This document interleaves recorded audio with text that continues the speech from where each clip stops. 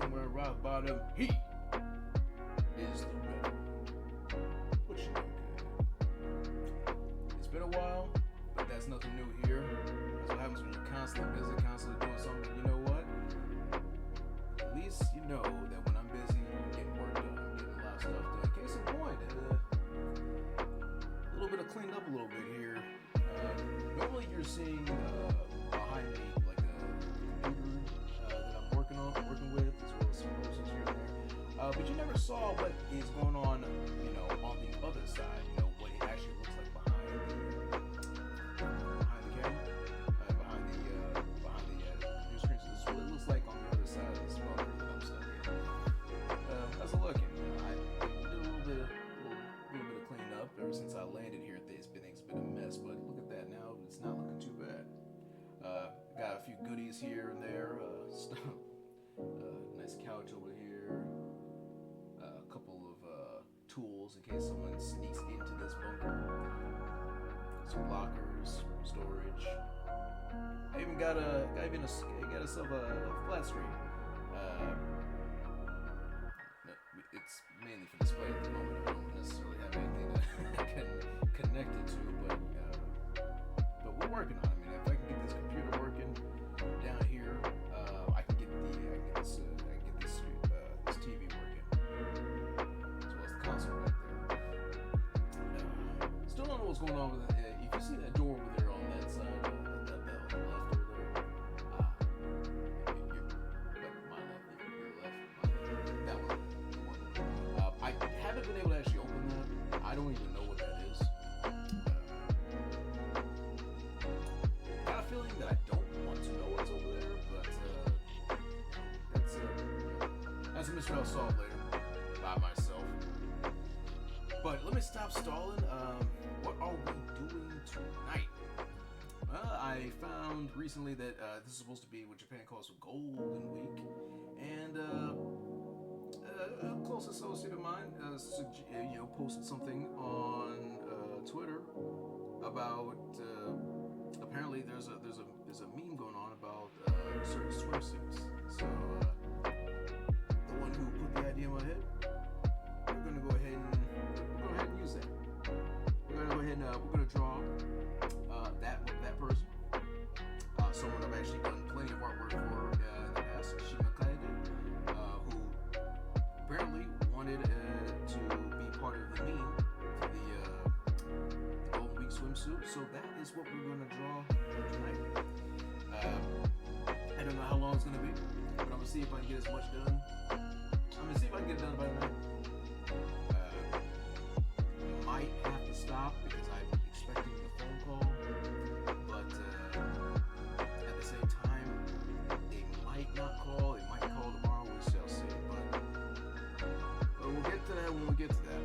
As for now, let's just stop stalling. Let's just dive in.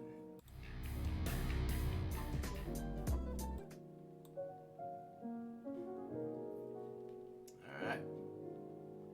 And once again, we are not without a botch. I forgot to update.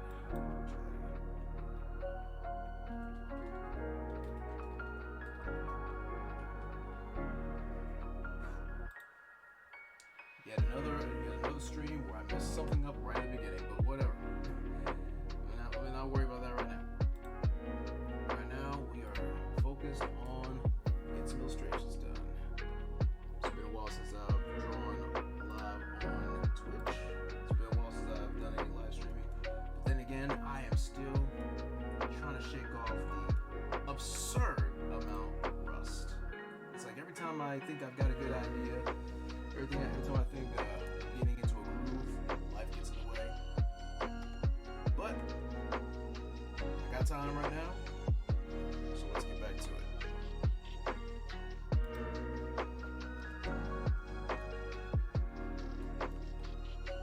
First things first, as always, gonna try to get a decent pose in. I have so many layers baked up. I've basically set up my entire Clip Studio file before I even get started illustrating. I have a bit of a formula for how I do everything. So what I did was I took into consideration almost every type of layer that I tend to have, and I went and just saved a template. So that way I can just save that and import every time I need a new illustration. So that way I don't have to constantly add new layers here and there. So the very first layer we're using is the pose sketch layer.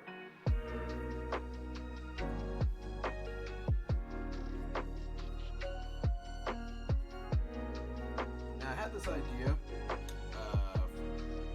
for the topic of tonight's illustration, Shima. I was thinking an idea of like Shima just climbing out of a public pool, but I was thinking maybe if we were going to draw her in like in a school swimsuit, that would make more sense. But what we're gonna do is we're gonna draw Shima in the meme swimsuit for Golden Week, which would be much more suitable for the beach. But since Shima is also a very active individual, I'm thinking, how about we draw our subject of tonight, but not just the swimsuit, but a surfboard. So that's what that's the idea for today.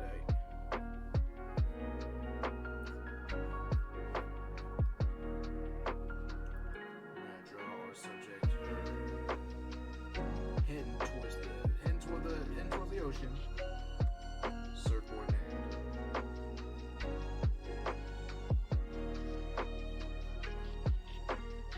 The hard part is going to be getting this whole torso. We're going to have a torso twist here. I'm not one for drawing things a little too risque. It's just not something I'm comfortable with.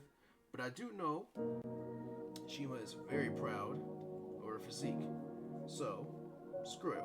We're gonna get a little risque. We're gonna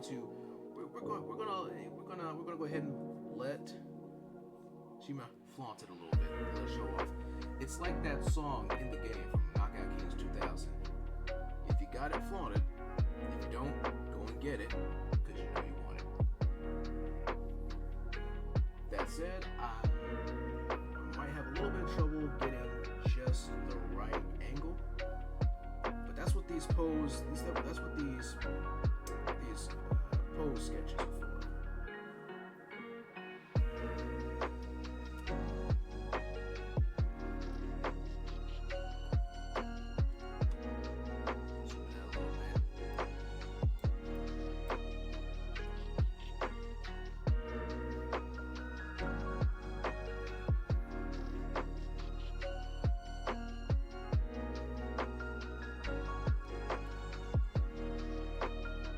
Someone's going to be complaining about the anatomy not making too much sense.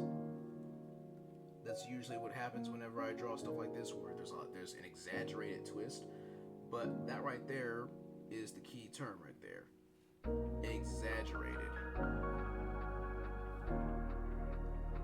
For the sake of the illustration, there will be some noticeable exaggeration. And I'm not going to apologize for it.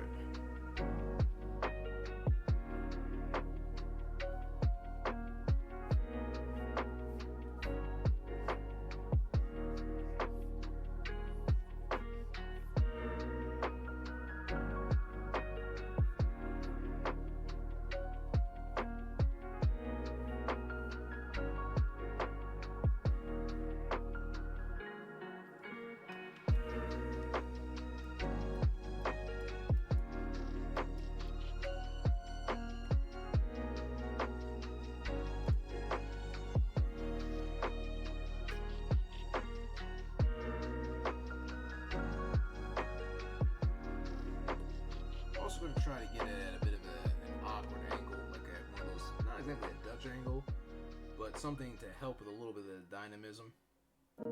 Far too often, I'm so concerned about making sure the anatomy is right that I completely fail to get some decent angles. So that's one of the reasons why many of my illustrations recently have been taking longer than expected, because I keep second guessing myself and I keep trying something new.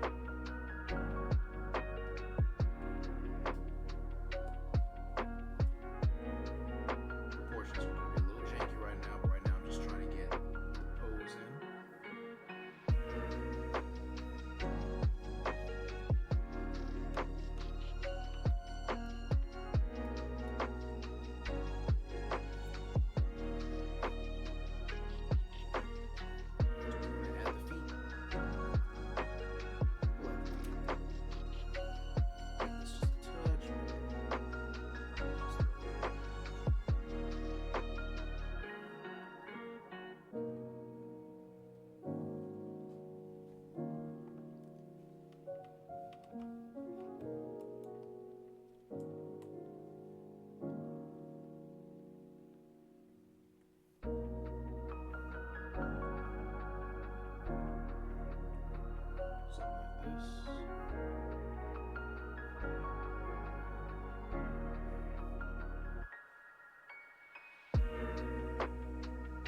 Yeah, we'll go ahead and add the feet.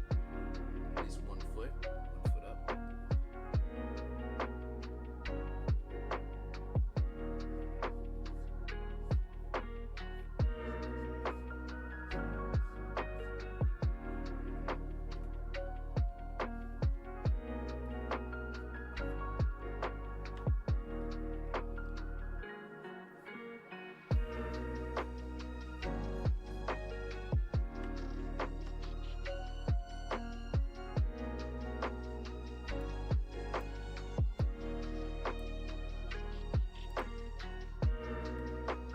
So I really think that foreshortening could be a little more exaggerated. So let's bring this and make it a little bigger. Something like that. Exaggerate a little more.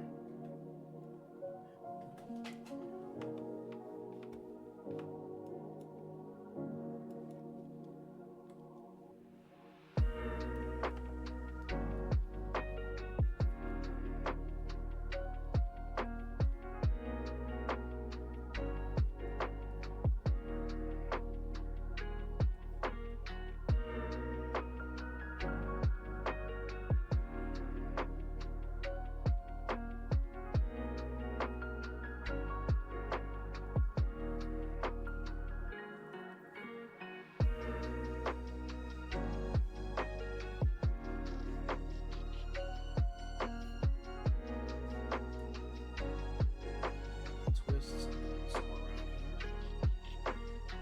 Twist the torso, which is a little tricky.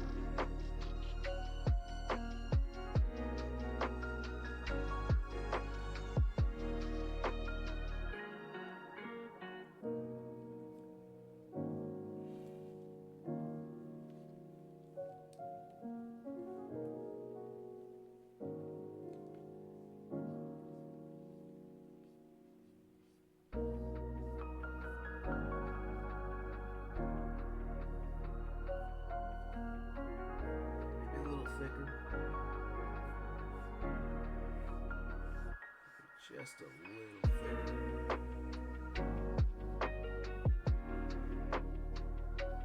I better not hear any complaints from Twitch about this. I haven't drawn anything necessarily. It's just a sketch right now. But we all know there's been so many of these sites nowadays will look for any excuse to get rid of you.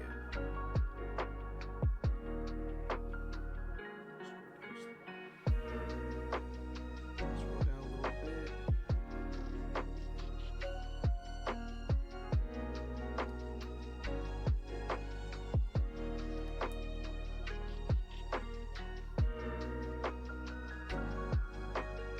So you may be able to talk, maybe tall, but some of this needs to just adjust a little bit.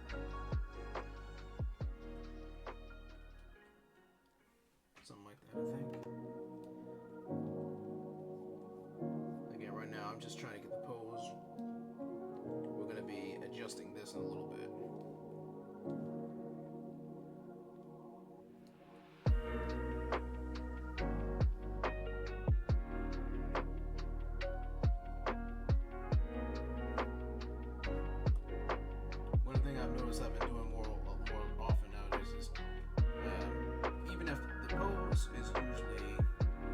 head all the way down to the legs, but but I tend to leave the arms for a separate layer. Sometimes I do the whole pose in one layer, but I've noticed lately, just to make sure that I'm not accidentally screwing myself over with confusion, just the way I draw things, and separating them and drawing the arms in a separate layer for the pose, and then I'll connect them all together for the initial rough sketch once I'm satisfied with what we got.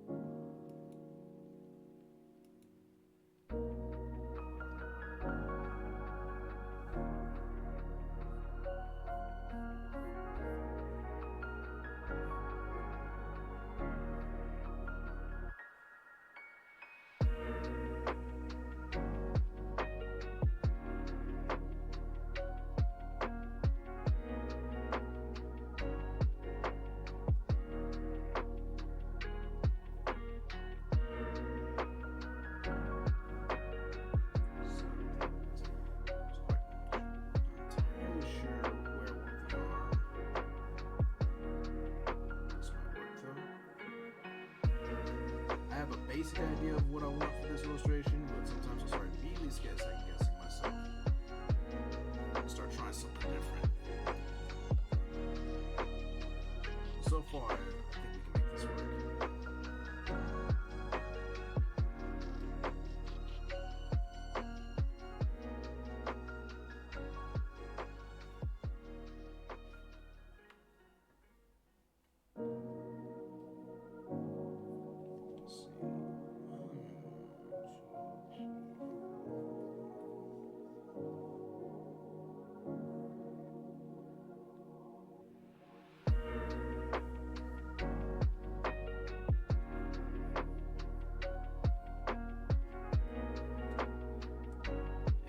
There's going to be a surfboard. We're going to go ahead and make one more extra layer before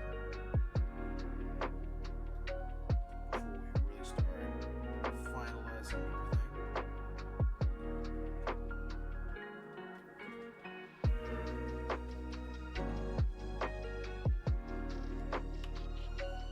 What I haven't figured out really yet is what I want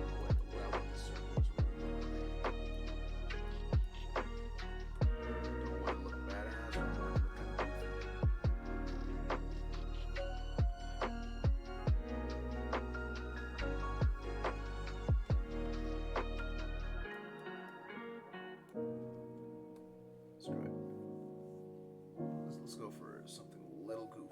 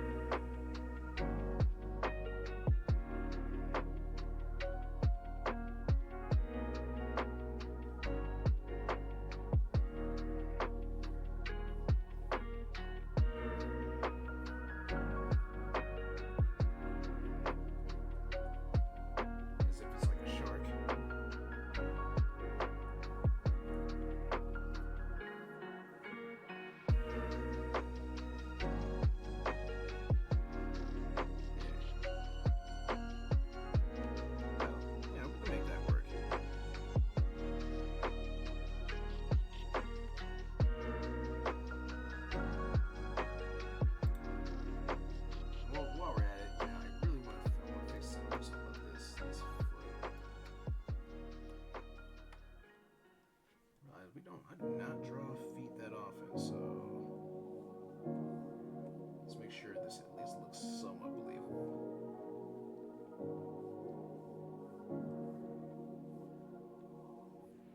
So I'll take that arm sketch and make use of it over here.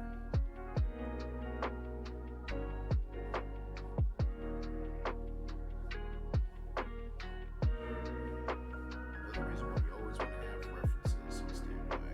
something's not looking right.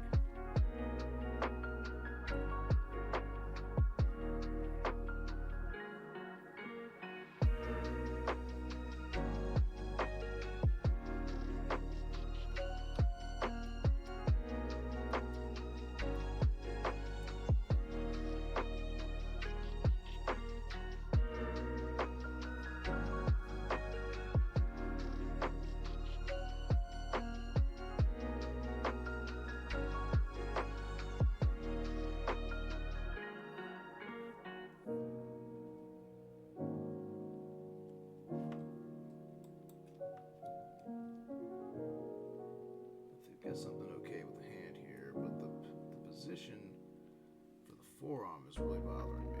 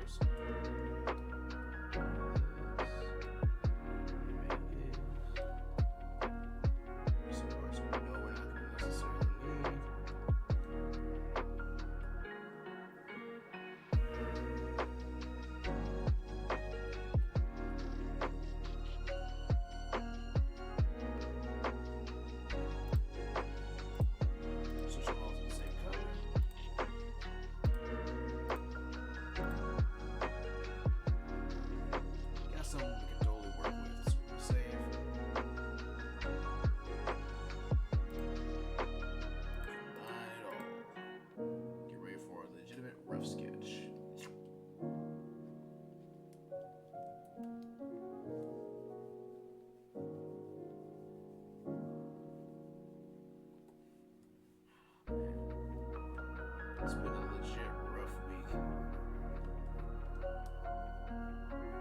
It's not the nonsense I have to deal with during my day job, night job since the night shift. It's nonsense when you get home. So many things I've been trying to do lately. Some of which I will not disclose here. Suffice to say, drawing has not been paying the bills. Even as a side job, it's not been a decent side hustle. But take those artistic skills and expand my horizons.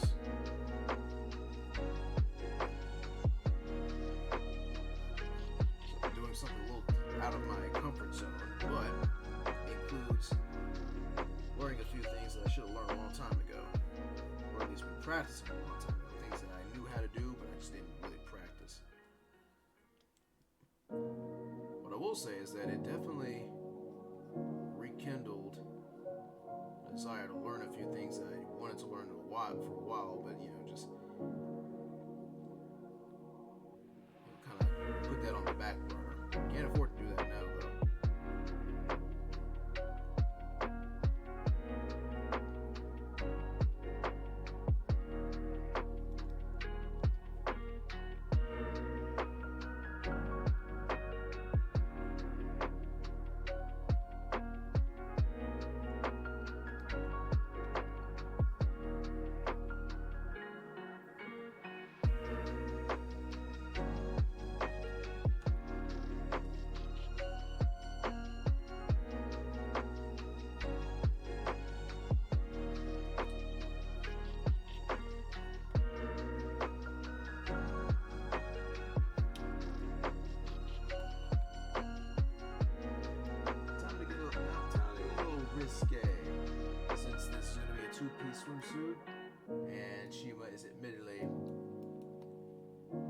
top heavy. Oh, speak of the topic of tonight's illustration. Look who's here, just in time. Guess who we drawing, Shima?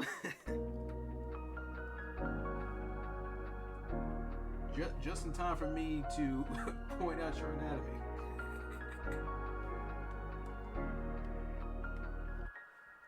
Right now, we're working on done with the other work. I'm pretty much done with most of my work.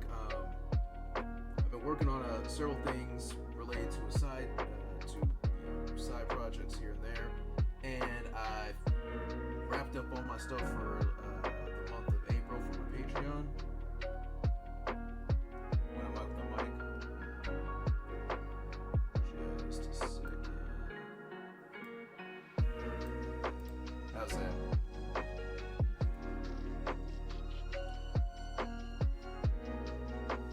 I'll move the microphone a little closer too. It's a little janky.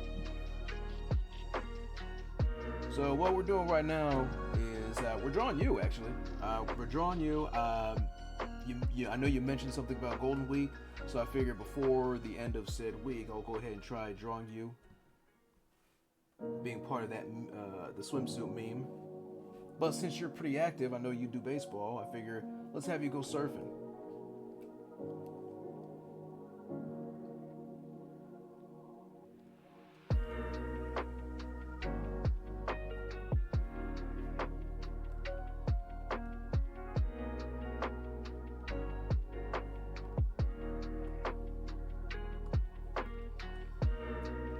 So that said, how have you been lately? How have you been lately? We haven't spoken in a while. Is that a tube? Nope, that's not a tube. I just haven't drawn your assets yet. I'm just blocking it out. I was actually just about to say that we have to be careful drawing these because I know you're rather top heavy. That's when you show up in the chat.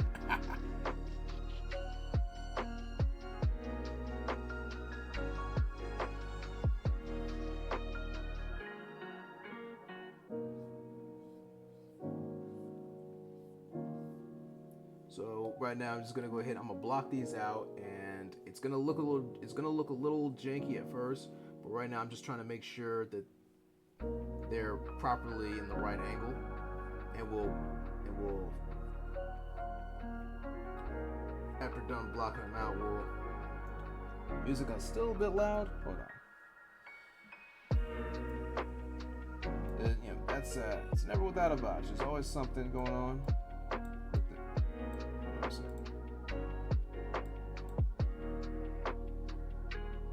What is going on with it?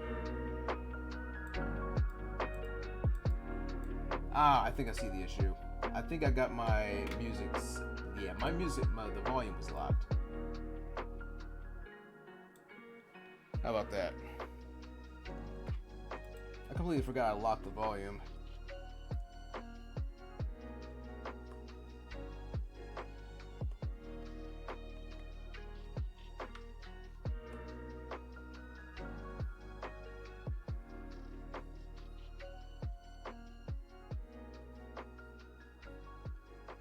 Yeah, you caught me we just started about 30 minutes ago, so you haven't really missed much. Honestly, I wasn't even sure if I was going to stream this, but I haven't streamed in a while, so I figure it's best to make sure not to miss an opportunity.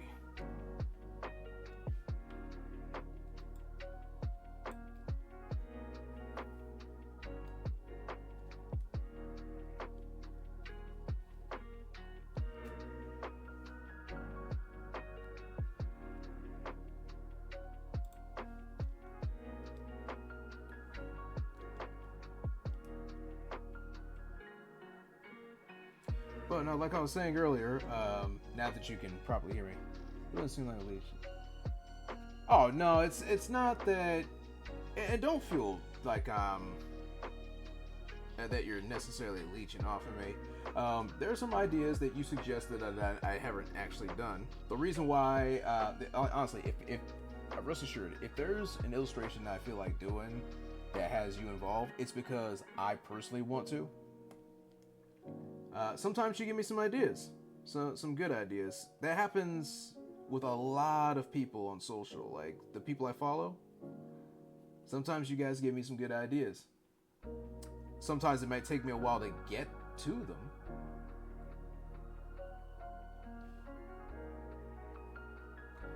But don't feel like I'm feeling obligated. I do it because I want to.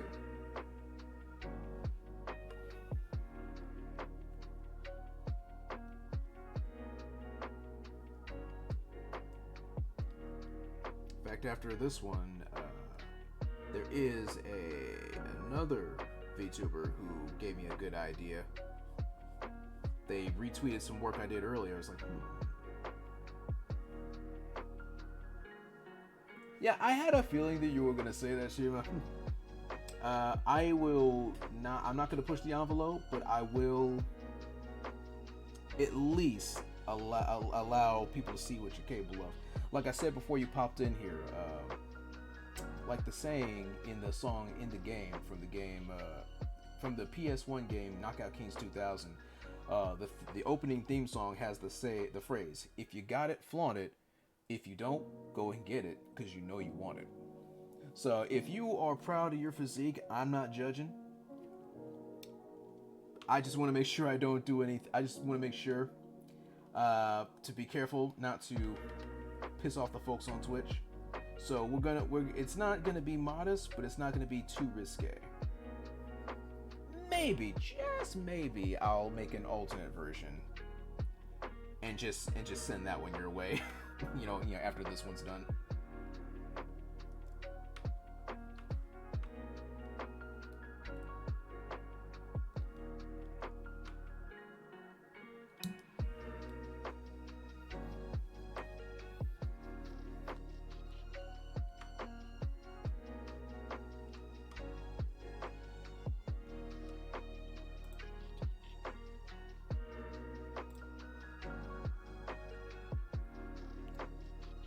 Playing Wuthering Waves right now. Man, I have not played any games in far too long. I tried playing something like last month, but I was just so busy. I was just like, later. It's the anniversary right now.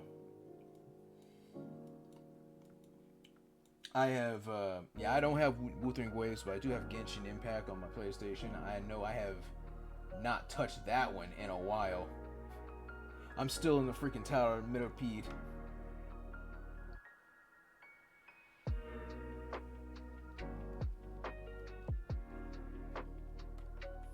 Haven't even touched Natland yet.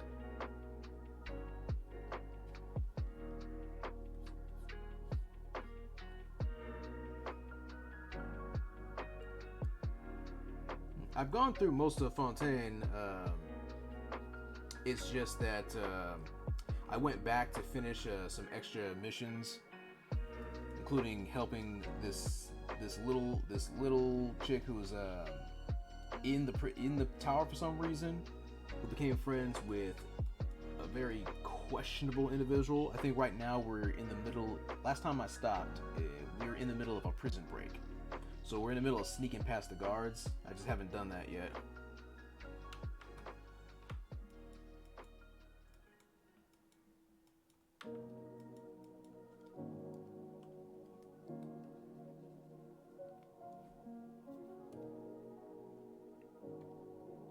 Take everything from that earlier page with combine all those for the rough sketch.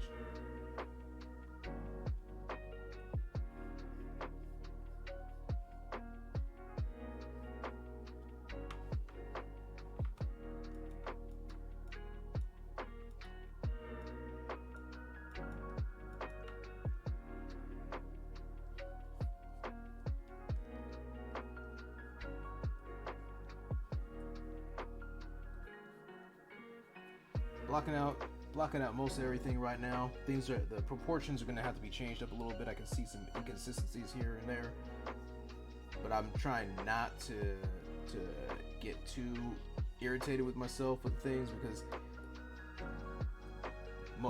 this is what these rough sketches are for. Just cleaning up here and there.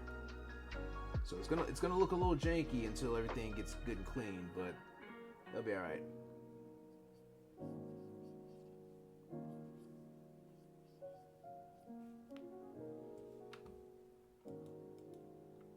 I just have this bad habit of constantly focusing too much on one thing instead of zooming out.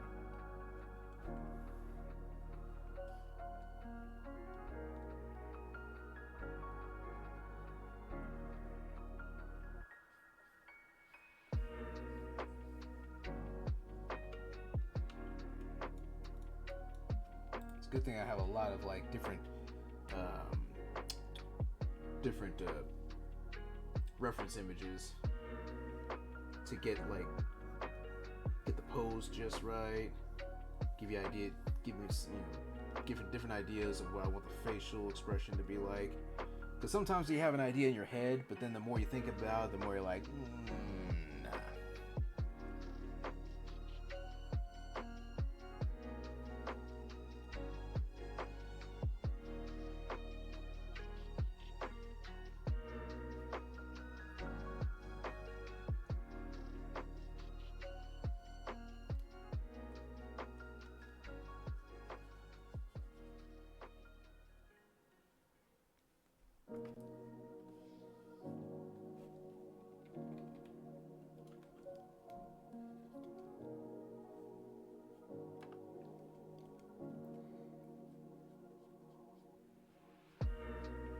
Honestly, with all the stuff that I've done this during this whole weekend, I'm surprised.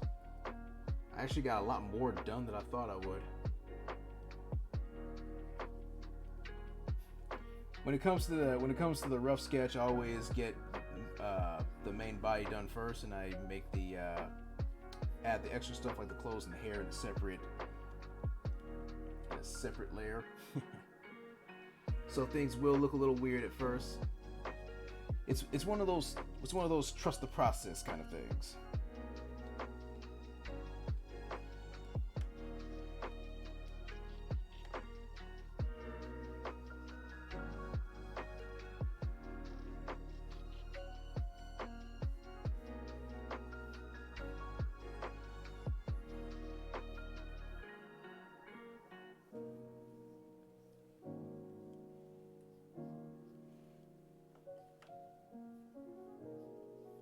Sure the anatomy makes a little bit more sense, so I know where everything's going to go. Because I also need to, because if I'm gonna draw someone in a swimsuit, I want to make sure the right thing pops out at the right time. That came out wrong. I want to make sure certain assets are prominent. Some people like the chest, some people like the feet. If it's one thing I personally appreciate, it's a tight and toned tummy.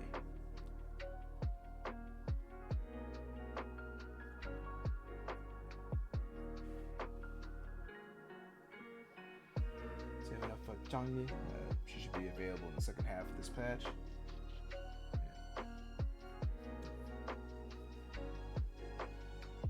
We'll have a little bit of extra free time pretty soon. I need to be able. This is one of the reasons why I'm getting as much work done as I can, because even my roommate tells me that I have got to be able to learn to make time for myself.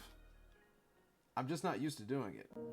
I'm so busy trying to pay bills, trying to improve this and that. This is one of the reasons why I appreciate when people occasionally give me ideas of something to draw, because sometimes I'm in a straight up artistic funk and I don't even know what I want to draw.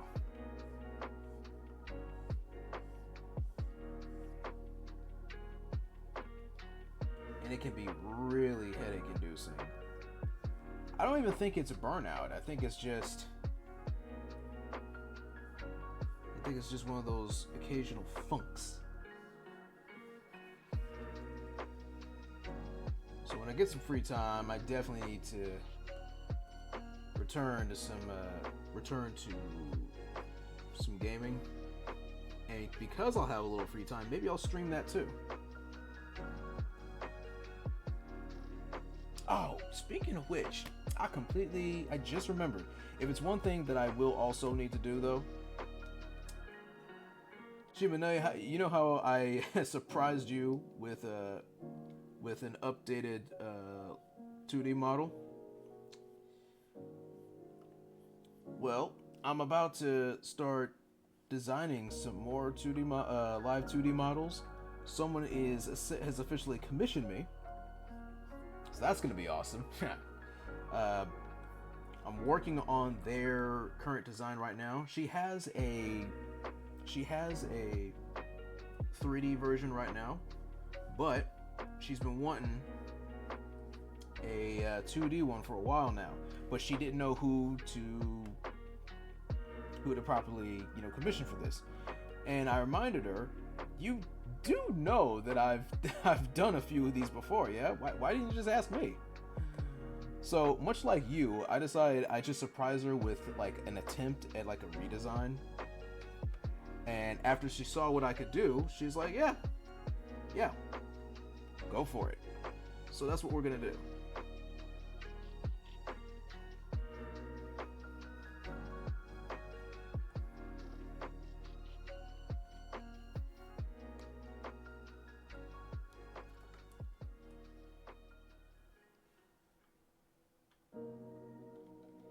I wouldn't exactly call myself a nice guy. I just, every now and again, I find myself an opportunity. Hey, Dark Mortimer's here. How's it going, buddy?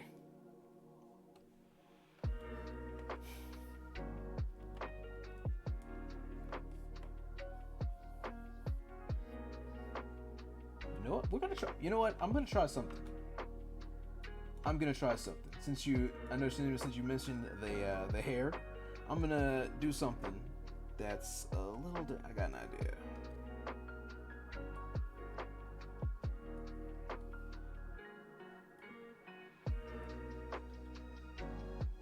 We're gonna try something. You know what? Just gonna delete that.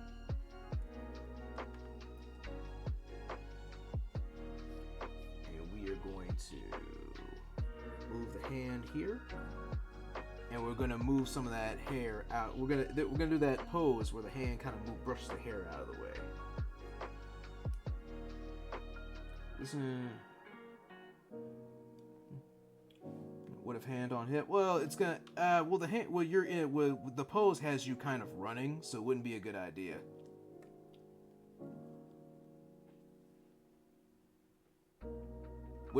So you're holding a surfboard and you're heading right towards the water right now. That was the idea. Looks like, and the idea is like you're looking back as if you're asking, like wondering what's keeping everybody. Drawing Piccolo. Ooh. Man, I haven't drawn any Dragon Ball content in a long while. Sacrifice the hand.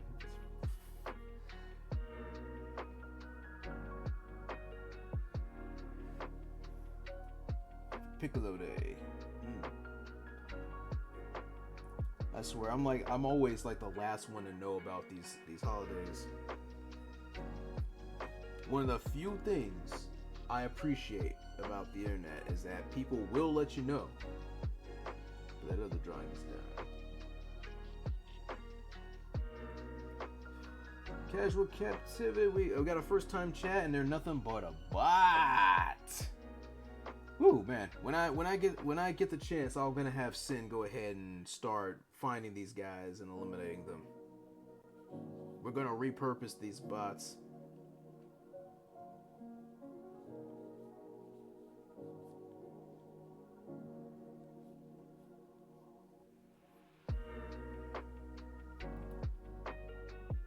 I did enjoy it, but it lacked the power. Yeah, honestly, I should take some time to learn how to do this, how to set those up. I'm using OBS rather than Streamlabs because Streamlabs cooked the crap out of my previous computer, which is one of the big reasons why I couldn't even stream on that for a while. So I'm not entirely sure what to do, but I will look into it.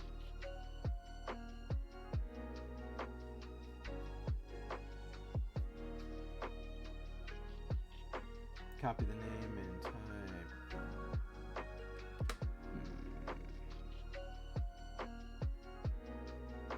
Let's give that a shot. Let's give that a shot.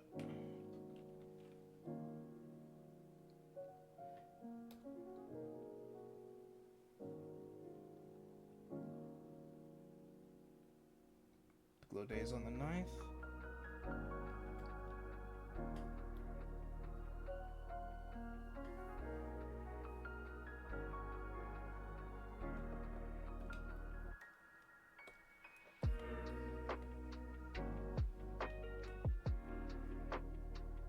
Hold on a second. How'd you get there?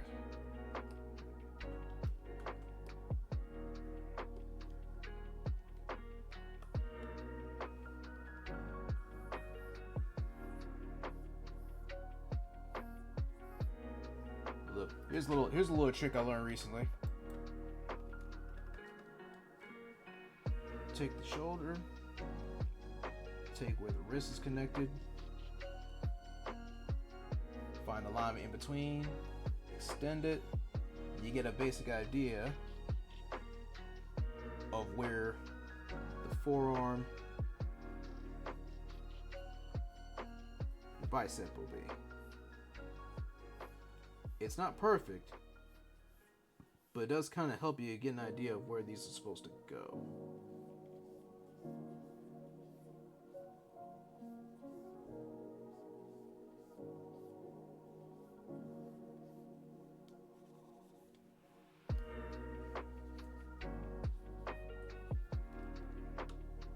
What I don't understand is why these daggone bots pop in talking about getting cheap views. What's the point of cheap views? Like, I'm not here for the sake of numbers. I'm here for the same reason I have my YouTube channel. I'm just trying to show everybody what I can do, art-wise. And if you guys are interested, you'll stick around. If not, well, whatever.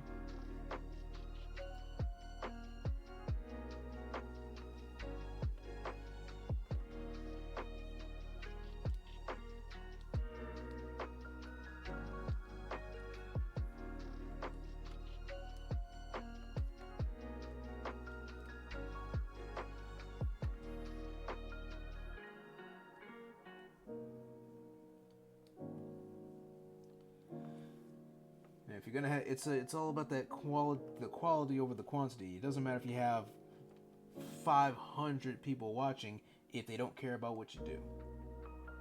I wish those bots would comment on the art. Enjoy. I know, right? If only we had, if only these bots actually had the ability to appreciate art rather than just mindlessly just spew whatever the designers felt freaking telling them to do. You could have 20,000 viewers bought out from no one chats. It's like he has 0.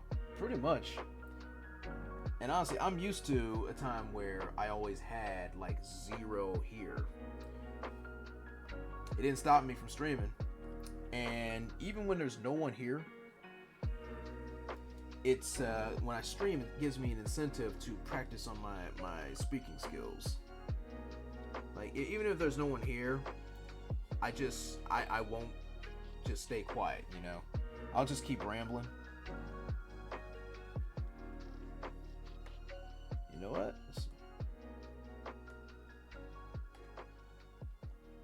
I think we can make that work. So we're going ahead and replace that one. Boom and boom. Yeah, we'll keep that. All right, you heading out to do some Zenless Zone Zero? You do that, and by tomorrow, I should definitely have this done. I'm not. Oh, you're heading out to sleep. My bad. We were talking about guys. I thought you were doing like several. I know you do Wuthering Waves. All right. Oh yeah, it is. We do have different time zones. So yeah, you go ahead and get yourself some sleep, and I will catch you later. Thanks for taking some time out of your schedule to join us. I know I always stream it late, but I'm a nocturnal animal.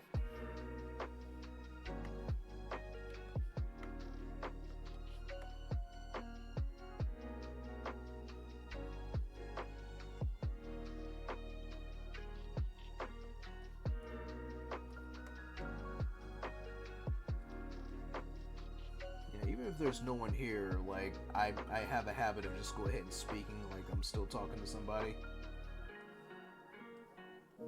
It's, it's, it's all for the best. Even when there's no one here, you just go ahead and stay active, so that way when someone does pop up, because eventually it's gonna happen, it doesn't it doesn't feel too weird. Take it easy, Shima. Get yourself some good sleep. Well, no, I sure as hell never can.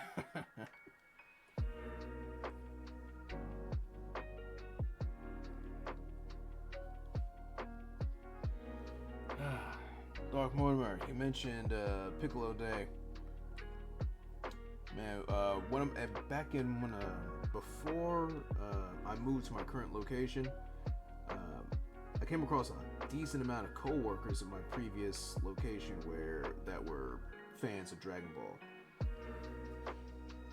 Granted, there was one who would not shut up about like Dragon Ball fan fiction. And for better or for worse, it reminded me of this idea I had.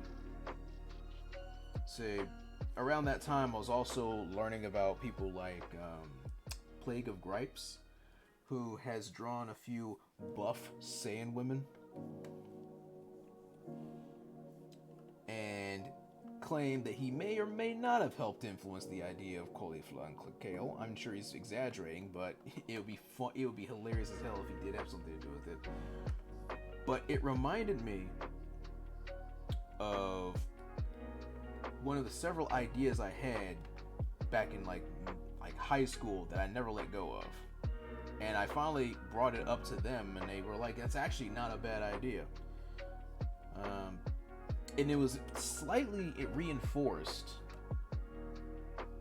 by what happened in Dragon Ball Super. Like back in high school, I was wondering about different ideas of Saiyans, like different variants, different versions.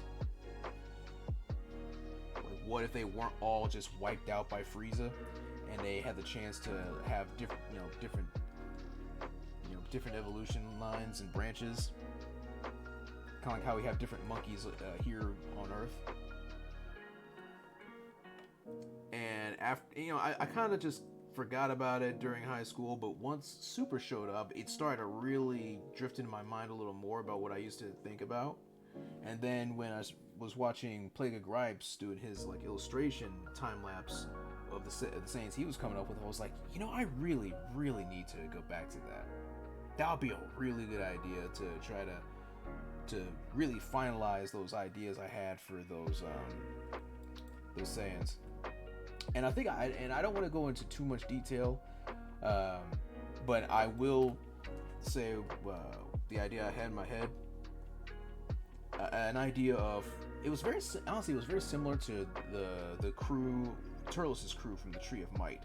I had this idea of just a bunch of like independent space pirates who had their own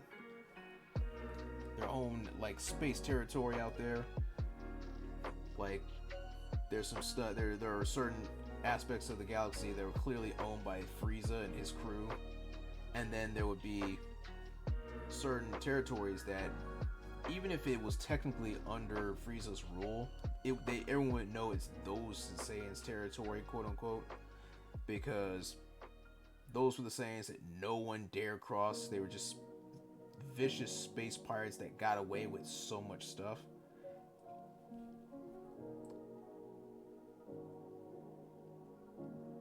But the way they acted wasn't like the usual Saiyans. I won't go. I'll spare you the details until I finally draw them again. Until I draw them, but I just like the idea that there were different types of Saiyans that had different like features and aspects.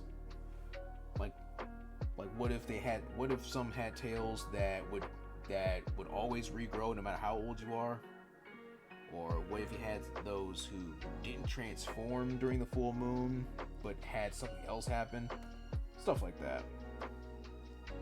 Alright, I think the rough sketch is good to go for the most part. The anatomy doesn't look too bad.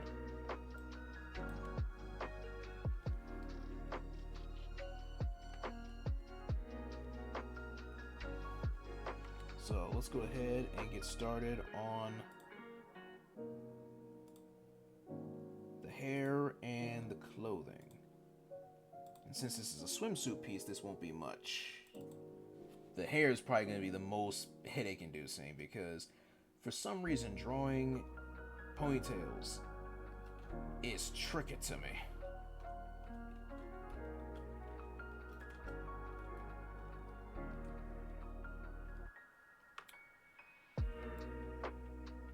Also, for those who didn't show up right when I began, I did a little bit of sprucing up for the main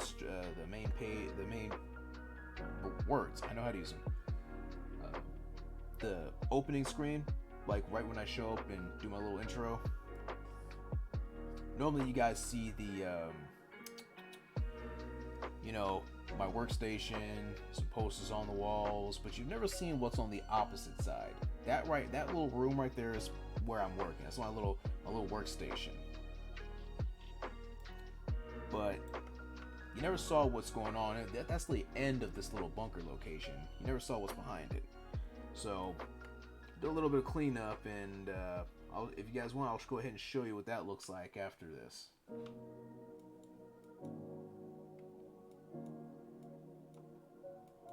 Maybe I had a sand class. Made a classmate who had made his own sand character. Haven't heard from him since 2008.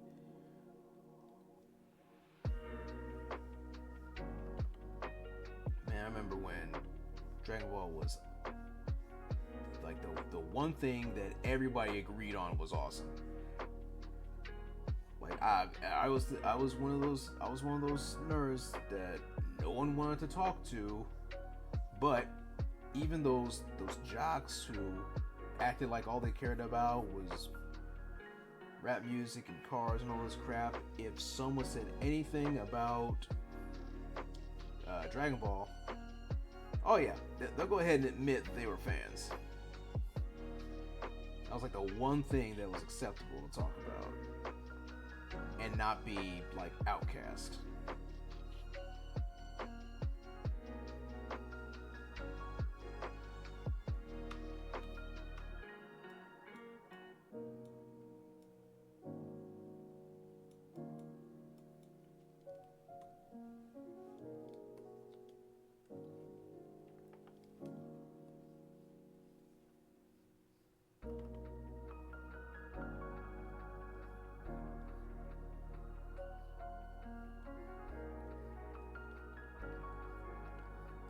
Nowadays, so many things are so mainstream right now, it ain't funny. Not always a bad thing, though.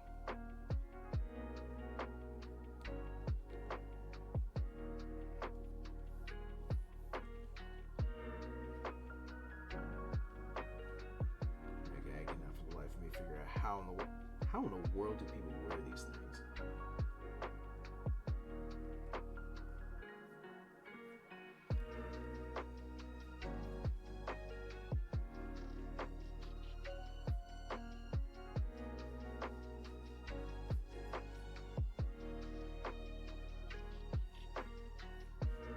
Just gonna go ahead and block this out as quickly as possible so I can move on and just get basically I'm just gonna get the basic idea of this because I might need to take a second to really refresh everything. Back in the 90s, still outcast by classmates liking wrestling and anime storage. Yeah, I hear you on that one. You could just, yeah. And it was a lot of double standards too, man.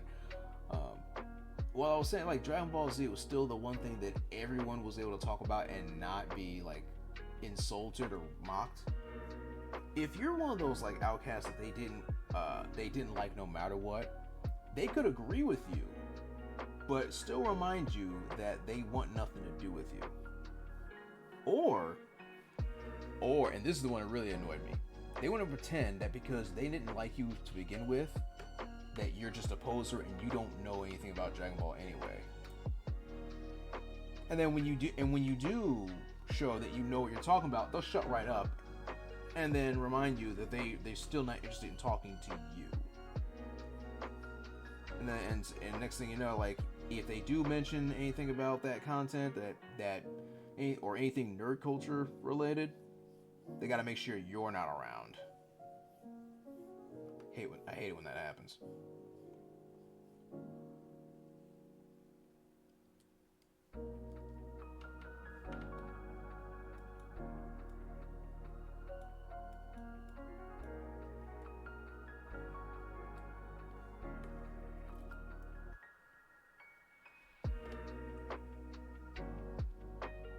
Looks like these are, if I recall correctly, these are side ties, which are just asking for trouble. But whatever. You do you. I don't know how people do this.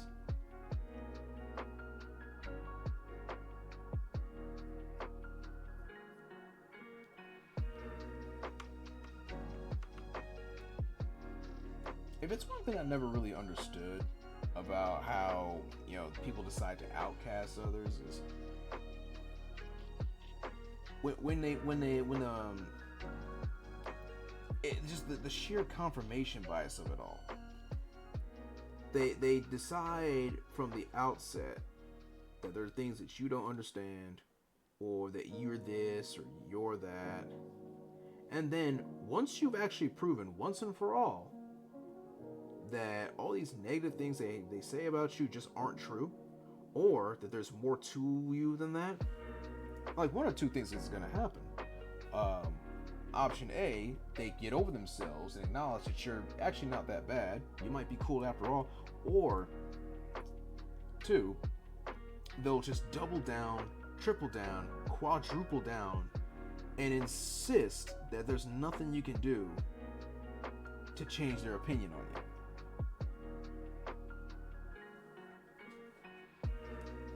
Like, I remember field day in elementary school. Oh, wait. When you're the short kid, they don't think much of you. As far as they're concerned, they're like, you can't play basketball, so you can't do anything. You can't shoot free throws, so you must suck at every single sport. Cut to field day. 100-meter dash. Standing long jump. Shot put. Stuff like, when they allow you to do shot put. Stuff like that. Long jump. And next thing you know, the little dude gets a record. The little dude was able to surprise everybody with just like with getting the blue ribbon, the first place ribbon. Not a single congratulations from the bullies. Not a single you all right. No, it's and I can't, and the parents might say it's jealousy, but it's more like just sheer stubbornness, I'd argue. It's a case of, in fact, it was actually elementary school, and they were cussing. One literally says, just because you can do this doesn't mean you're the king of shit. Doesn't mean anything. It's just like, okay, first off, you're in like 4th grade. Watch your mouth. Second, I never claimed to be superior. Unlike someone I could mention. It's just like, you can't just... I swear, as kids, we are just... We can be just absolutely little psychopathic jerks. Little psychopaths, man.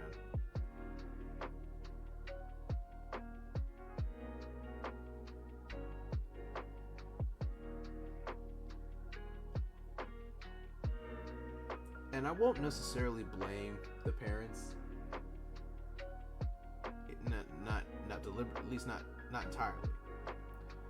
Because every now and again, you actually come across some parents who had absolutely no idea that their kids acted like that.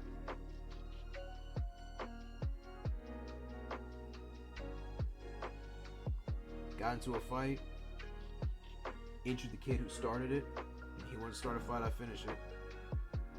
His dad was absolutely pissed when he saw me because I got called to the office. Only for him to immediately change his tune and get absolutely livid with his son when he found out that his son was the one who did it, who started the fight. And he was like, I apologize. I didn't raise my son to be so violent. I mean, are you sure?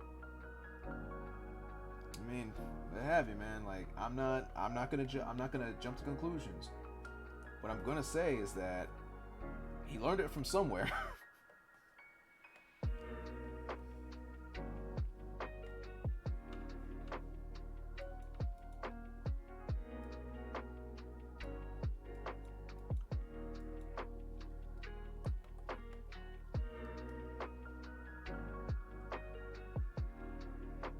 Just to make this stand out a little more, I'll go ahead and add like a little jewelry on the ankle.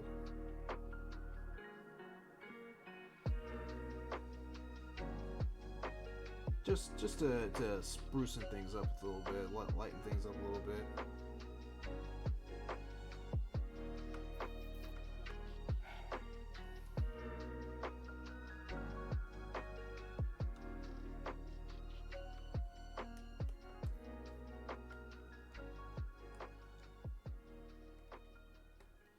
I'll start adding some hair.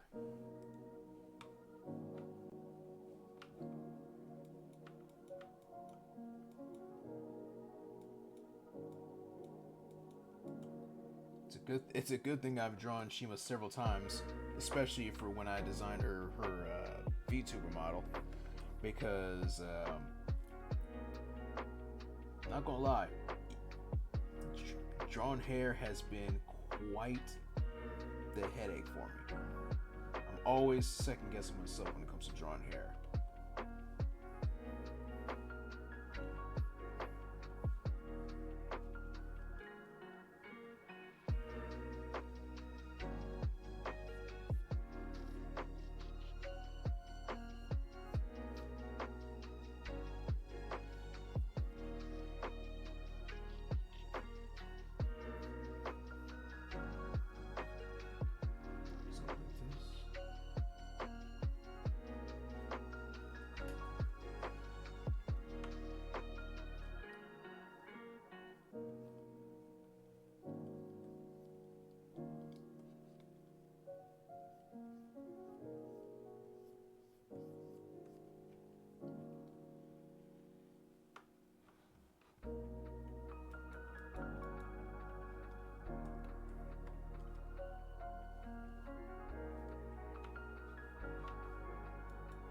Let's move some of this hair past the ear just a little bit.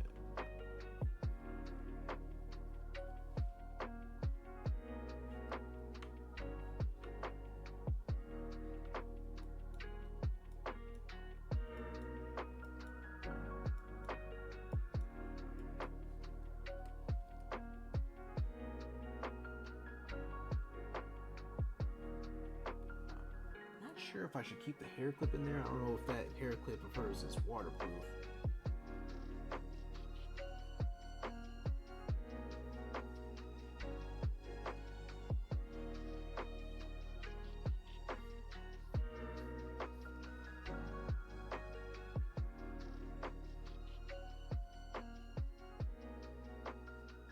For the sake of this, save this image, we're just gonna assume it is.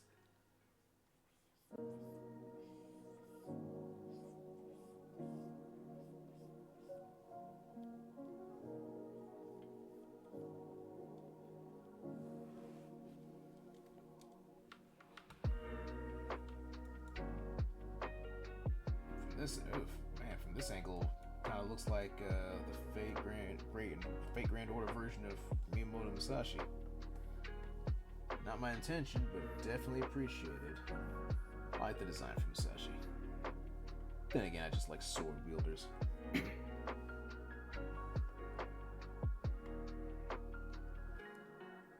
Welcome back.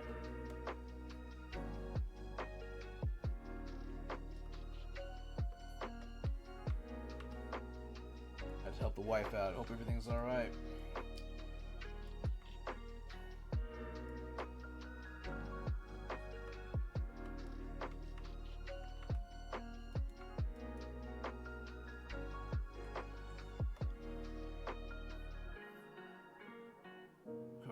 flu. Oof.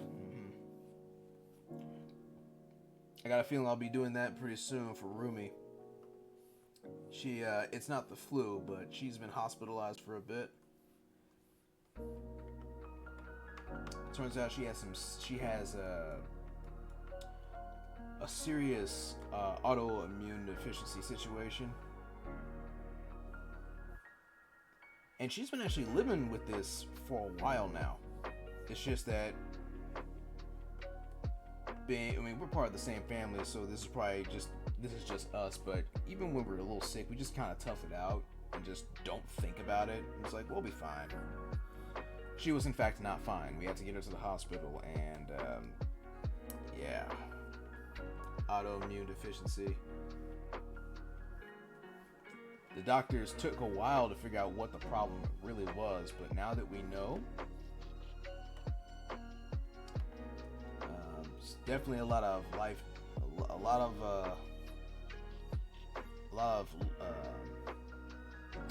changes you have to do with her lifestyle.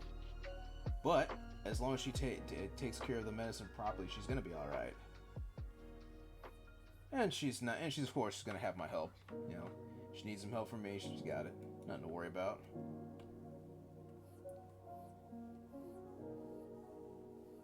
She's gonna have to stop smoking though.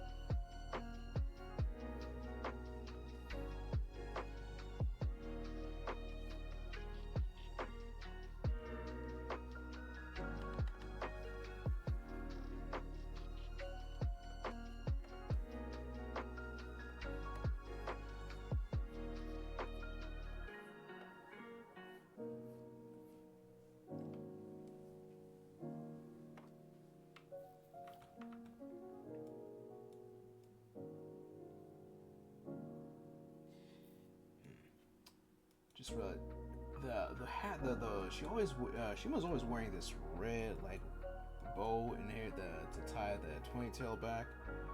For the sake of this, it's not. Hey, take your time, Mortimer.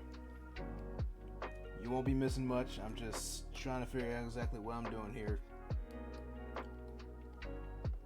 You do whatever you gotta do. Take care of that wifey.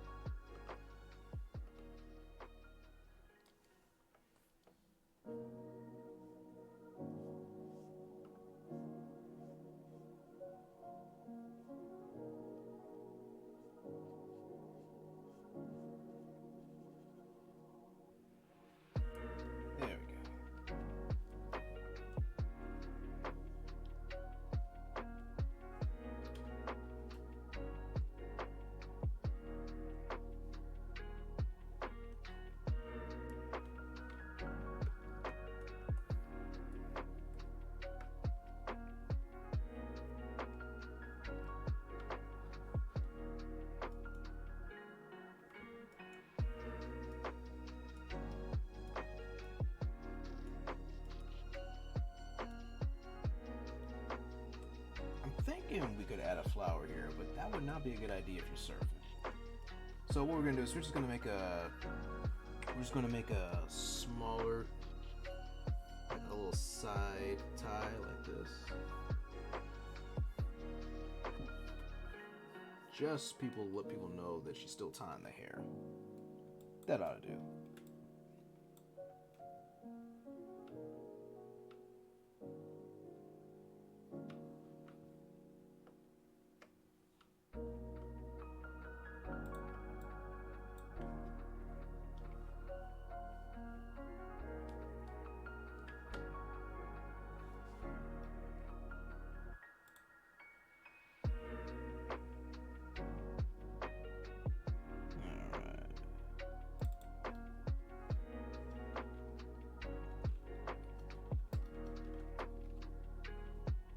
Now we're going to take everything we've got so far, going to copy them,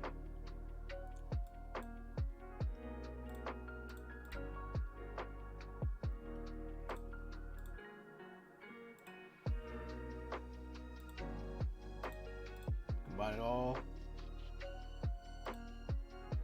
into what we call our cleanup sketch. So we got the basic idea for everything here. All that's left now is to basically just clean everything up before we really finalize the lines. I might make another go around on it, but right now I think we got for the most part what we want. Most of the cleanup is gonna be just adjusting stuff like anatomy and how the clothes are gonna fit.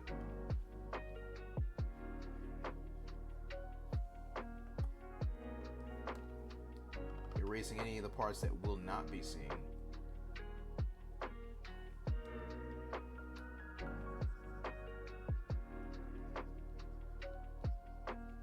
Basically, we just want to eliminate any and all of the guesswork so that when we actually do the lines, we're not racking our brains over what everything's supposed to look like.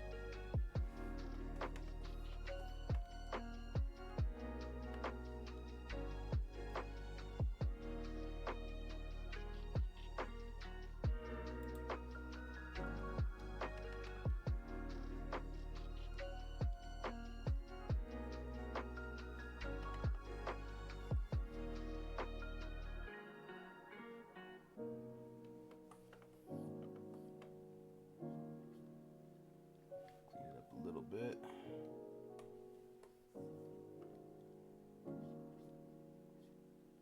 Switch out the pencil a little bit to do a little fine tuning, little crisper lines here.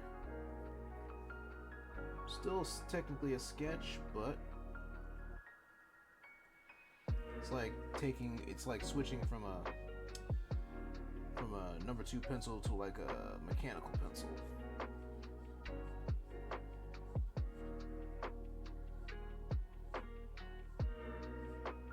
Granted, it would be so much easier if I had a little more confidence in my lines and where I want everything to be, but sometimes I really am not sure if what I'm doing makes sense.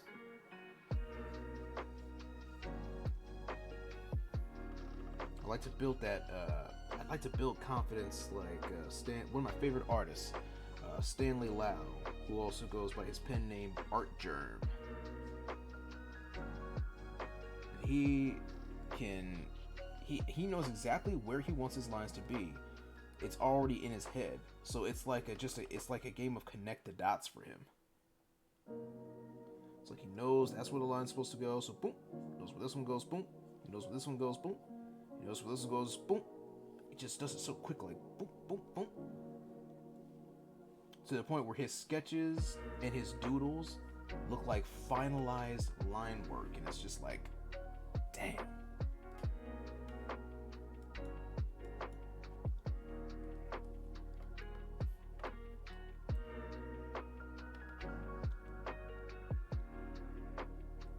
He's been drawing for years. He's been drawing for decades, though.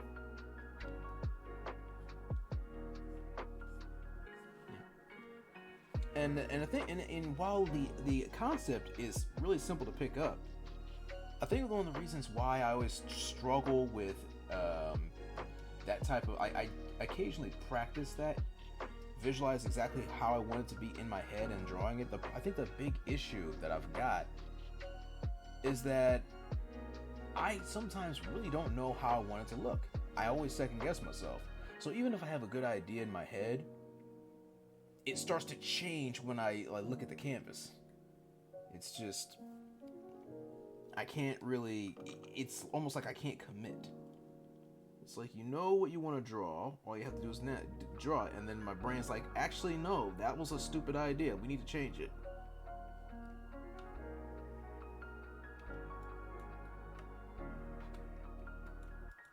But I think with enough practice and a lot of confidence, I'll be able to reach that. The idea of being able to not just visualize it in my head, but be able to trust that it's a good idea and just go with it.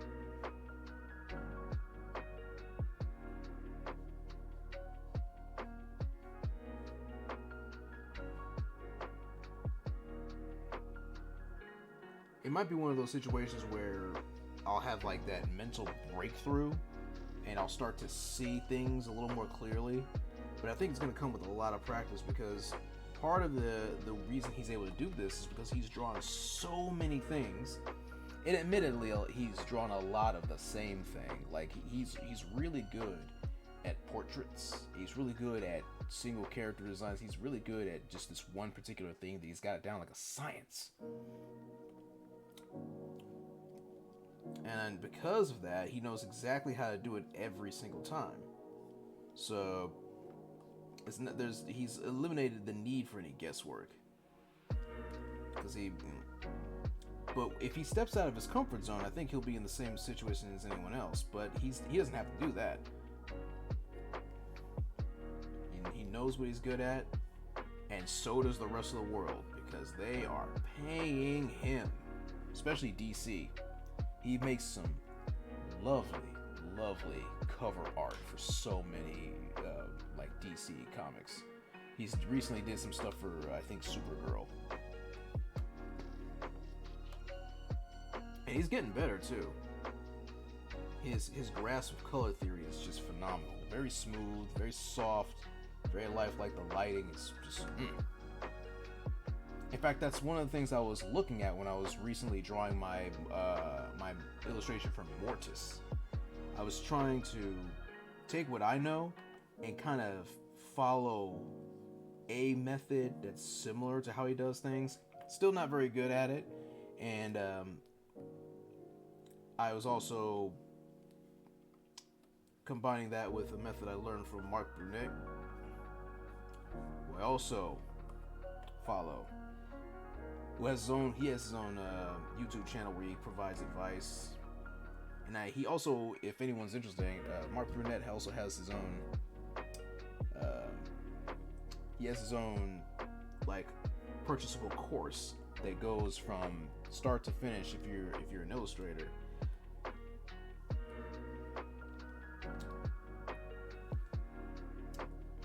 I'm still taking that class as my backup because I already have a bachelor's in fine arts, but you're always learning anyway.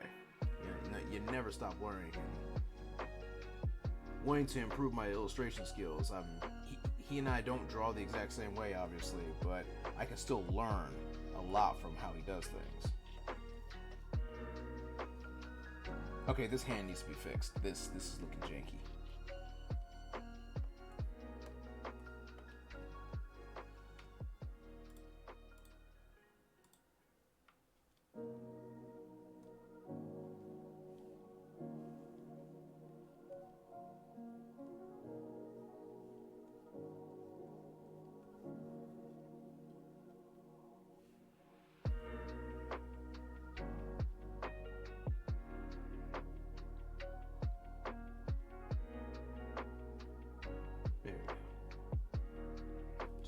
Just gonna redraw the whole hand so I know exactly where it is at all times. There we go.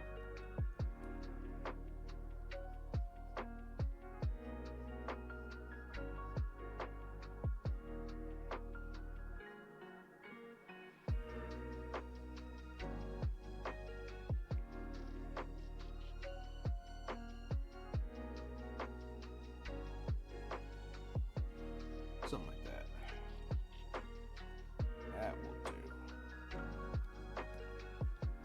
So go ahead and fix this off the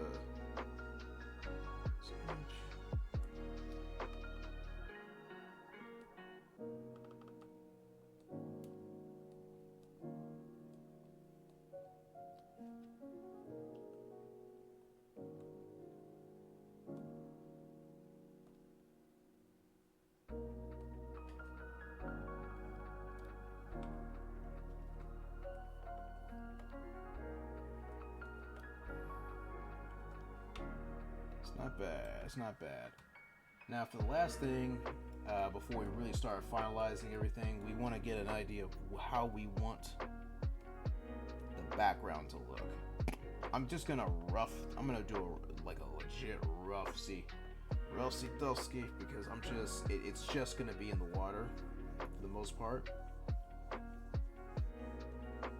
See the idea? I just kind of want it a little choppy, like she's like standing in the water in the shallow part on the beach.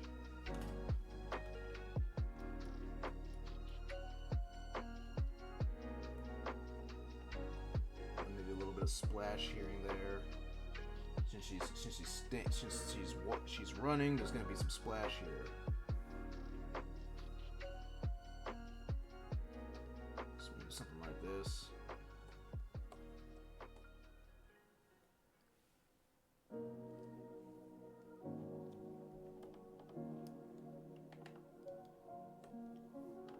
And some water droplets here.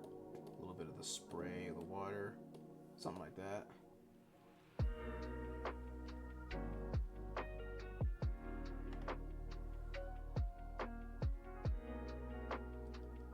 Almost as slow as that one show by the beach.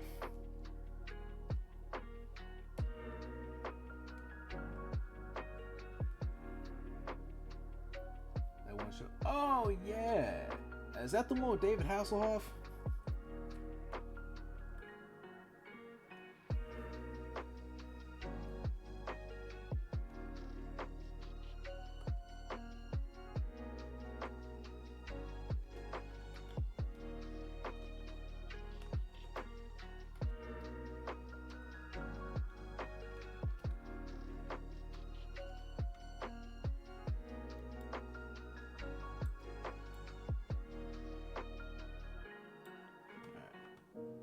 I think we're good for the rough for the most part.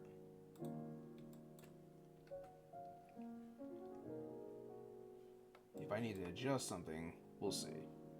But right now, I think that'll do for the most part, and I'm just gonna start working on the lines.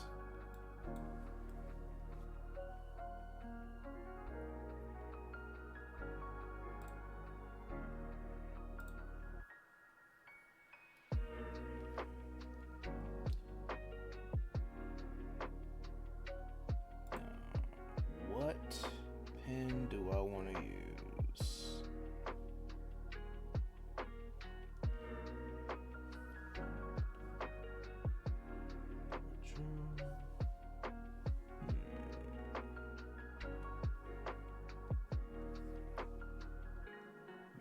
Maybe.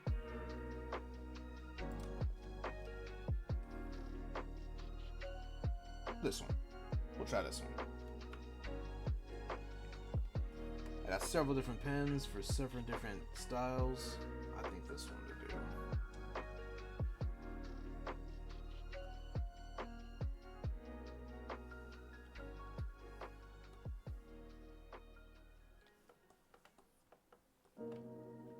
Nice and crisp.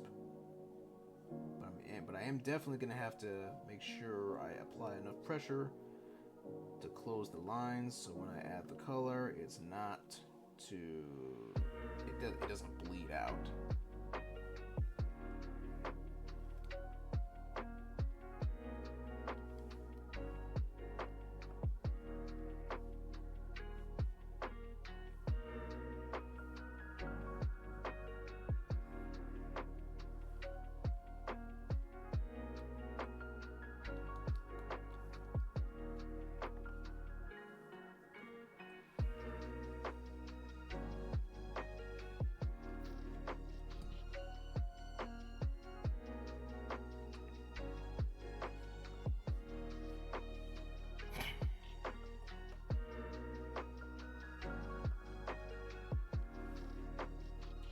Let me zoom out a little bit. and see how that looks so far, line-wise.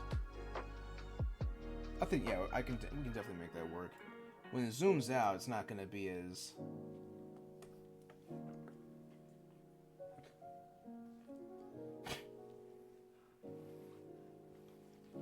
Oh, excuse me. Gotta catch my throat. When I zoom out, it's not going to be as noticeable. I need to be very careful when it comes to inking, because I wouldn't call myself a perfectionist, but I do get paranoid. If I focus too much on the lines, I'm going to think that they're awful. But then I zoom out and I'm like, wait, no one's going to notice this. I'm the only one who's going to notice how janky it is because I keep looking at it super close up. But the final image, no one's going to be looking that close.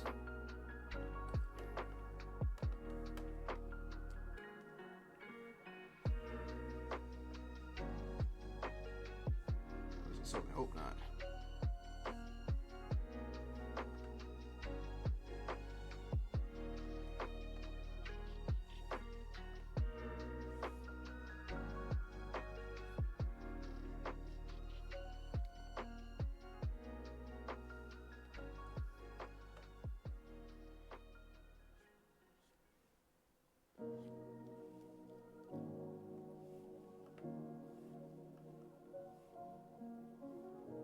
The inking process is always so just like it's almost turn your brain off. I'd rather call it meditative, but it is one of those parts of the illustration process for me where I'm not even thinking, I'm just kind of going through the motions, and I lose track of time. By the time this, like, let's see, it's been about an hour and a half since I started the illustration.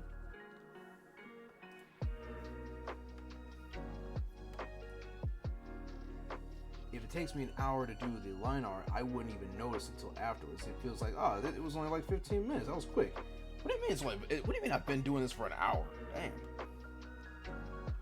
I mean, hopefully that's not what happens in this one, but we'll see.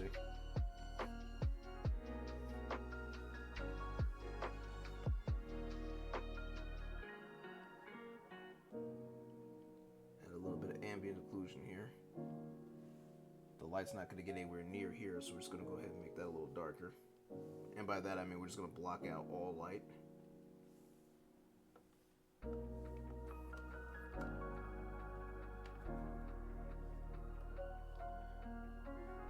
Like last time, like that, and we're making GFX for the newscast. You know, one thing I never thought I'd ever start doing, since you brought up GFX, it's one thing I never thought I'd ever start doing. It's making like logo ideas for people. But recently, there has been someone who really thinks I have what it takes to design stuff like that. So tapping into that field of like advertisements and whatnot. Add that to the list of side jobs, little side hustles I'm working on.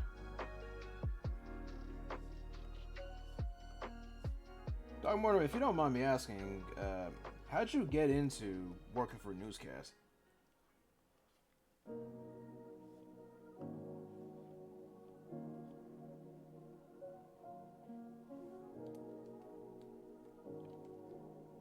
If I recall correctly, you at one point trained to actually be a mortician.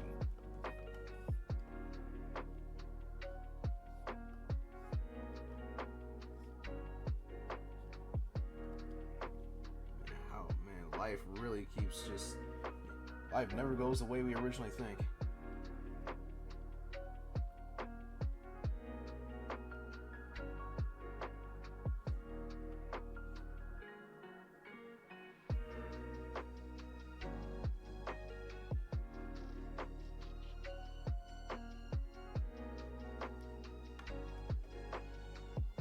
Funny stories. Former co-worker from the newspaper company needed help.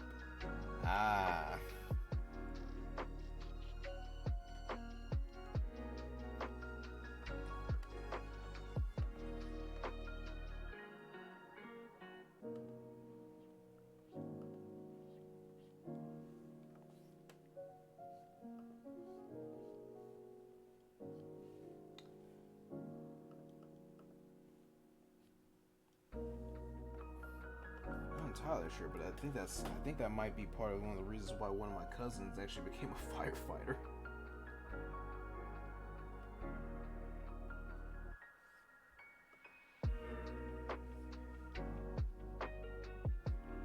Even though he was someone who was planning to get into photography.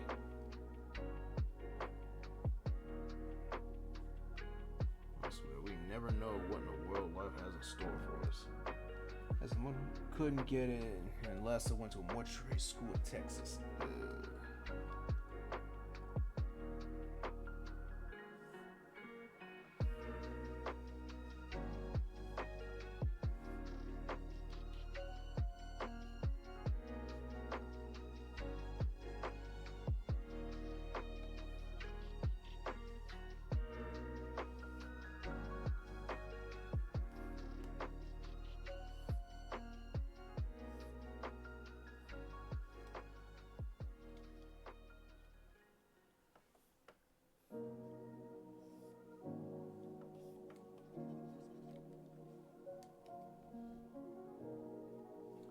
Zoom out again real quick. The line's getting crisp, but I might want to soften these later. Not entirely sure if it's going to work or not, just for the sake of making sure the colors don't bleed through, but we'll see.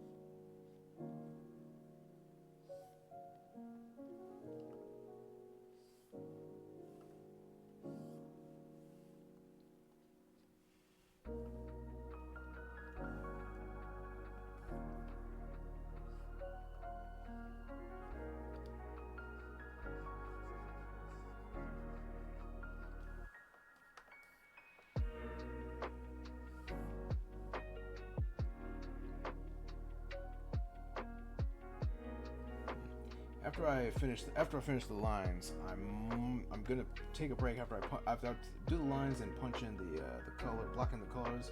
We'll take a break, but I might after the break look at this and see. I might have to redo some of the lines, but we'll see.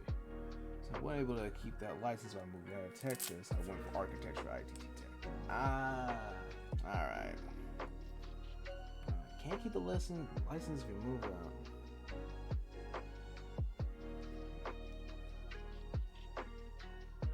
I had no idea license like was a weird career path. I had no idea stuff like that. I had no idea certain licenses work like that. But I guess when you think about it, it makes sense.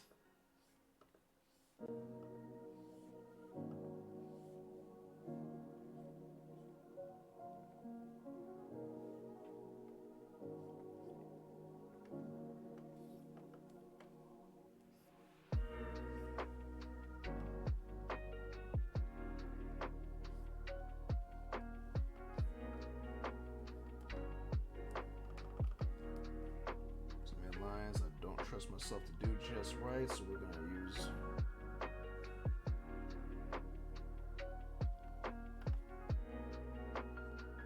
a curve tool for that one. And one for this one too, just to be on the safe side. If we need to adjust it, we will later. In fact, I'm pretty sure we will need to adjust that. It's a little on the thick side.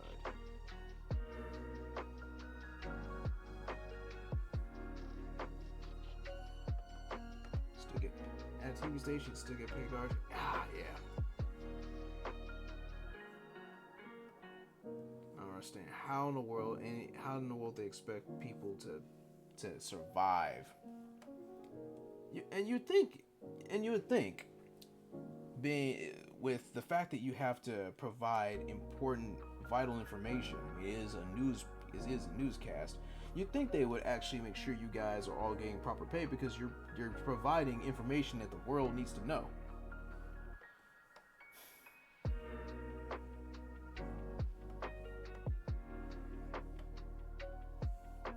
That's something that when I think about it just does not make sense, no matter how I think about it.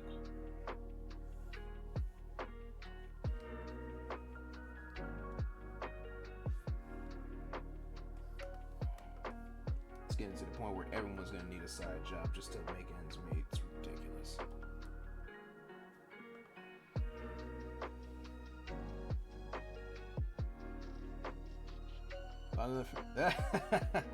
Hey, what's up, Call Goku? Vital information. Yeah, there's an all that reference somewhere in there. The higher ups think we're fine since we live in an oil field. As if anyone's making any money off of that.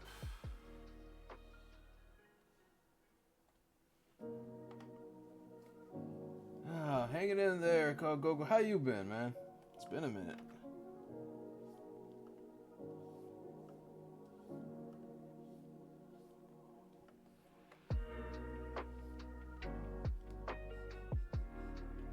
Constantly working my ass off, trying to do this, trying to do that, but I'm hanging in there. Surviving. I hear you, brother. I've been so busy doing all this extra stuff, I haven't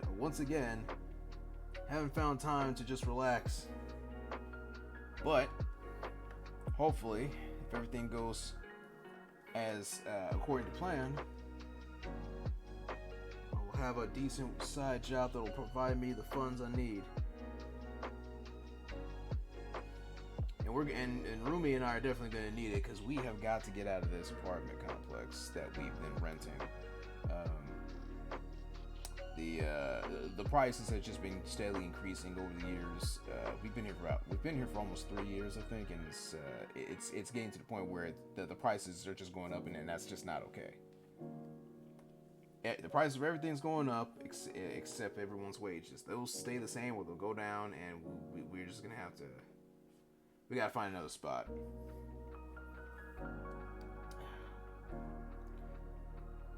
Thankfully, Auntie is helping, keeping an eye on things. She's helping us find another spot. So when this lease, by the time this lease expires, hopefully we'll have another spot.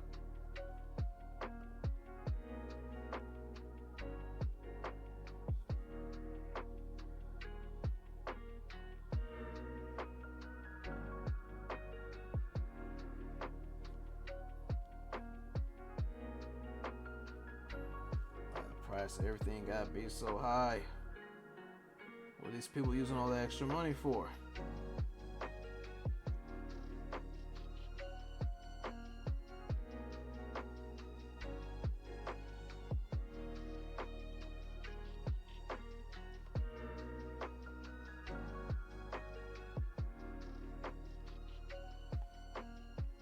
If only living in an abandoned building wasn't dangerous.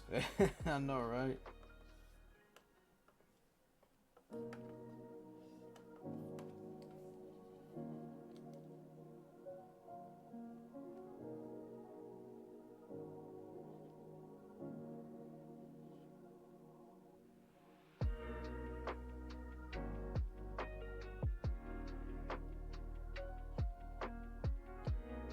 Granted, I hear that doesn't stop the people in California.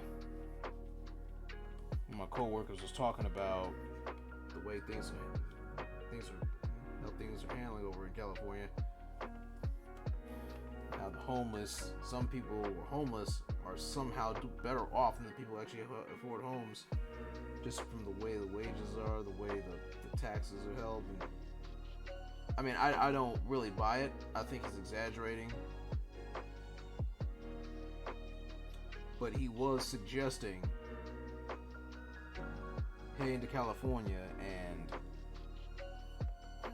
committing some type.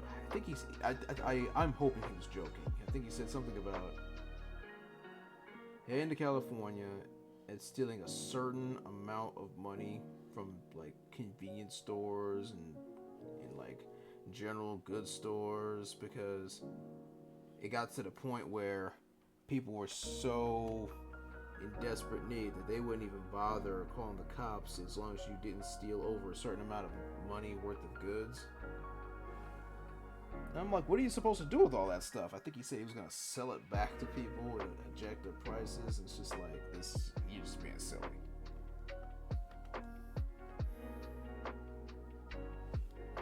Granted, I don't remember exactly what he was saying. He said that like over a year ago, and frankly, I couldn't take it seriously anyway. Ooh. Zoom that a little bit. It's not bad.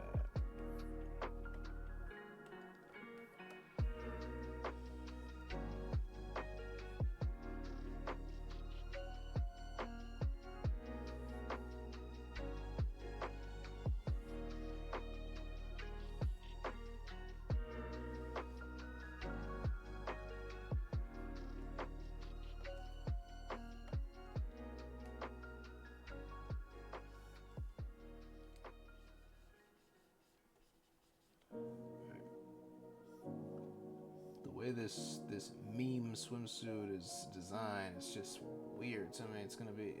I'm definitely gonna have to realign some of this stuff. But right now, we're just gonna block this out. And Silent Hill would be better. Oh man, at least you'd have an interesting story to tell.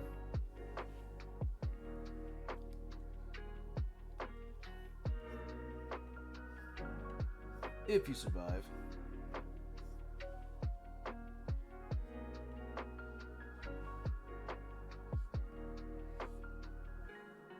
And I can see some really interesting. I can see some really interesting short stories involving Silent Hill.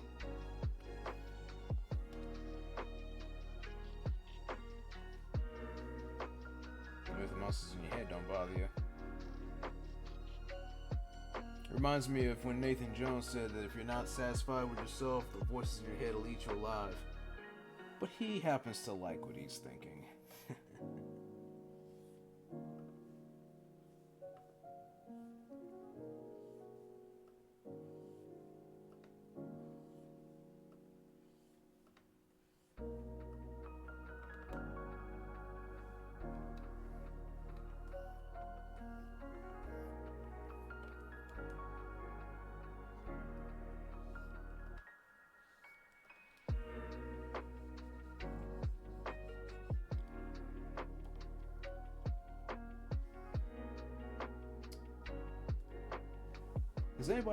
Is anybody here gone through the remake of Silent Hill recently? And if so, was it worth it? Did I do a good job? I didn't really look into it because I didn't want spoilers.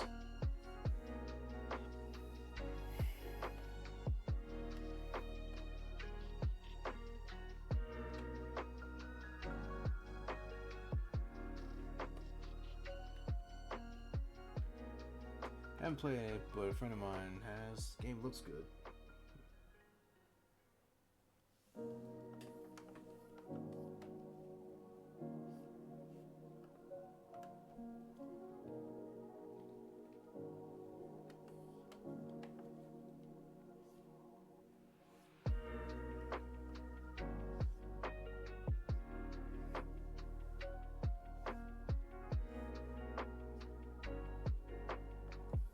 Nope. Alright. So none of us have played it, but at least one friend of theirs. Somebody's friends played it. I do have like an HD version of it for the PlayStation 3, but unfortunately, even though I think I bought it in a decent condition, the disc didn't work on me. So I was looking forward to it, but now I'm SOL. Plus, it does respect the original. Okay, if it respects the original, then that's a good thing. That's assuring. Because there are a lot of remakes nowadays that just kind of doo-doos on the original. Can't stand that.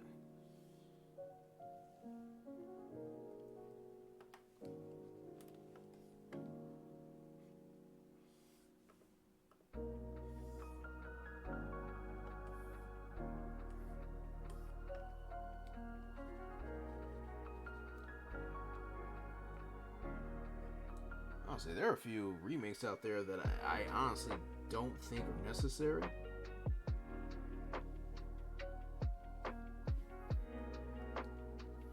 I mean, there's no point in remaking something unless you're actually going to do something legitimately different with it. Which is why I think a lot of people are totally fine with what they're doing with the remakes for like Resident Evil. It doesn't play the exact same, but it does provide that system that's reminiscent of like Resident Evil 4 that almost nobody no one has a problem with. I went to a former co-worker at the newspaper company to not get the HD collection. Mm-hmm.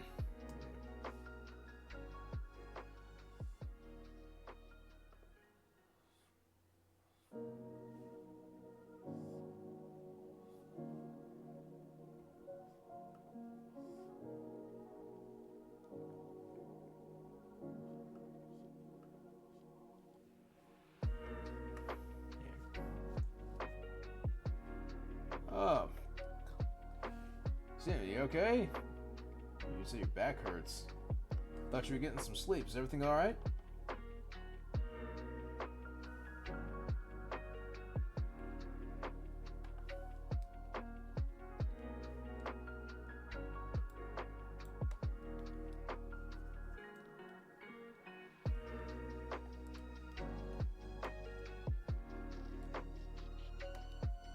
It's not a work-related injury, is it? It made a wrong movement or something. Oof.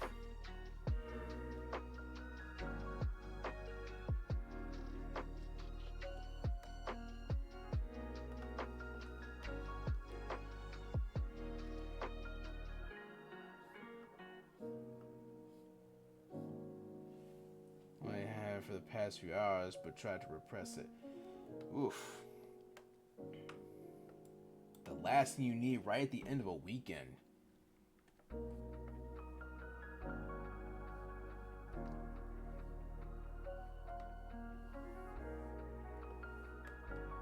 now lying down, yeah, it hurts, yeah.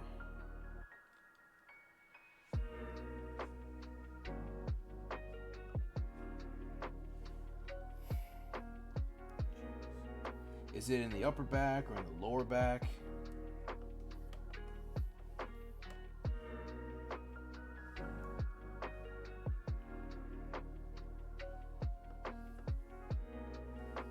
Sitting up straight, hopes it comes less after. Oh, in the upper back?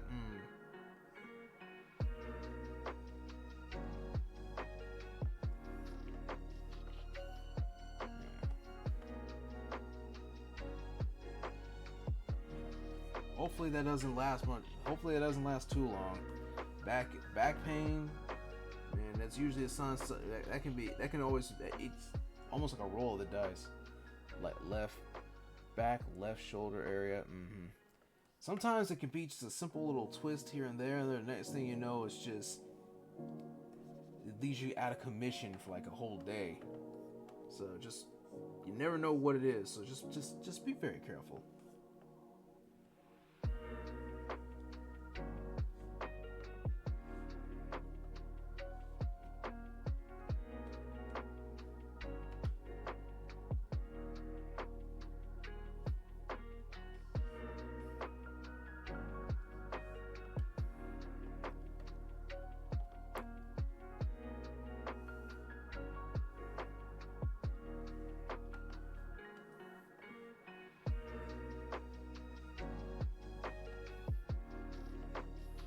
The lines, for the most part, are almost complete. Afterwards, we're gonna block in the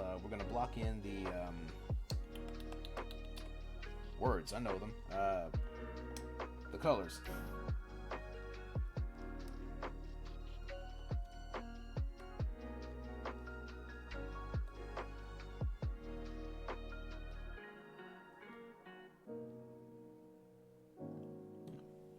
Yourself a tofu sandwich. You do that, Mortimer. You take care, and hope your wife recover. Wishing your wife a safe, speedy recovery with that flu. It's just no joke.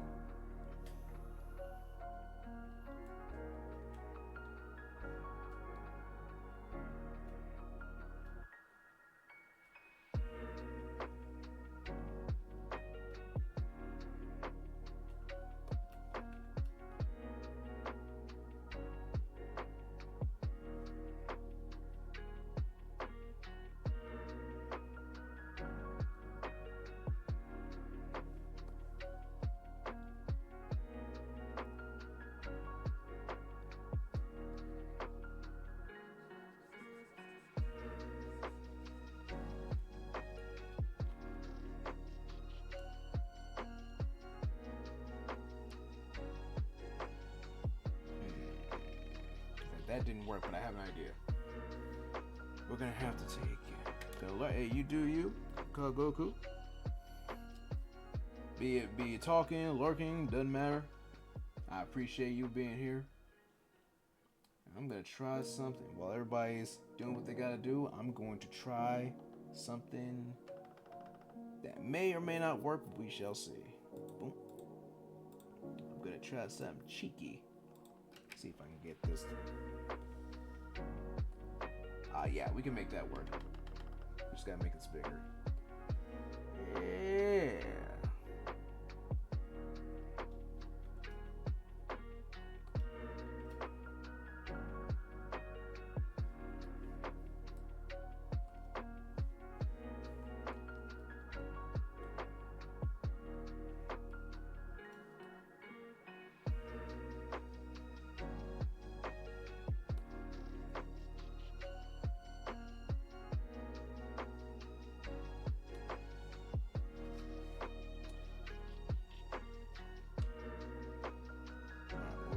Is we're going to rasterize, and rasterize.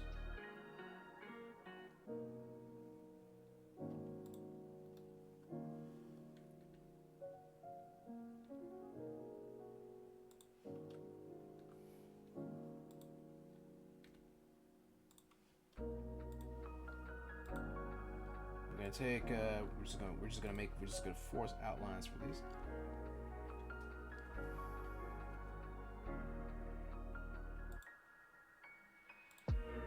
So that way we can delete what needs to be deleted.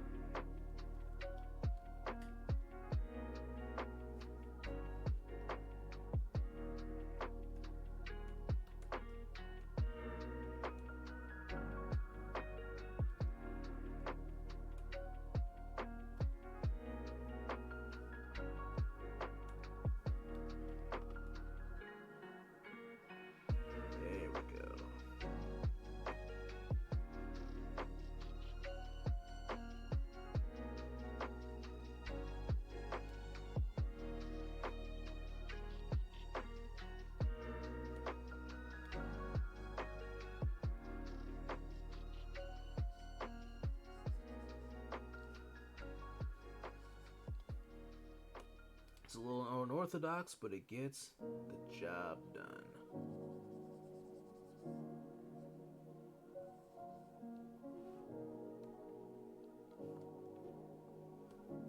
And for the last one.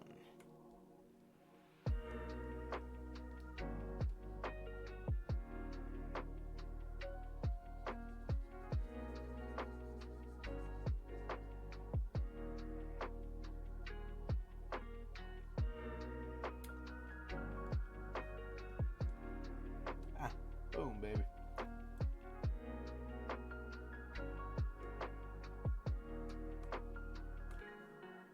At that, we just need to erase the part. The bracelets are locking, and boom.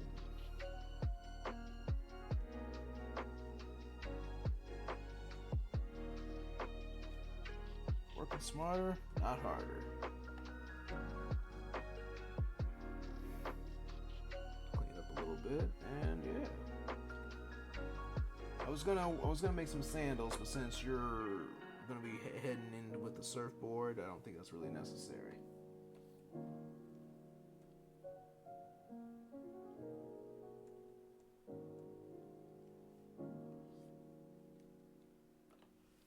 Like summer more. Speaking of fake grand order, when I was drawing your hair, I was immediately thinking of Summer Musashi. Just trying to make sure it was right before I started drawing the ponytail proper. The hair tied up in the back was just immediately made me think of Summer Musashi. I'm surprised I have not drawn Musashi, be it standard or summer. There are a lot of characters that I should totally draw.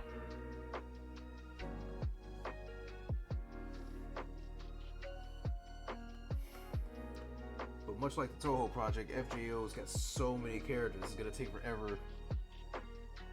Here it's tied up. No, I have it set up as a ponytail like you normally do. It's just before I drew the ponytail proper. You know how the back of the hair is kind of tied up where the bow is supposed to be tied. That's right when I saw it before I drew the ponytail. It just reminded me of Musashi, because Musashi was her hair is all kind of tied up even shorter. If I had a picture on me, I'd show you.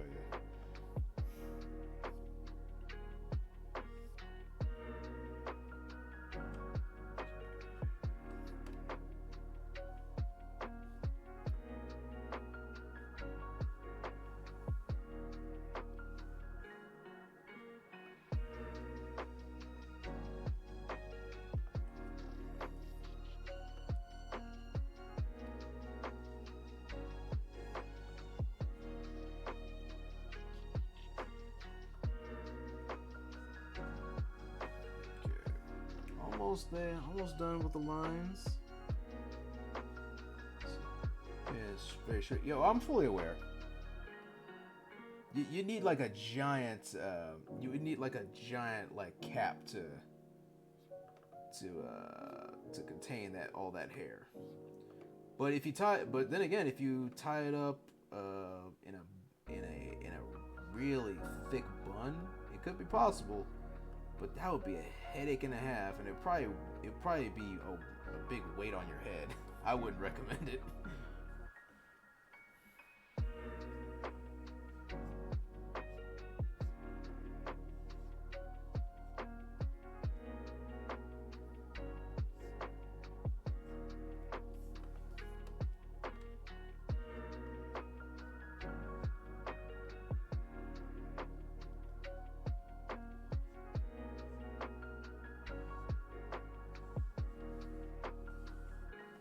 Huge burn.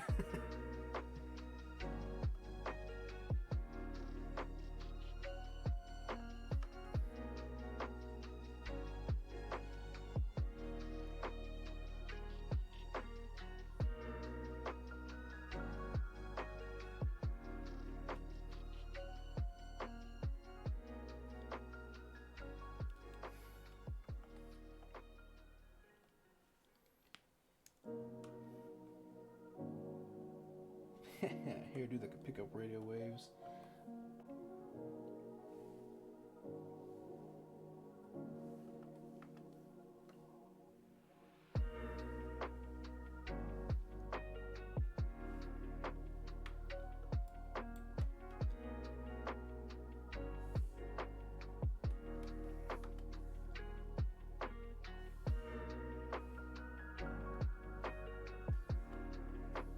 Trying to figure out where your hair was going to be in this illustration was a little tricky, and because I wouldn't want your head to be weighed down by a giant bow, I decided to give you a lighter cloth here to tie your hair up.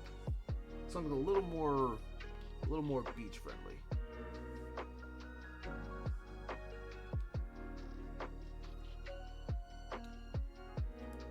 And here it comes. Oh, look at that. Here we go. Another one.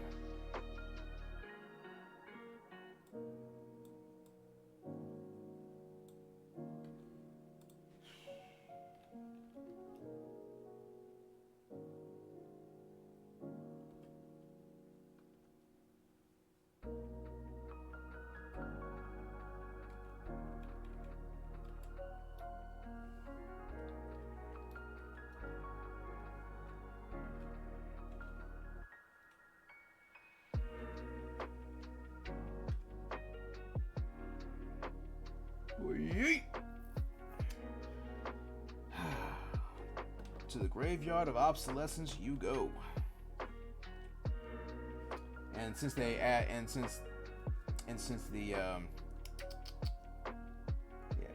yeet bottom, yeah, I am totally gonna make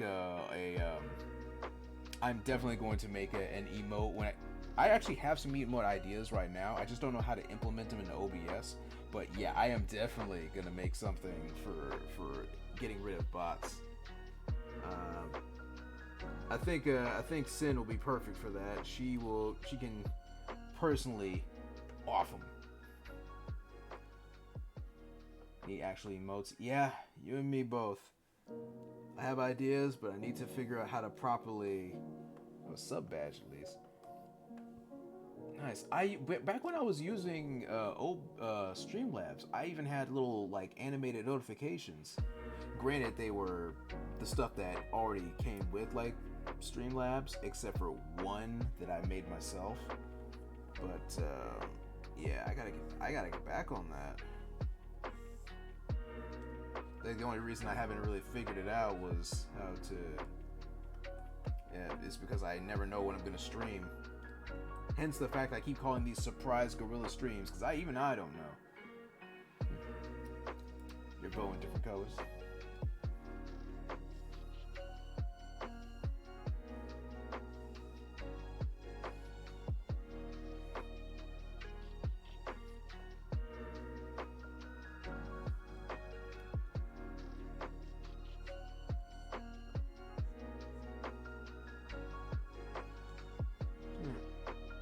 Star sign is Sagittarius.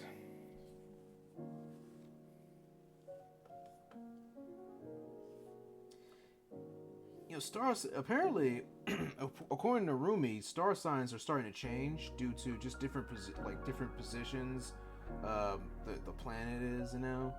So apparently, wait, no, it wasn't my Rumi. It was that same co-worker that was talking about robbing places over in California. Apparently, planet alignment has caused a change in everybody's star sign. Because of my birthday, I was up. Apparently, source made it up. Yeah, pretty much. That's all astrology is, really. I don't take star signs seriously, but it is funny to think about. But apparently, since I was born late August, so I'm technically a Virgo. I missed like Leo by like 1 day.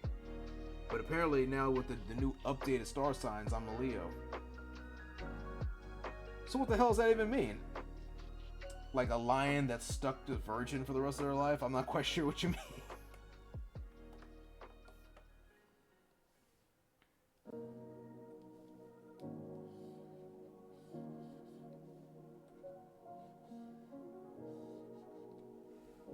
The concept of star signs, but don't believe in stuff behind it all either. It's all the same. When you read those horoscopes, that could apply to anybody. There's a if you've heard of Filthy Frank, like that dude, like just made a perfect example of it. Like you could take almost any like just average thing that happens to everybody and just apply it to one particular like star sign. Everyone's like, oh my goodness, that fits me perfectly.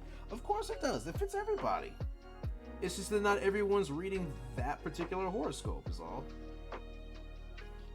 Though I guess some of those reports and whatnot can provide some interesting life advice. It's just that life advice could apply again to like everybody.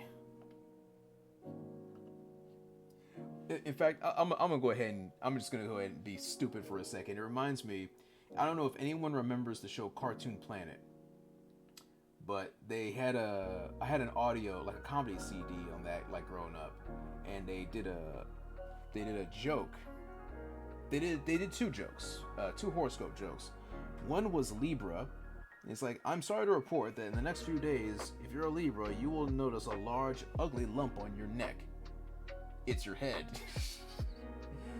But then the second one was for Scorpios. It said you need to worry about properly using your own deodorant. You're properly learning how to use deodorant.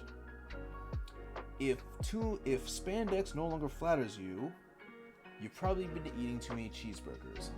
So for this month, try saying no to soft, what was it? Red meat, processed cheese, and soft buns. It was just basically calling people fat, but at the same time, it's some legit advice for somebody out there. They don't have to be a Libra, but if you've been eating a little too much red meat and ground beef, maybe take a break this month, you know? Oddly specific. Yeah, it was, and the only reason I remember that is because when I was grounded as a kid, I was not allowed to do anything other than keep my little radio. I had a hand-me-down boombox, like no one else was using it, so I just kept it. And I was allowed to listen to like my CDs or the radio. Mom wouldn't say anything, and I was just constantly cracking up over these little audio CDs, all these like comedy CDs and whatnot. So that kept me mentally stable when I was so bored, not allowed to do anything other than homework. Now, when the homework's done, what am I supposed to do? I can't leave my room. I can't do anything. I mean, I can draw, but I can't do that 24/7. What am I supposed to do during the weekend?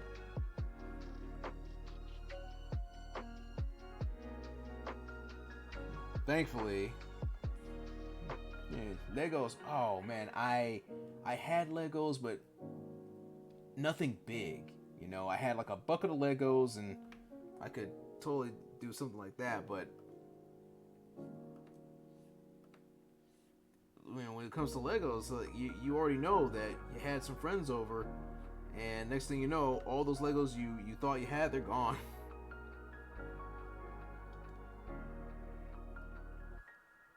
Like, I don't recall taking any of my Legos out of my room. How do I only have half a bucket left? What happened?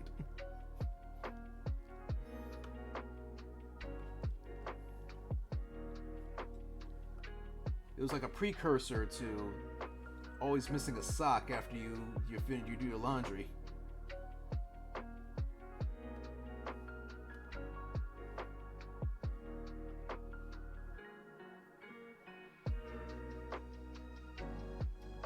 I used to make funfair rides with Legos. Granted, they weren't very stylish, so they generally didn't work.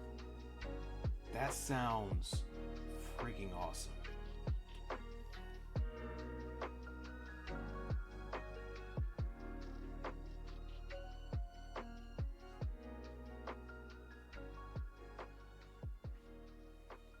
Yeah, I didn't get a lot of anything too creative with my Legos, because they were just a bucket. When you just, I mean, I was able to get a little creative, but I couldn't do anything really cool with them. But they definitely allowed me to make, like, allowed me to replicate the random desert, or the giant plains that are where I could reenact like a kaiju fight or a Power Rangers battle. Because if it's one thing I definitely had, it would be my I'd have some like action figures, like Power Rangers action figures or Ninja Turtles. I remember those, and like you never had like those commercials. They always had those obstacles that you knock the bad guys in. They never sold those, but if you got Legos, you can make them yourself. I do appreciate Legos. It reminds me of. It's one of those things, one of those few things you got as a kid that allowed you to be as creative as possible. Even if you didn't have like a design set, like those Star Wars sets where you could build your own like Millennium Falcon. I didn't have that, but man, that would have been so much fun. And I know I'm not the only one who thinks it would be awesome. Like we have, I mean that was like training wheels for people who would eventually grow up to do gunpla. Dude, I would totally like to build my own Gunpla one of these days.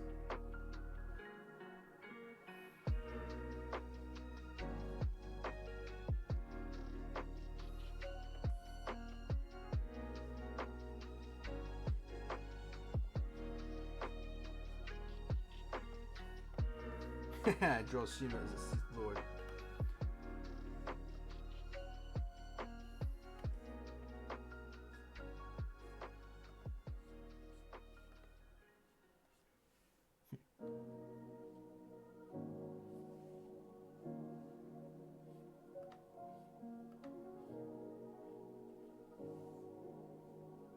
Too many ideas, not enough time to draw. I know, right? That's me in a nutshell. And then there's those days where I don't know what to draw, even if I have so many ideas and I don't know which one I want to draw, and sometimes I just don't draw anything. And then someone might give me a good idea and it's just like, that's a good idea, that's awesome. And then I do that instead of one of the many other ideas I already had. Again, you don't have to panic. You haven't pressured me. Again, I draw what I want, and I saw this as a challenge, and I'll admit, it's partly because you mentioned a holiday that I didn't even think about. You mentioned, I saw your tweet before you even messaged me, asking me stuff. I saw your message about Golden Week, and I was wondering, what in the world were you talking about? And then I looked it up, and I was like, looks like everyone's wearing this swimsuit thing. And I was like, yeah, it's not a bad idea.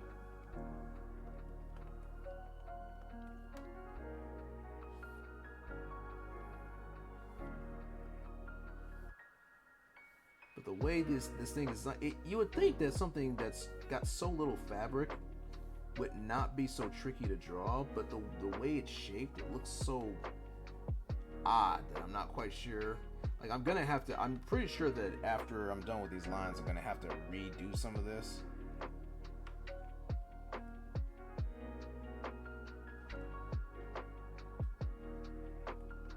Let's see. Did I get everything? What? Nope. Forgot you.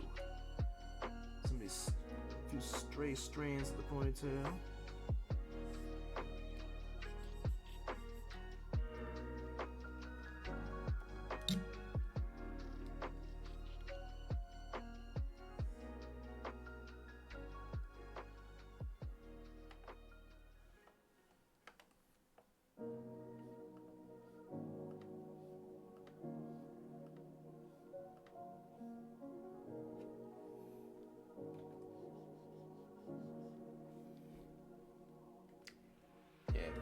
Honestly, I'm just not legit comfortable with drawing lewd content.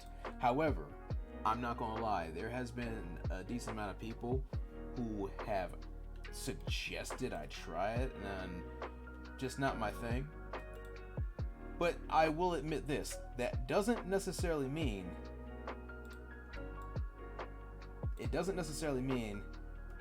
that I haven't tried in the past just to see if I could.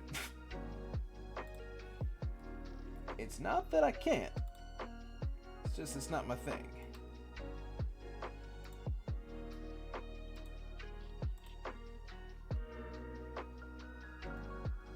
You say this comes close. Does it really?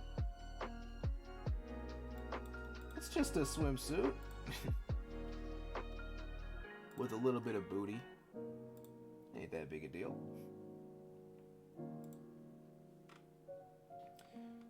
Again, this is this is we're gonna test this out and see how this looks. I'm probably going to have to adjust this later, but so far I think we got something that could work. I'm gonna have to I'm definitely gonna have to adjust how the swimsuit fits. It's just not doing it just right, but I will get to that later. Right now, I just want to block out. I just want to block out the colors. Don't expect me to make that kind of alternate, but I might make an alternate that may be a little tighter. Just saying. I'm just not gonna. If I do that, I'm just not gonna stream it because Twitch just can't handle it.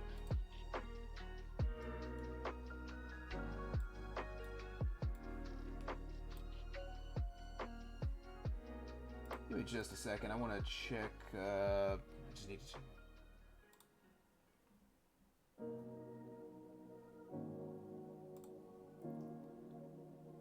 Just a moment. I've got my references here in PureRef, but for the sake of making sure I know if the colors look just right, I just want to take a look at something real quick. Give me just a minute.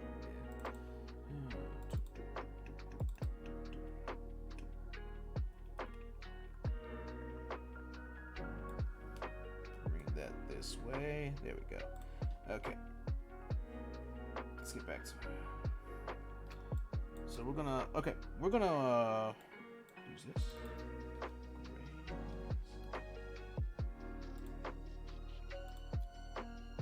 Alright, we're gonna block out the colors real quick. Afterwards, I'm gonna take myself a little bit of a break. Yeah, this is what I was talking about. This is what I was worried about. The lines that I did, they're a little. They're because I turned the anti-aliasing off. They need to smooth it. We're gonna have to smooth these out a little bit. So I'm gonna take these lines and I'm gonna put them through the smoothing. And again. Now for the lines on the face, because I separate them, smooth it out. And again. Hopefully this time when I block in the colors, they don't do that bleed in like just happened. Nope, still doing it. Now to hell with it. We'll improvise. Just block it. We'll just block it the old-fashioned way. Take the magic wand. Boom. And boom.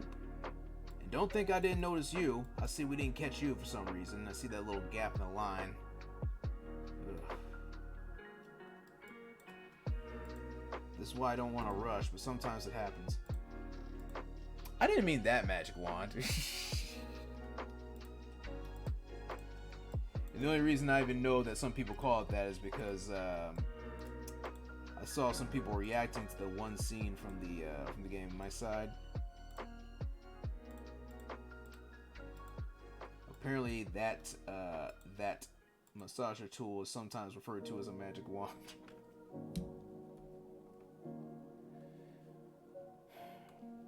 Not the first time I've seen that device either, because I watched Shimaneta. Not Shimaneta, but Watamote, where she accidentally fell asleep with that in her hand, and her dad walks in.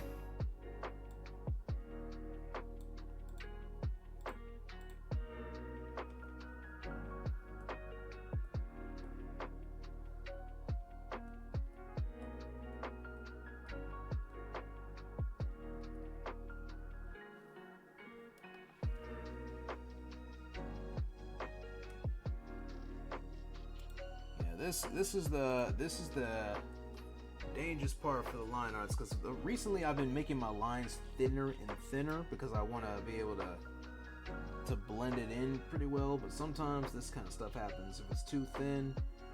Granted, I'm pretty sure if I just adjust my why? Because you said the more hashtag the more you know. I say that all the time. We're not old. We're just surrounded by babies. We've got right here.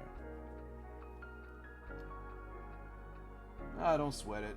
I've got some too. We work our asses off, so it's no surprise that we got our share. We're not old. We just got forbidden knowledge. And some gray hairs.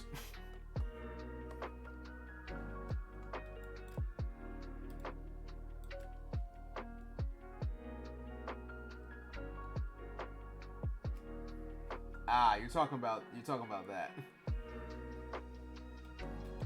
Well, I stand by what I said. We're not old.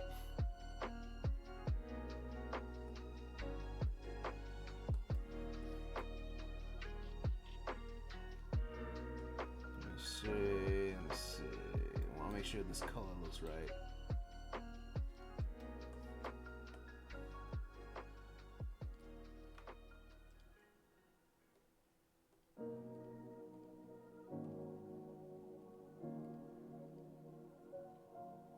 Placeholder color for now. Yeah,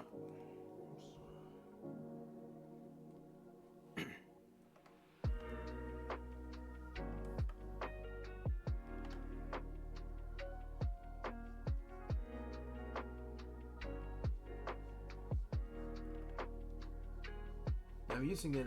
Using the colors from certain images for reference to make sure that this color for the swimsuit looks right. And also, I'm pretty sure after I get back from my break, some of these are going.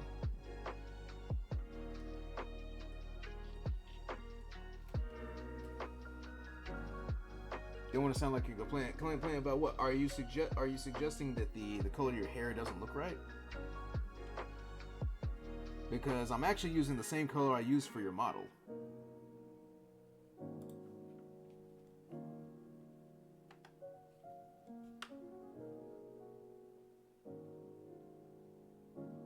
So if there's something that looks a little off, tell me.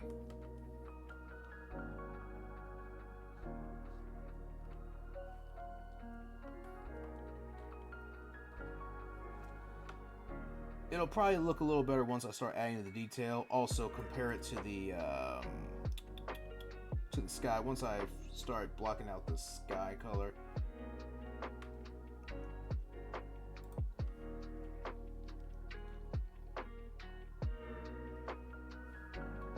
Don't worry, we'll get to it. But first things first, I need to fix this.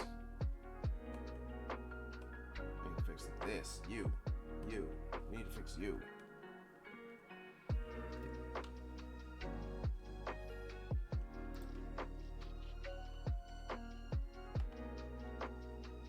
Kind of bland without detail. That's usually what it looks like when you first start.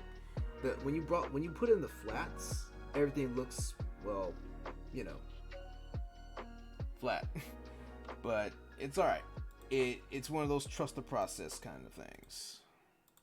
Let's try that again.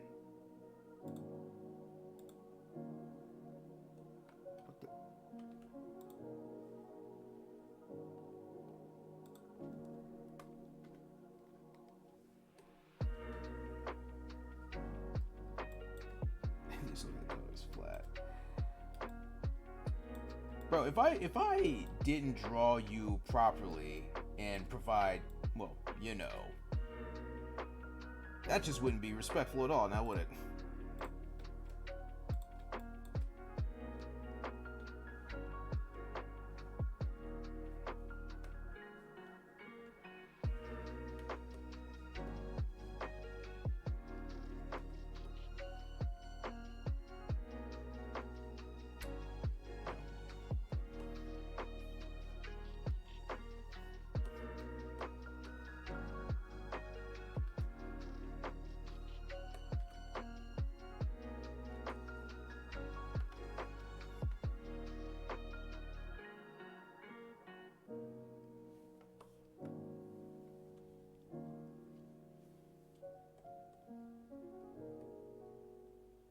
It's gonna make a little bit more sense once we fix all these gaps here and start adding some background.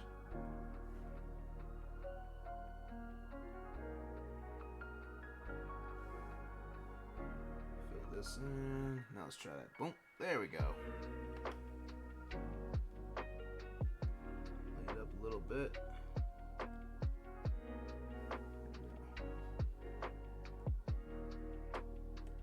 This.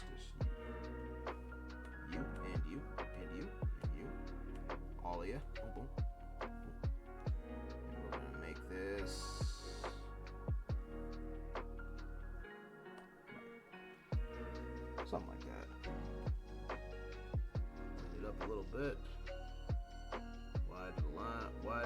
bleed out. Rhetorical question. I know why this color keeps bleeding out, because my lines are not filling in all the way, because this pen is designed to replicate like an actual pen, which means sometimes there's a little bit of give here and there, like it's on some rough paper. And it looks good at first, but man, it can really make filling in the colors a headache and a half. Like the face looks absolutely abysmal right now, so what I'm going to do is I'm just going to go ahead and fill that whole face. Just going to fill the whole face in and then fill it in properly as soon as I get all this gray out of the way. Just...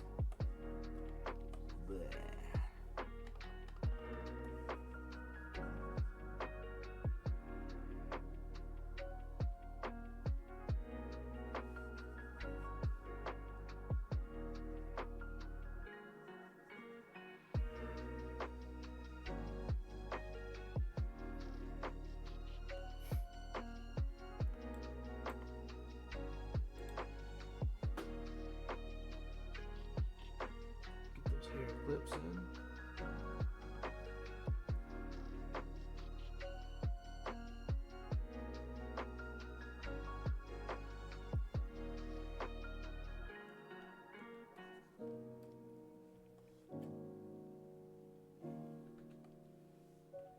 Now fill in the eye. Gently.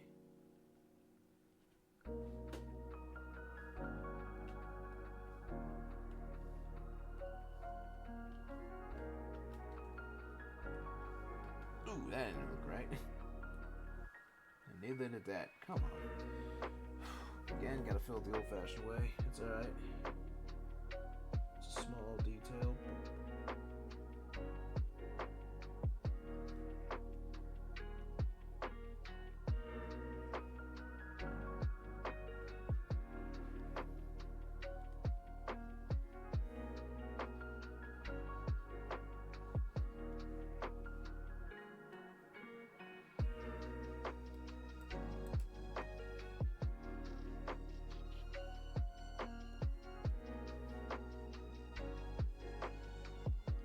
Tongue.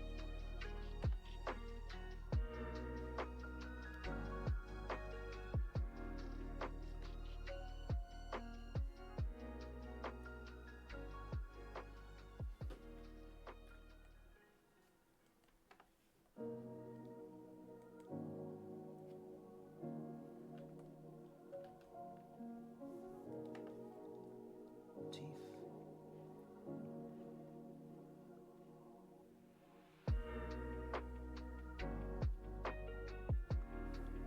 And the inside of the mouth.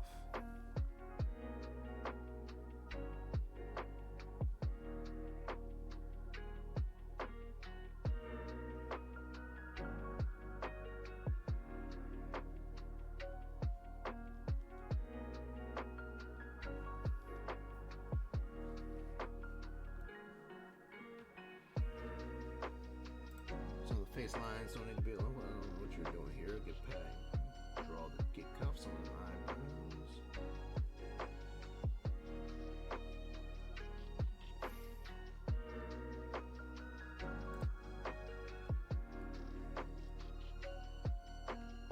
Then we fill it up.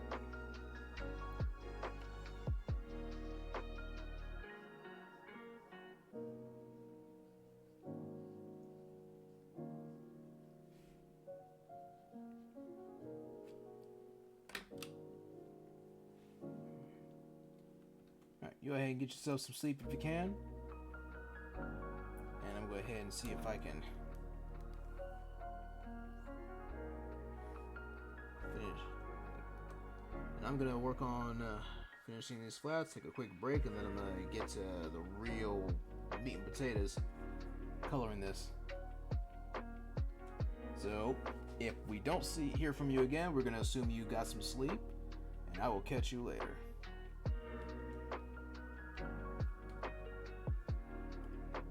Oh, that filled in perfectly.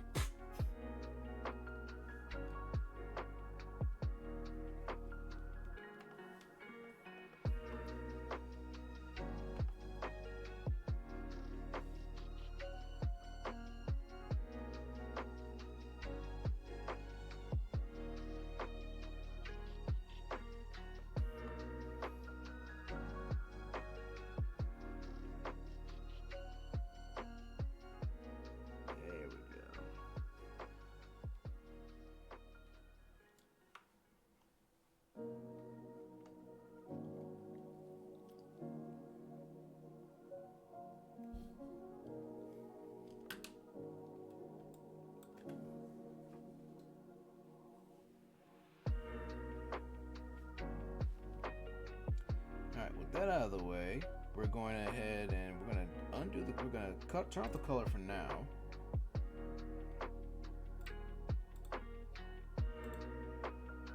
Lower the opacity on the lines.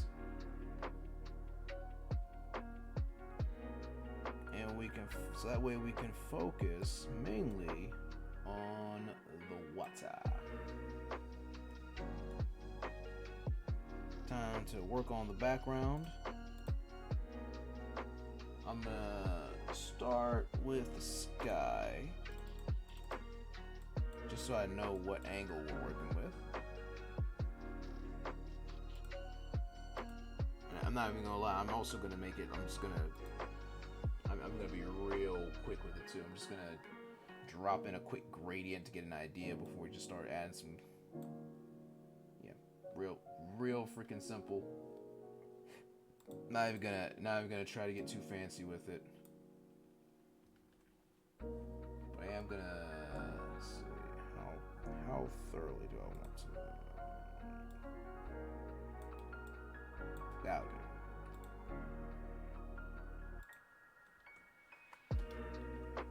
Just a basic idea of where I want that to be.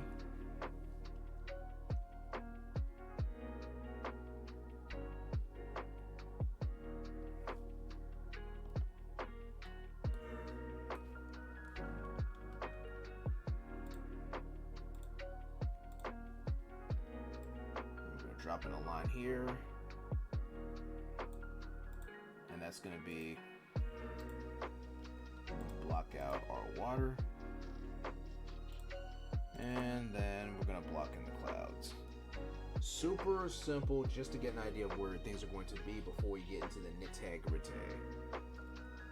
Because once I start working on the sky, once I start working on the background, I'm just gonna, like, if I'm not careful, I will be here for a good, like, 30 minutes just plotting how I want the clouds to look and all that. So I don't want to go too crazy, but I will at least get some real details for the clouds, and that will give me an idea of how I want the sun to shine, which also help us get an idea of the reflection of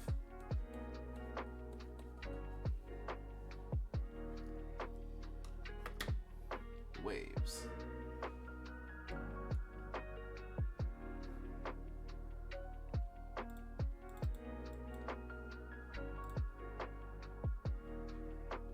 I want the sun to be shining from up here. So.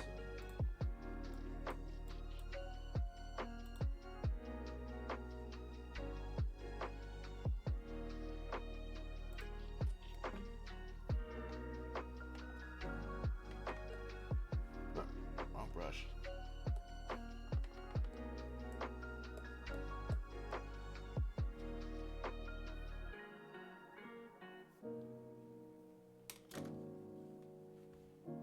I'm gonna try something. I'm also gonna try something a little weird. We'll see if I can. And that did not work.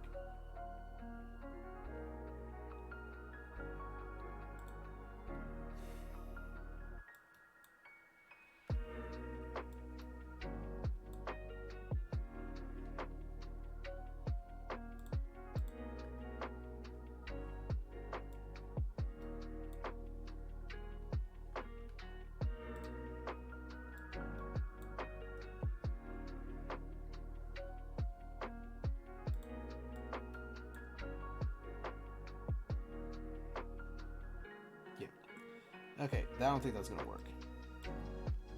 It's okay. When in doubt, do it the old-fashioned way.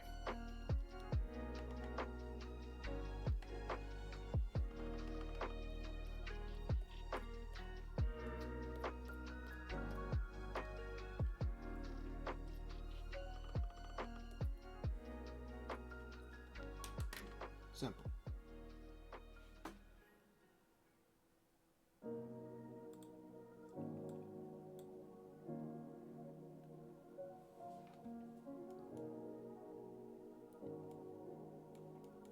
Now for the hard part, making sure the water looks right.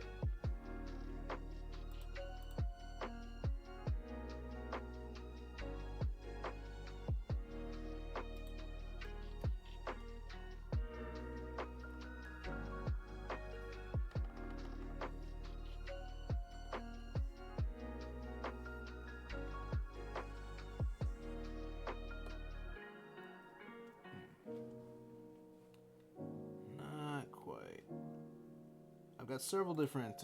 I got several different.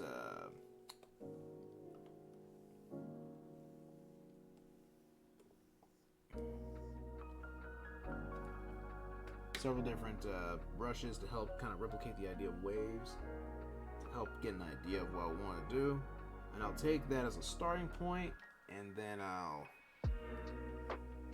start adding little extra bitty bits here and there. So that little wave pattern right there is just part of it. Next we start adding some actual gradients. Something that looks more like the color of the actual sky as a reflection.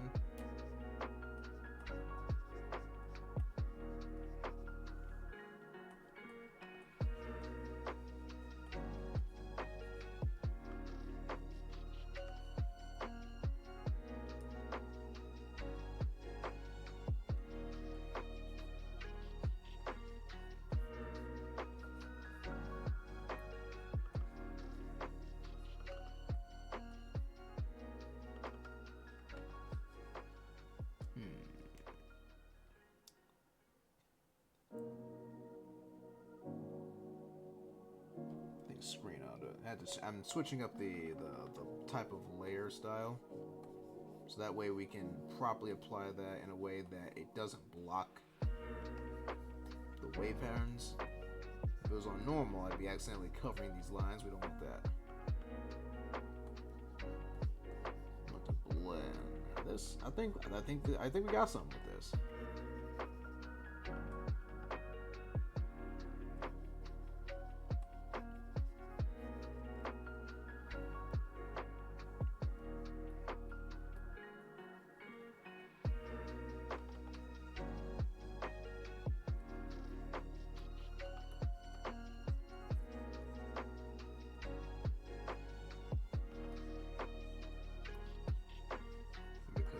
Shining right from over here, there's gonna be more of it here. More of that reflection. There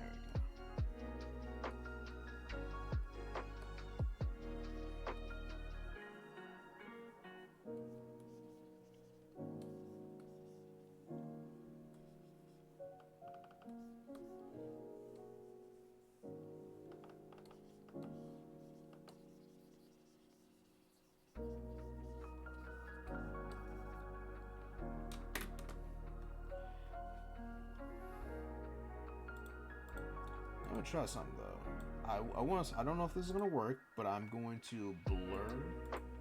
I'm gonna take what we got here. I'm gonna blur that line a little bit. Let's see how that looks.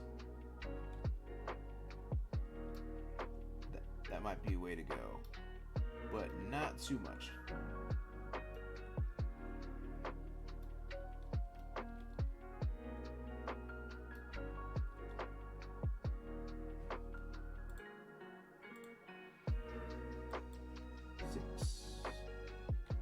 Six,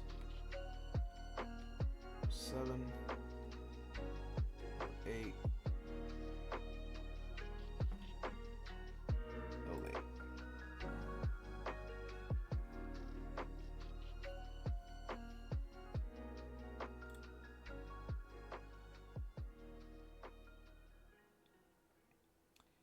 And then we're going to add a mask because the lines, the ocean shouldn't be just a straight line. So we're gonna make it just a little uneven, just a little bit. Let it fade out a little there. There you go.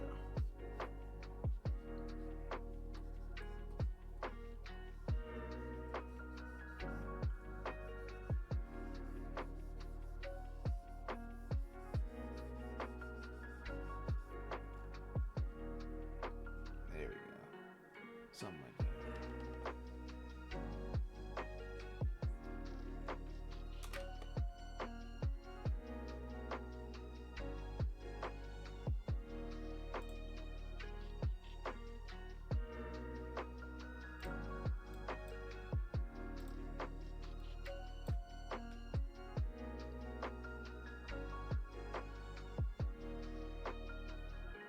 That is not too bad. and just that from just that little thing from just that the way it looks for the ocean leaves a lot of room for some extra stuff, extra wire to splash up from the front. We can totally make that happen. Still need to adjust some of the color though.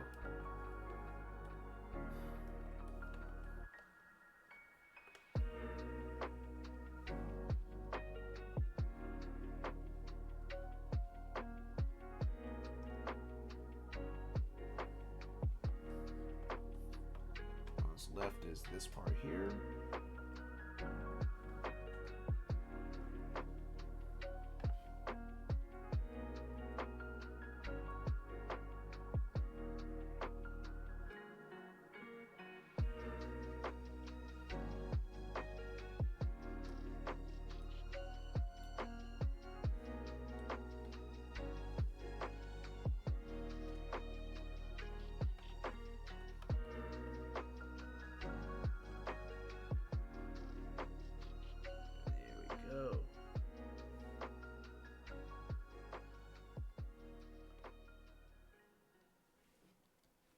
It's not bad. Not bad.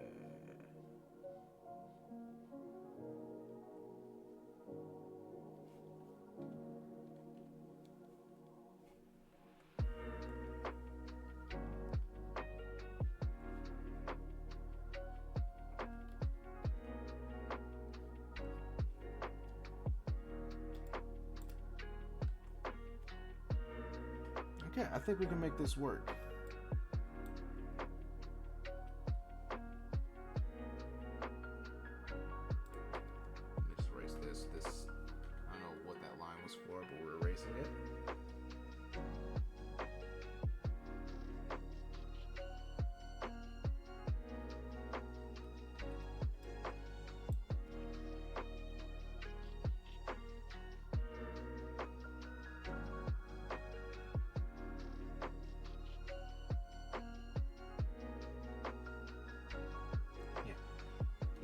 There's still some stuff that needs to be adjusted. Some of the lines are not fitting. Some of this doesn't look just right. But we've got a lot done. So we're gonna take a break. I'm gonna go ahead and take a break real quick. We're going to go ahead. We're just gonna go ahead and take this opportunity.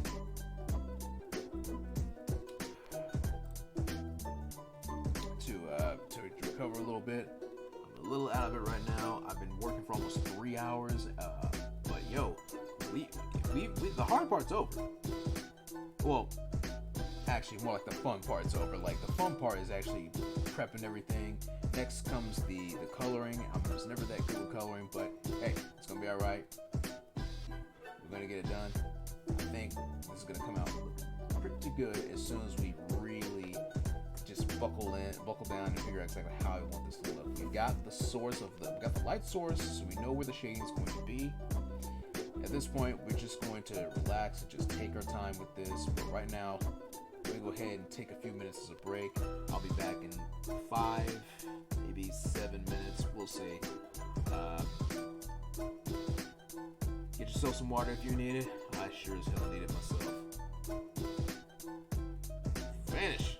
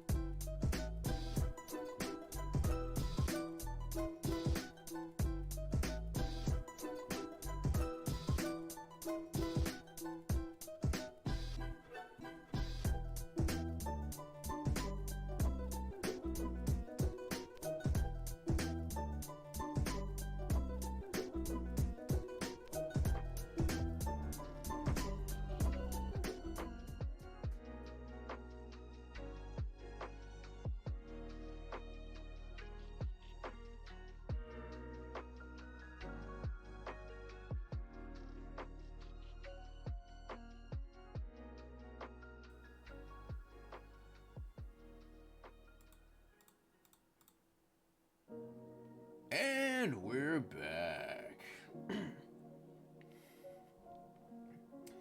Oh, sorry about that. I didn't realize how dehydrated it was until I got up. Whew. Also, while taking a fresh look at the illustration after taking my eyes off for a minute, I noticed something that's really starting to bug me. So I'm going to go ahead and we're going to drop the color, drop the background, and we are going to copy the lines that I did, and we are going to do some adjustments.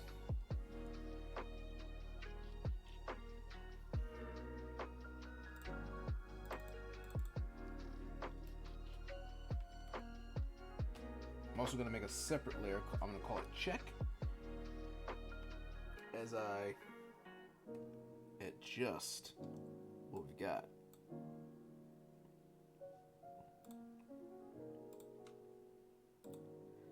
So far, I think we got something pretty good, but there's some things that just need to be adjusted. And it's mainly this right here.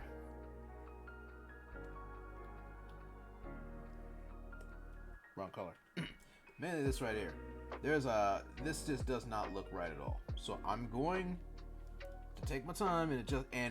But the one thing that really bothers me is this right here. I think that the thumb needs to be there. We might be able to hide it. I don't know. But I just feel like something's not right. So I just think there should be a little bit of something right here.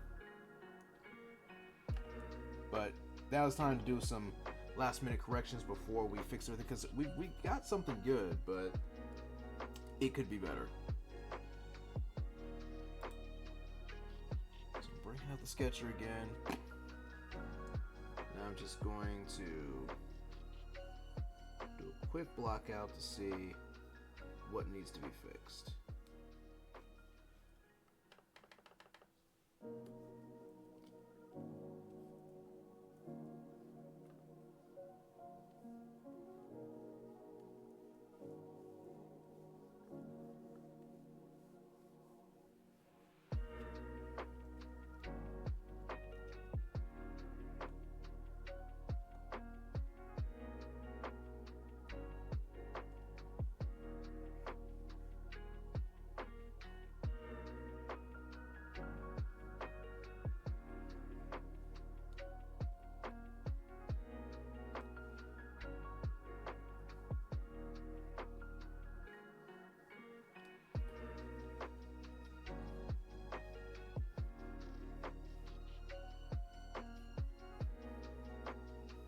I do apologize in advance if I get quiet in this part, because now that I'm trying to see what needs to be fixed, I'm like really focused, because something about this just doesn't look right, and it's gonna bug the crap out of me if I don't figure it out.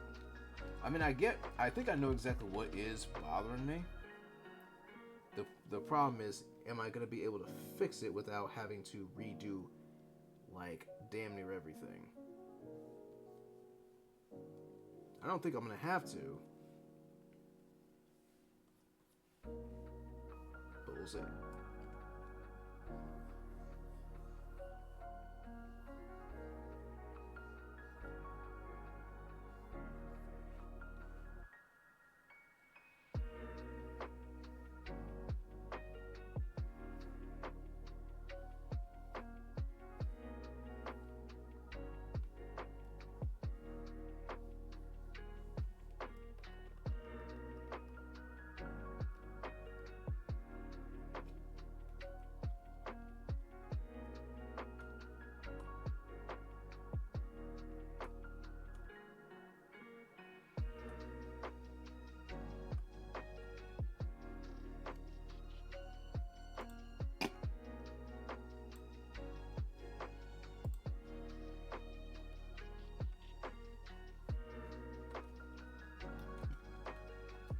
We'll make it 2 layers. Check 1 blue.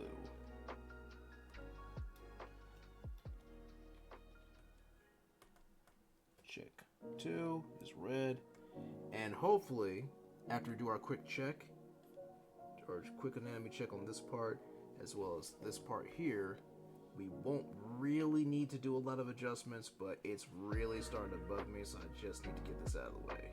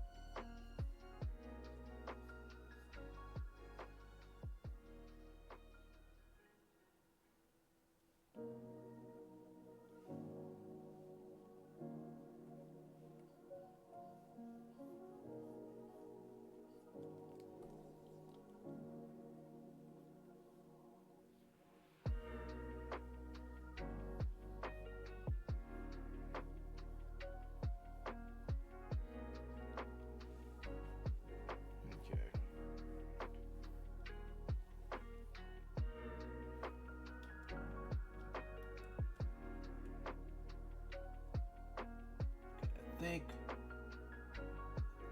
think we can make this work. But that swimsuit's definitely gonna have to change. That swimsuit's definitely gonna have to be adjusted.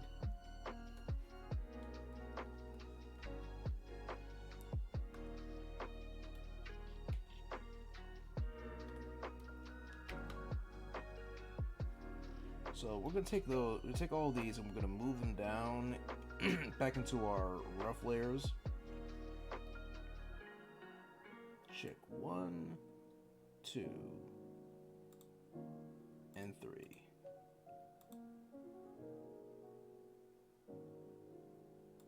Check 1 and 2 and 3. I'm gonna change the color for check 3.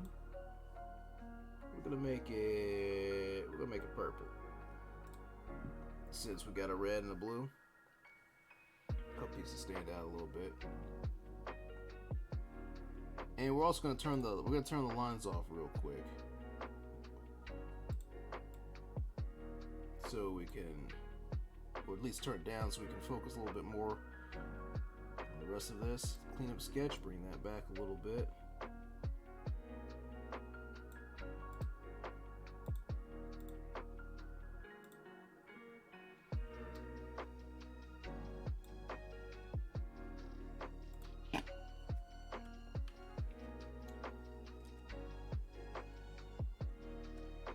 Now let's try this again.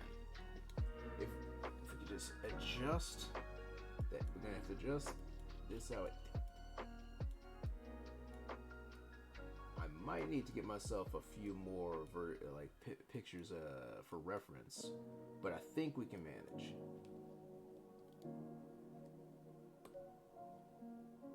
We shall see.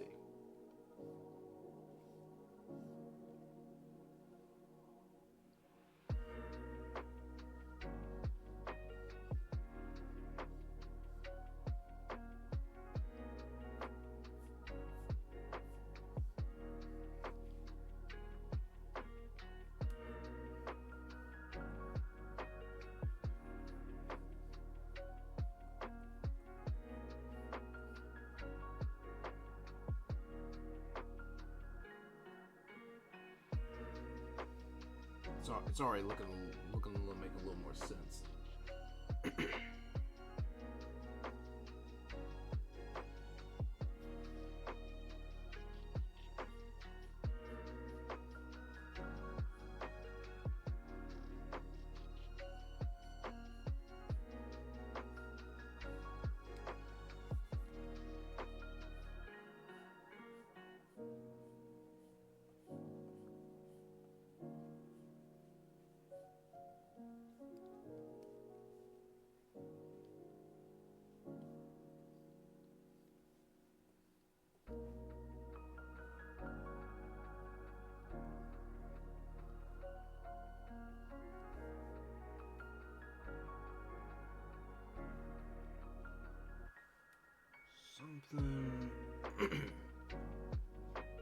Something more like this. So this is why you need to really work on the roughs ahead of scale. Initially do it right the first time, so we don't have to do this damage control nonsense.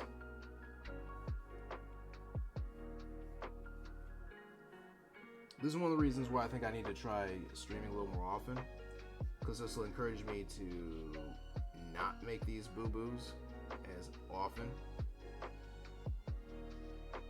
That's alright, it's a learning experience. If someone could take a look at this later and notice what I'm doing so they don't make the same mistake.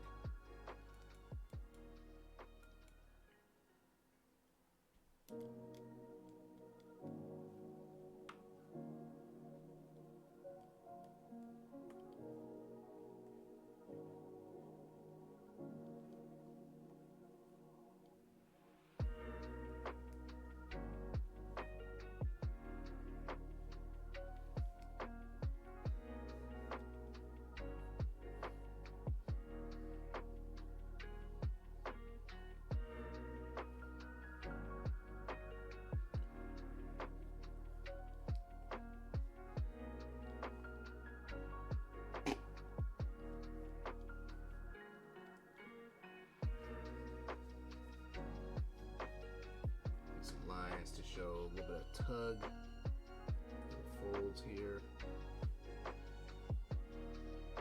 It's already making more sense construction-wise.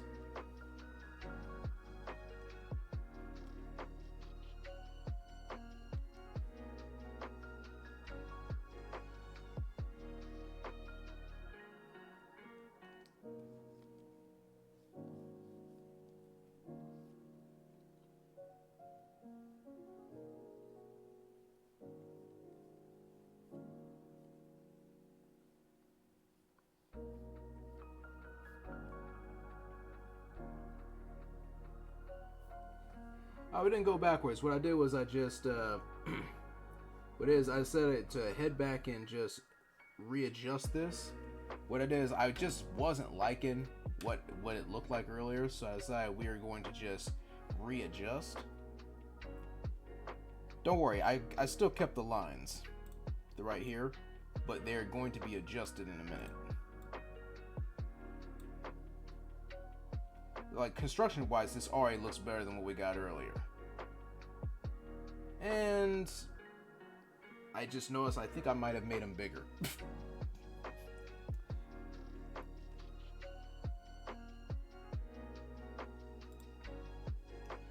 So what we're going to do now is we're going to go ahead and turn this to blue.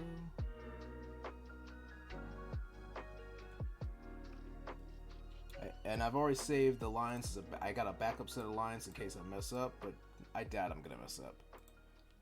So what we're gonna do is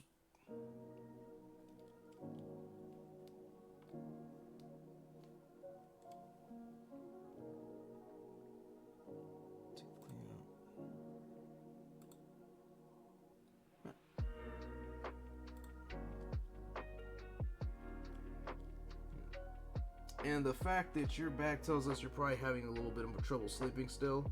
How's your back so far?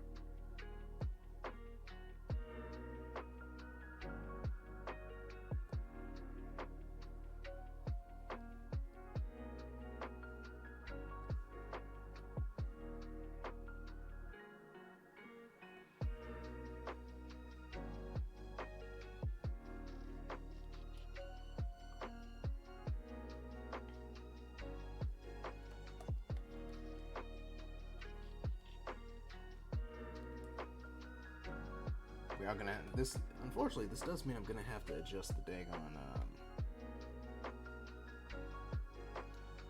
Just realized this means I'm gonna have to adjust the colors again, but it's all right.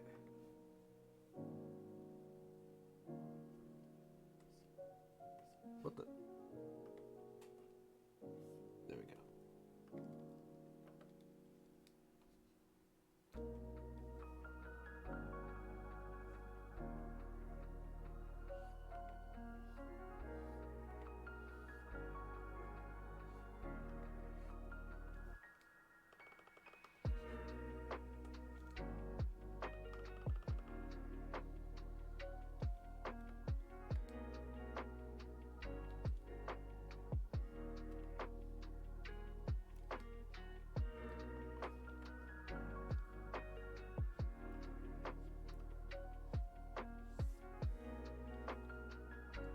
Honestly, I'd rather redo these lines because of my own free will and because I just felt I could do it better than what I used to do on my previous computer.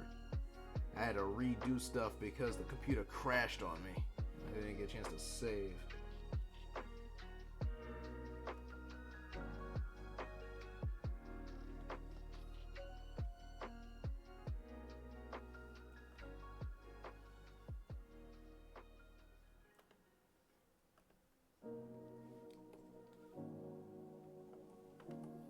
This is already looking like it. This is already looking much more believable.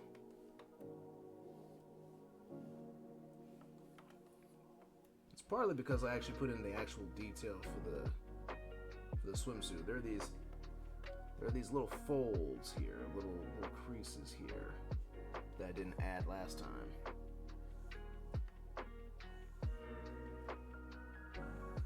Sometimes just a little change like that can go a long way.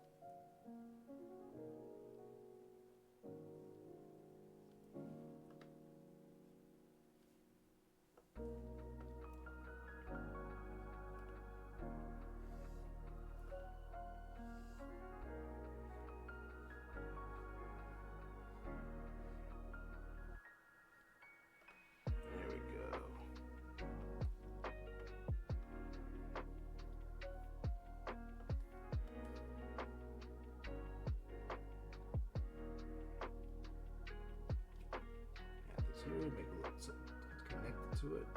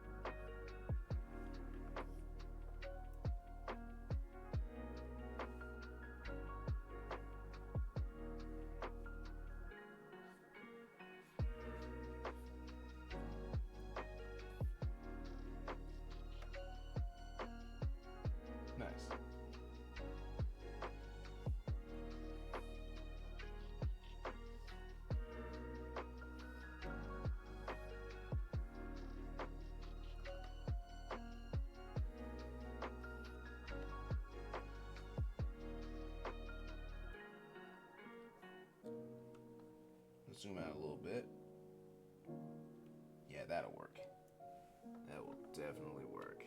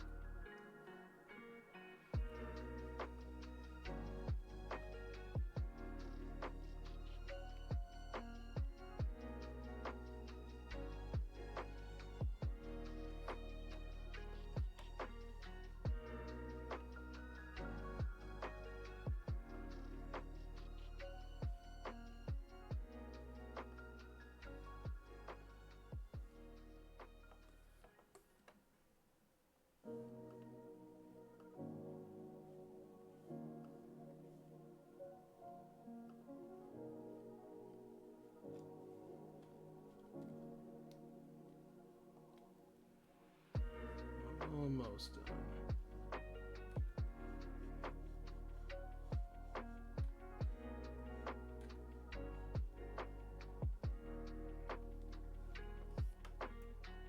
Just clean up some of this.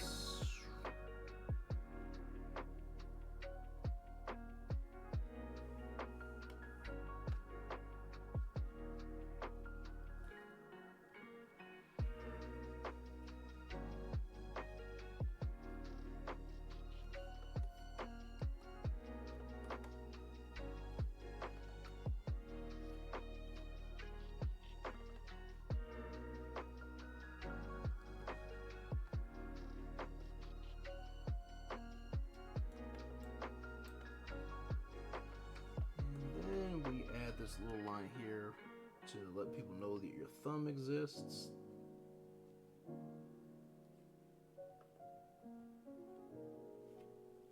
Alright, I think that will definitely do.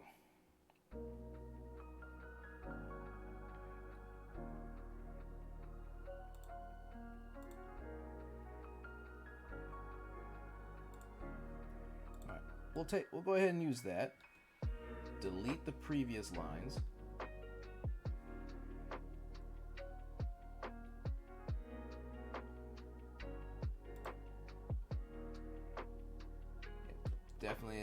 Definitely some change that needs to happen real quick, but this won't take long.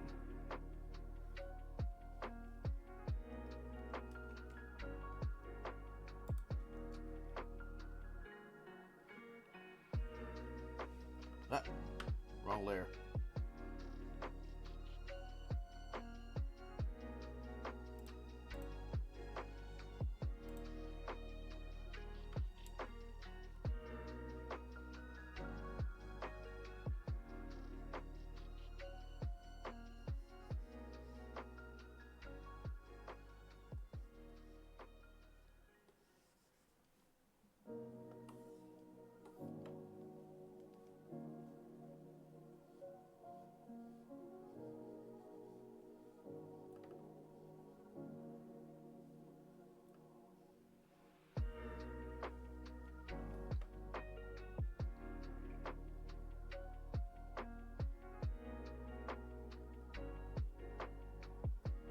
Take any risks. I'm just gonna outline, just fill on the outside, so that way there is no way the fill tool is gonna bleed through.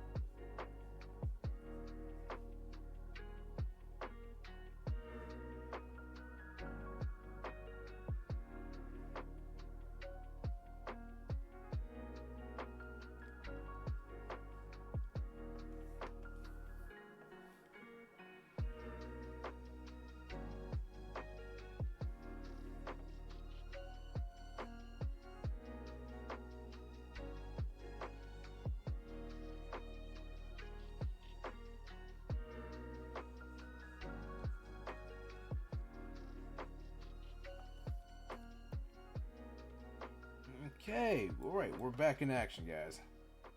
We are back in action. Took about 30 minutes, but we got that all cleared up. Now let's get back to what we were doing.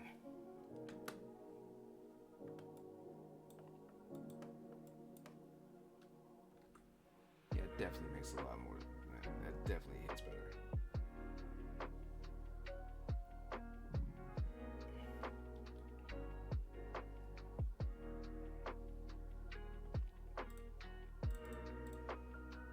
Now to make sure everything fits properly, we're going to take the eyes.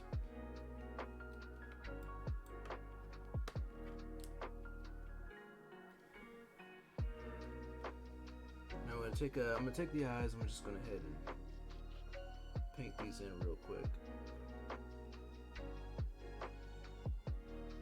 I'm just filling in the.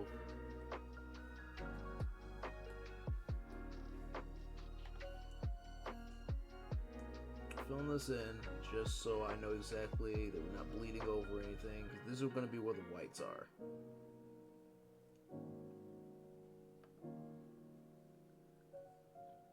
Most of the stuff's going to be deleted. I'm just filling it in to make sure I know where everything is, and to make sure that I don't miss a spot.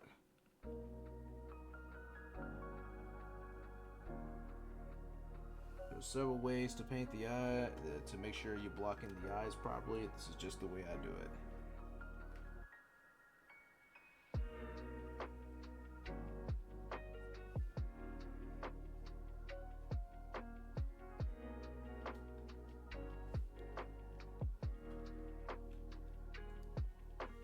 Now that I've got those blocked in, just crank the color in white, boom.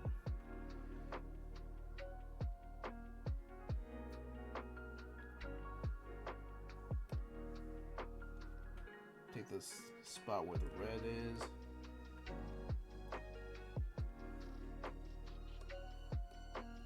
And delete. Boom.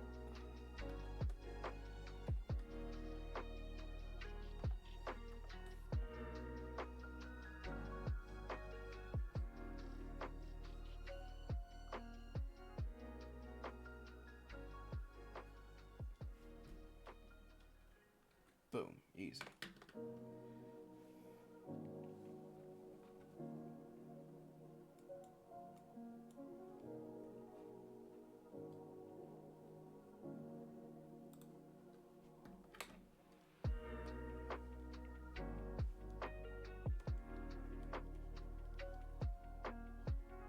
Bit of cleanup, and honestly I'm not liking this color, so we're going to crank that to white as well so it stands out more.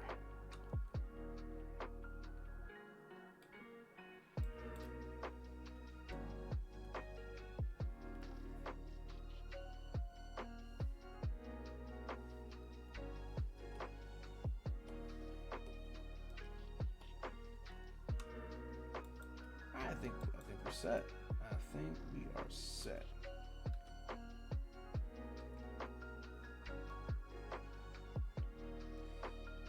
One more thing I'll do is add a little bit of something extra for the skin before we start working in the shading.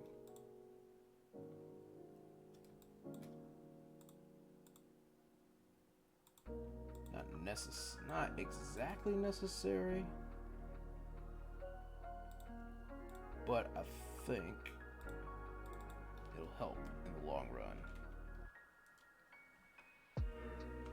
So just a little bit of extra tone with the skin, where the blood is, where the skin is at its thinnest.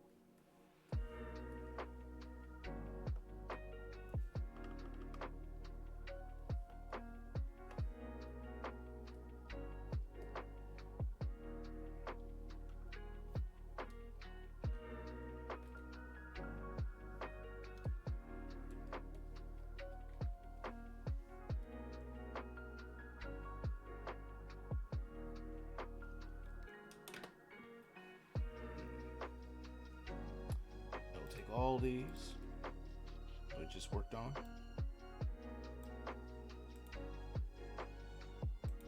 And we're gonna combine them. And this will be our first conversion layer. First things first, I need to change the hue a little bit. Increase the saturation. Lower than that. There we go. This will be our shading layer.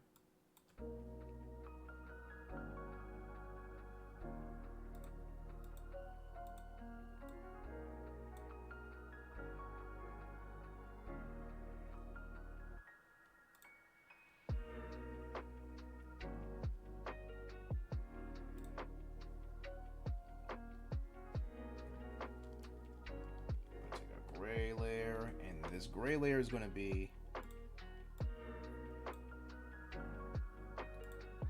how we determine this is going to be our base to help us focus solely on the shading and not focus too thoroughly on the colors themselves.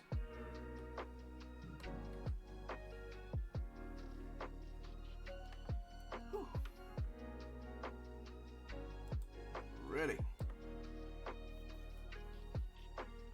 Now, since the sun is coming from here, most of the shadow will be on this side.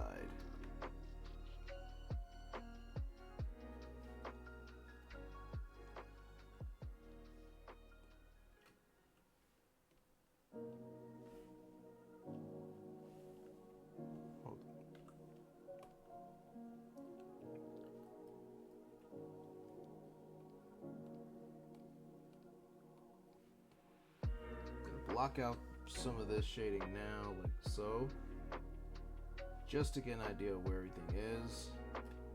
It's not going to be necessarily set in stone. This is just an idea, and I'm going to adjust it. Sure. And then start adjusting it as I go along.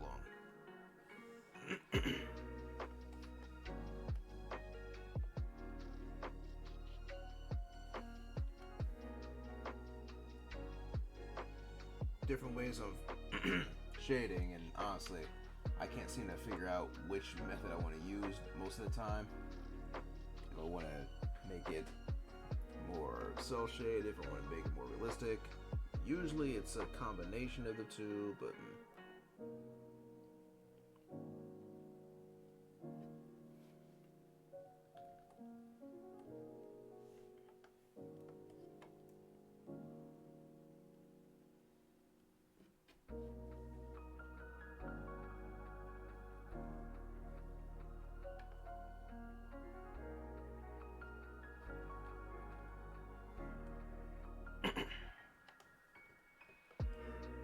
after everything's been kind of blocked out, I'm gonna properly adjust the shading and blend some of this stuff in, because it's gonna look kind of messy at first. That's mainly because I want to make sure I know where everything is supposed to be.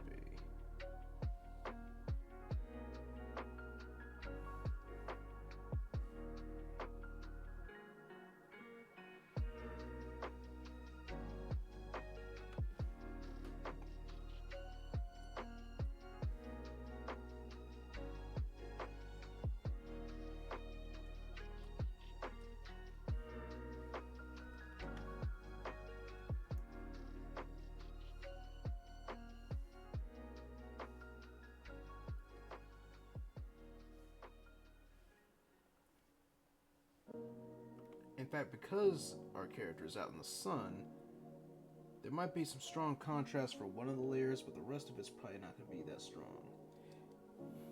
I mean, there's going to be some noticeable contrast, but if you're out in the sun and there's barely any clouds in the sky, it's probably the shade's probably not going to be so deep that anything's going to be really dark.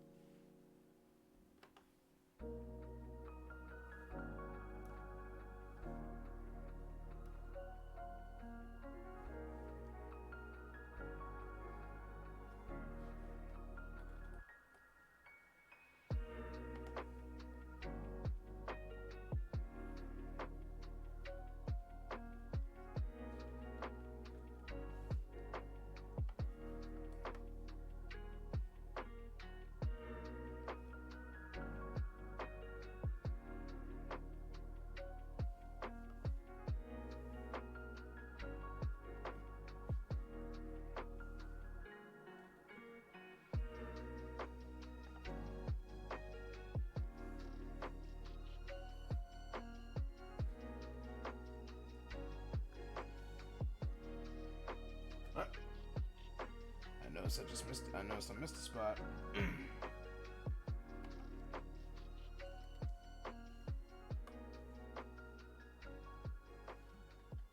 Or did I? What is that? What is that?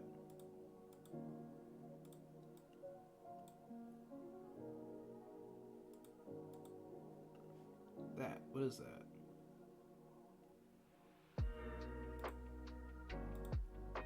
Hmm.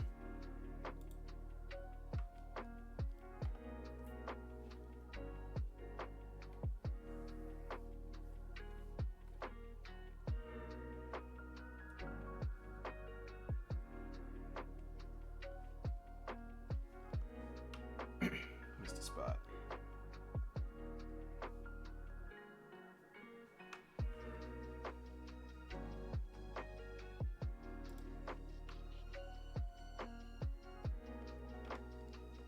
Alright, back to this.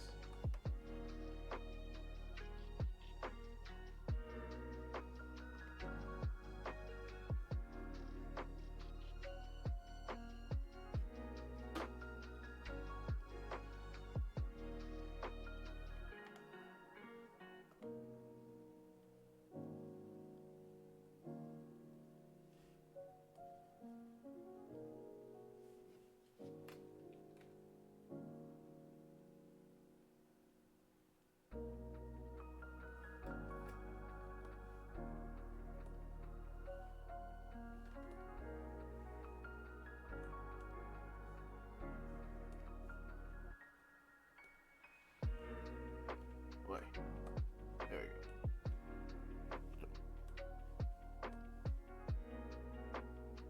Oh, damn, I see. I'm over here trying to figure out what's going on with the. Over here trying to figure out why I wasn't properly blocking in the shade. Had the wrong color on.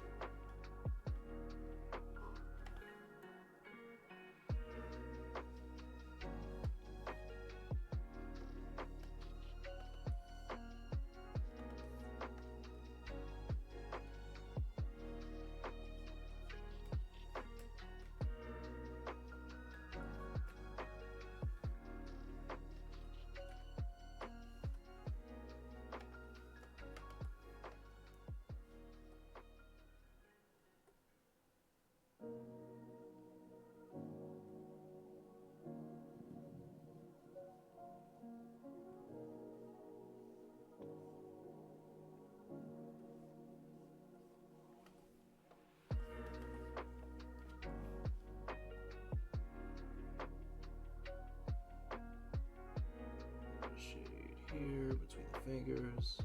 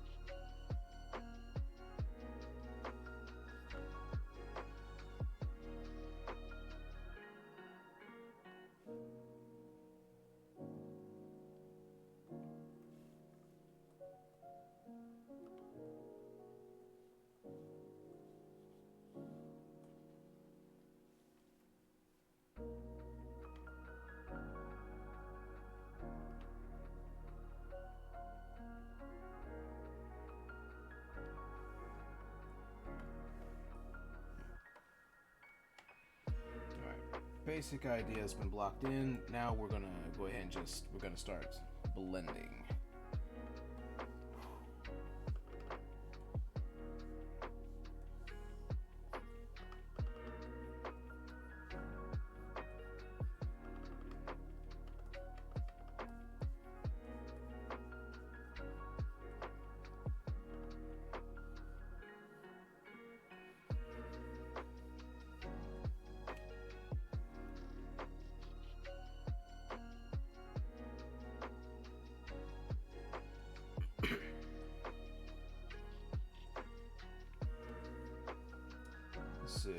jeez.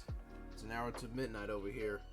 Not sure if I'm going to be able to finish it by the end, before the end of the week, but whether we get it done before midnight or whenever it just gets done, we will. I'm not going to stop until we get it done because we've already gone 3 hours. We can get it done. If we can get it done within 5 hours, that'd be great. But the need to fix a few things here and there may have slowed us down a little too much. But hey, as long as it looks good, and I think this is going to look really good. I say this with no ego. I say this because I really need to stop putting myself down.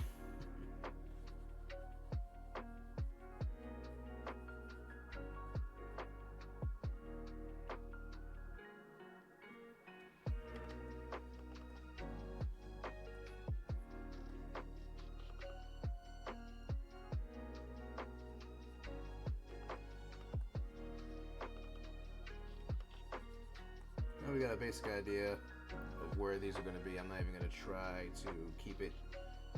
I'm not going to do the whole cell shaded thing. I'm going to blend it a little bit, get a little more of that painterly feel, and see how that works.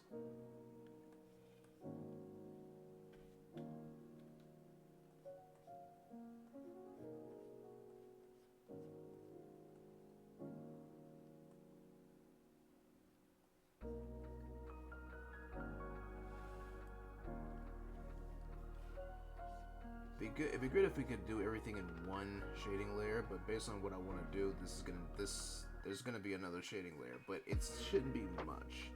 It's just gonna basically be a second layer where there's already shade. We're gonna add some darker shade.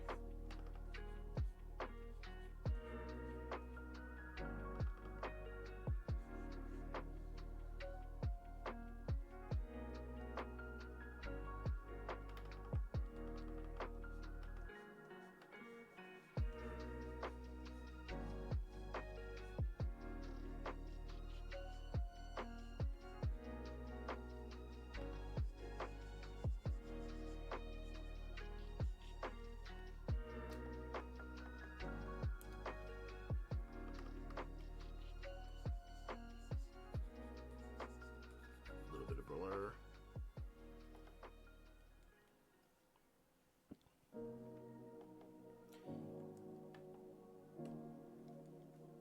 You know, there are two different types of, and now there's two different types of brushes I tend to do when I'm painting like this. One is the smooth watercolor, the other one is the paint and apply. I'm gonna switch over to paint and apply and see if I can get that proper blur that I'm looking for.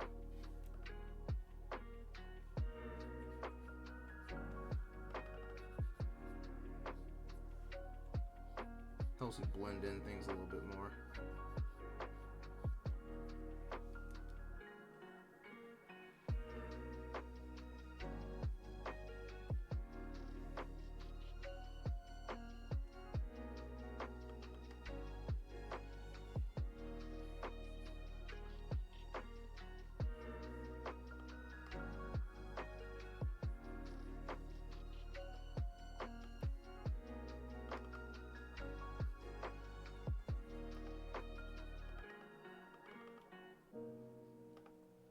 The paint and apply might be the way to go for this.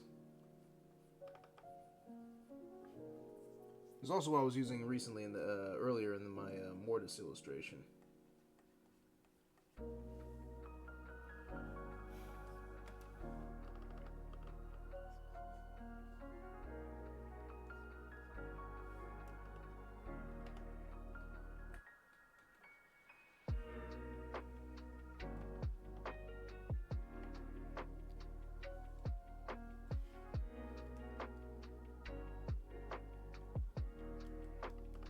We're also gonna eliminate some of, get a little bit of lighting in here.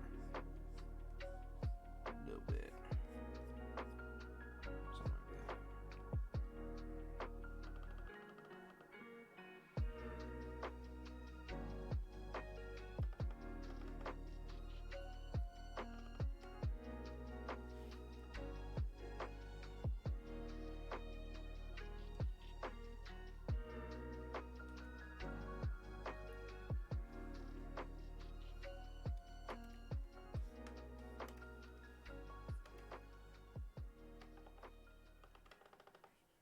may look a little strange at first, but it's going to make sense once we apply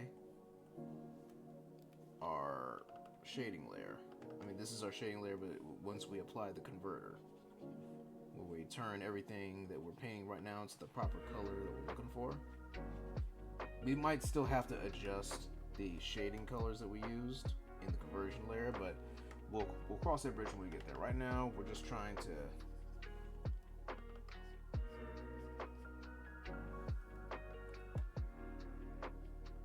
kind of get the feel we're looking for here.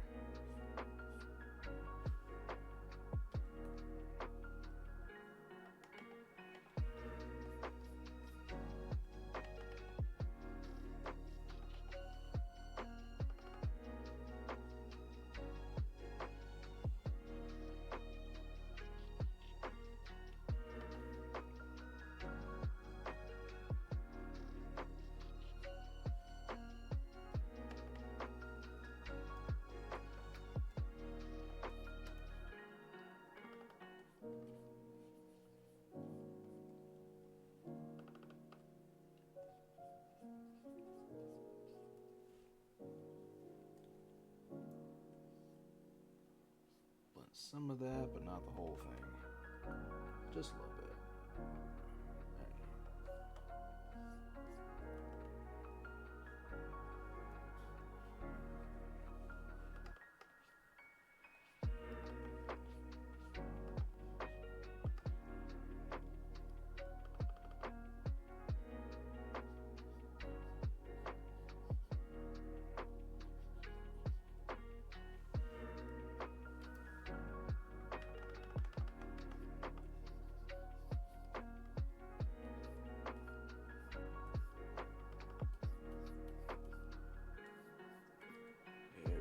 Uh-oh.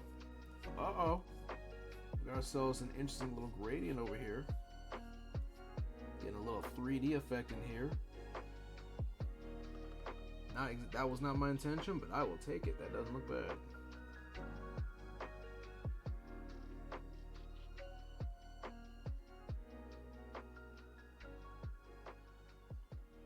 Man, I need to implement the paint and apply brush a little more often.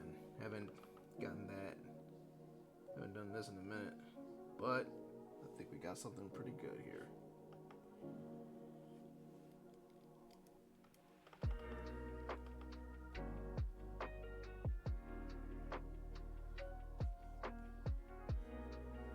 Then again, when I was working on the mortise one, I applied the shading a little more differently. I didn't block it out. I was going piece by piece individually. I wasn't really looking at the bigger picture entirely, but hey, I think it still looked pretty good.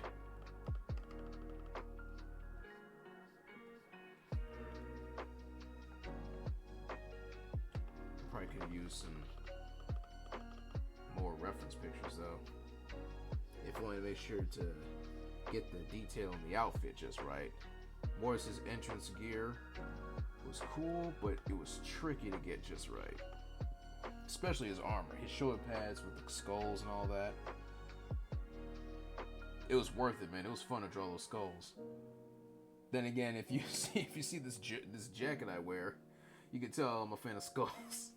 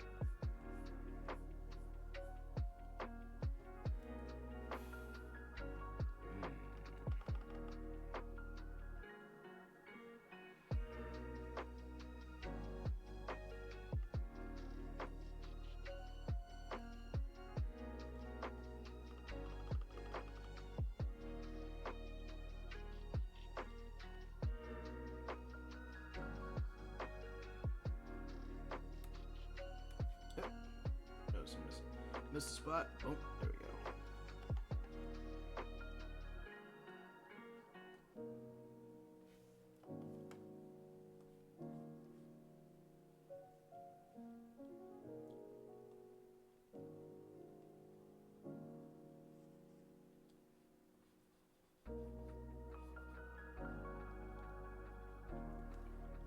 The shade on the board, where the fingers are.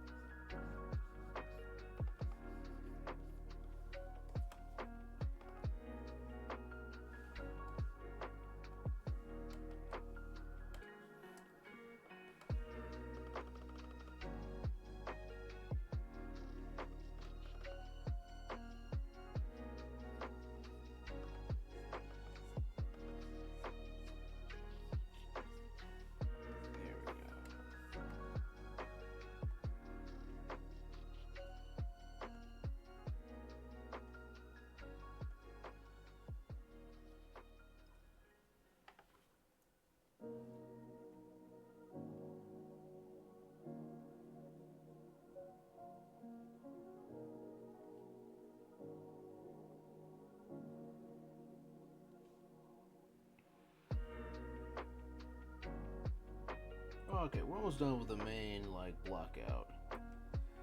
After that, we're going to start converting everything and adjusting and tweaking here and there. This is still relatively a new process that I'm learning, but it does encourage me to appreciate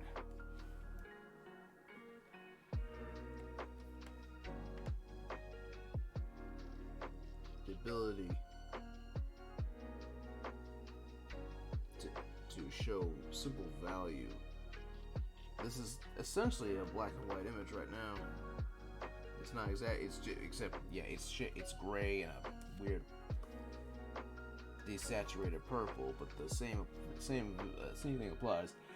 That in shades of gray, if everything's in grayscale, you don't focus too much on color, just the value, which helps things to pop out a little more. Something that I admittedly have problems with. But I would also argue that's mainly because I have trouble figuring out the right colors I want to use.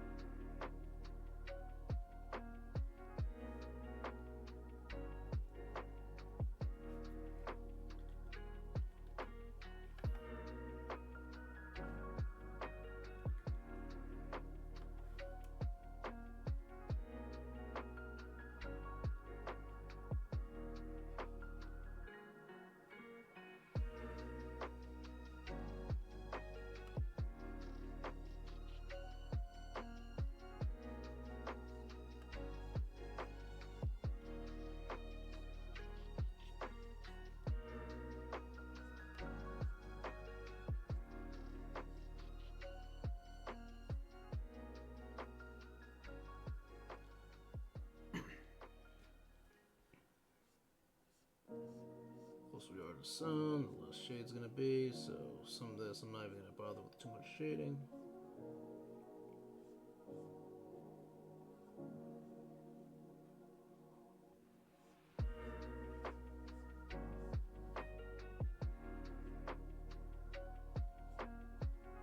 But as long as something's blocking it, there's definitely going to be immediate contrast.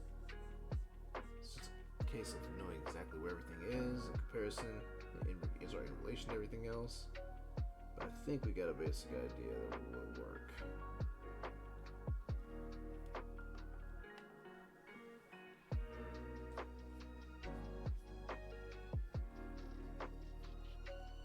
Whew.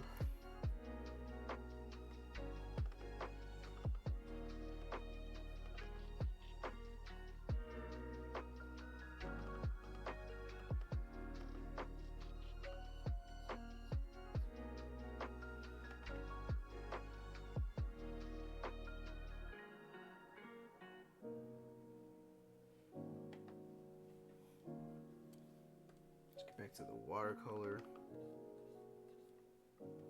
so I can just kind of, let's get like this, because some of this isn't going to need to be properly blurred. But we need some sharper blends like this.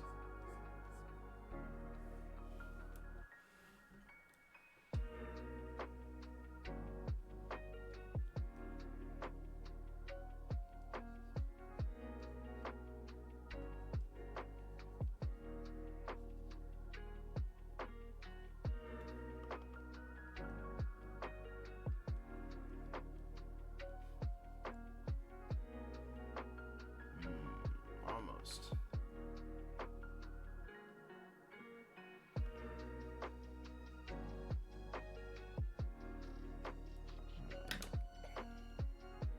Save.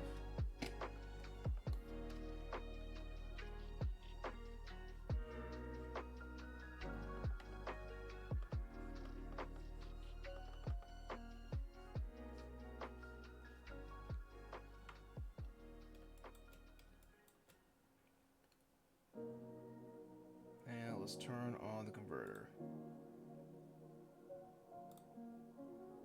Oh, not too bad.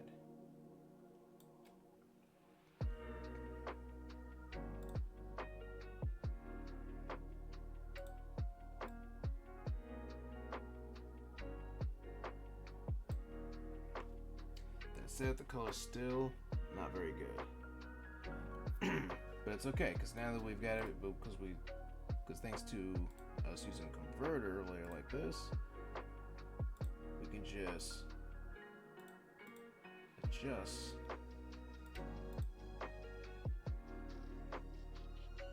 Wait a minute.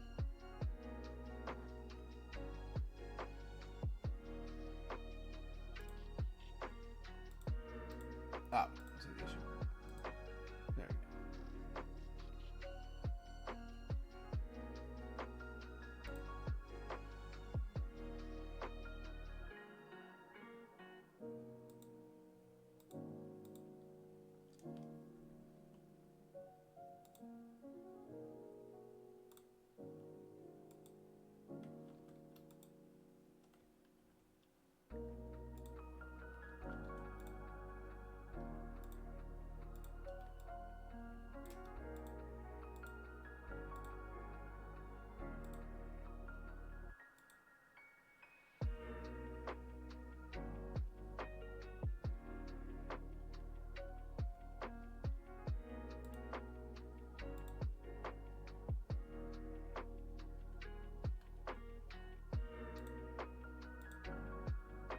Yeah, okay, there you go. Now let's adjust. Now that I got all the colors selected, let's adjust.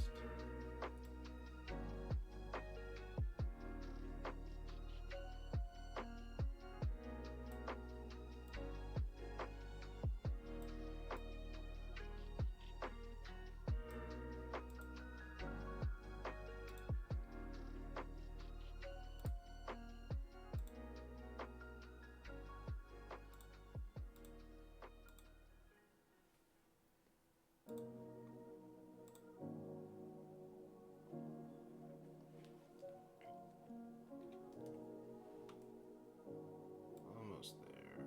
Just a little darker.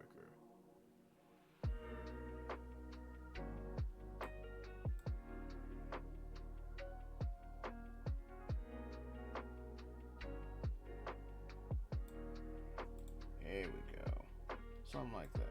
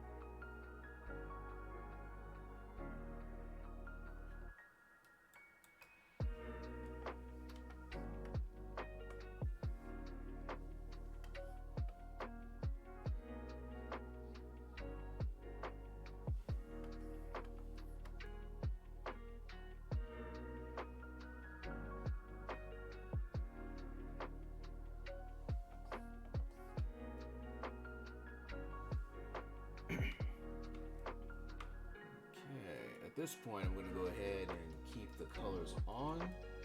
Now that we got the basic shading in, I'm willing to just kind of block it in like I normally do. I think we got the values are doing just fine. At this point, it's just a matter of making sure everything looks good.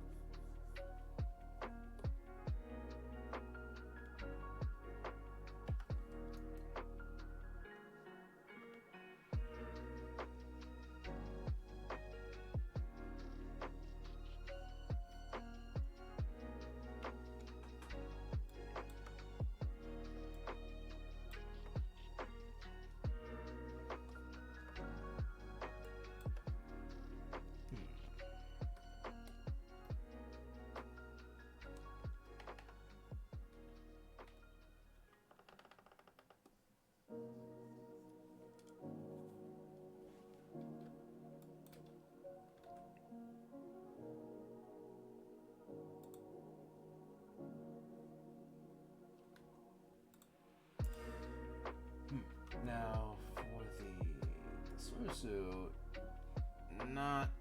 it's not looking right.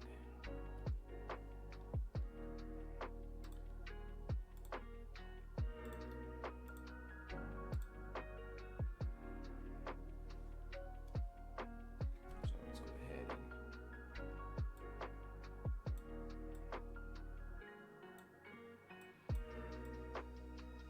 there we go. Something like that. Oh yeah, there we go. There we go.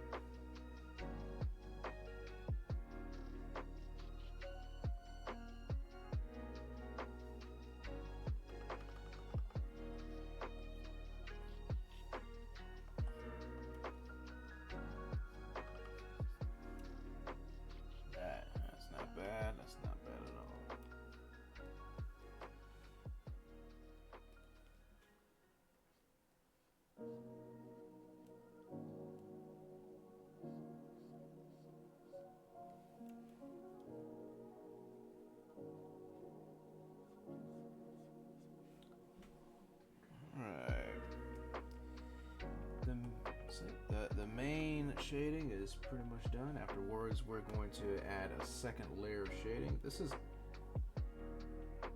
not bad. Thank you, Lines Sensei, for teaching us this interesting method. It's a little bit of trial and error, a little bit of tweaking here and there, but being able to change the color after everything's been set up is actually not as headache-inducing as it would be if I didn't set it up.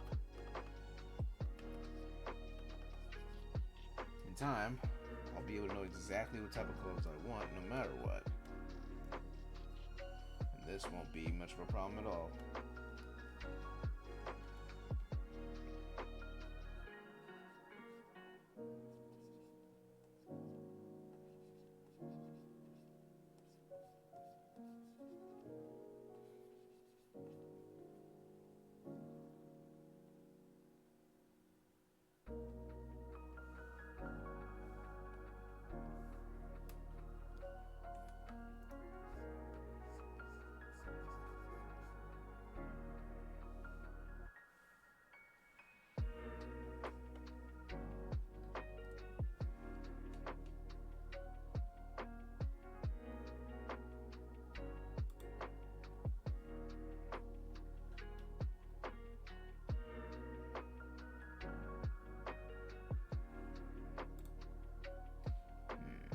Thinking about it, maybe, just maybe, Shima had a point as to the color of the hair. So I'm gonna try something. Oh yeah, I did pick a tone a little too light. But the end result's still not bad. Too bad.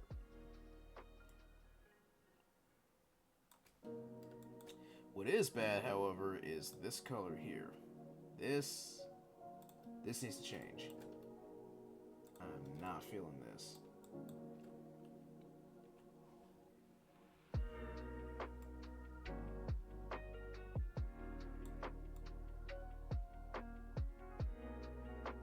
This might be something that needs to lower the saturation.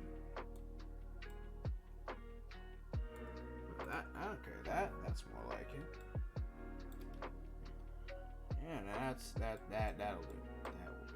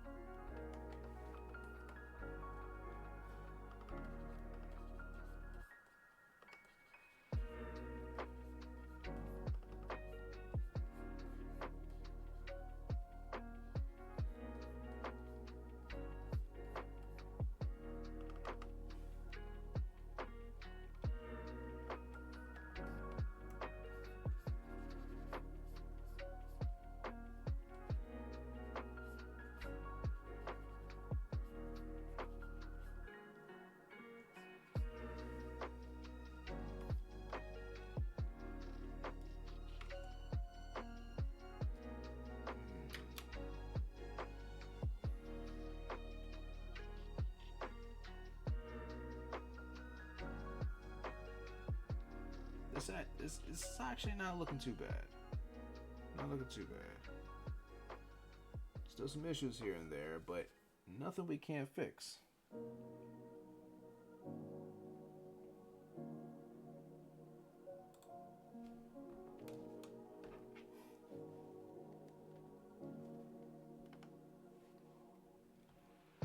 There's still a little bit of bleed here and there. Nothing too major.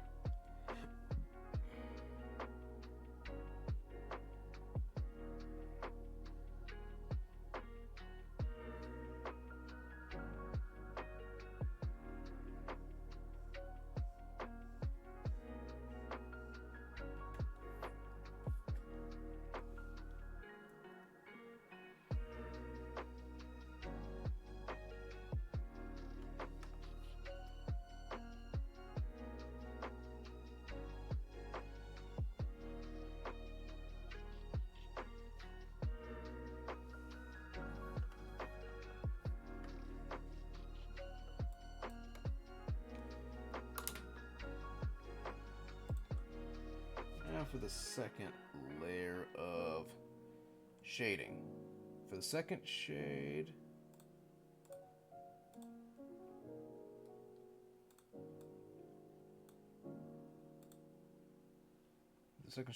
we are going to take everything that we got for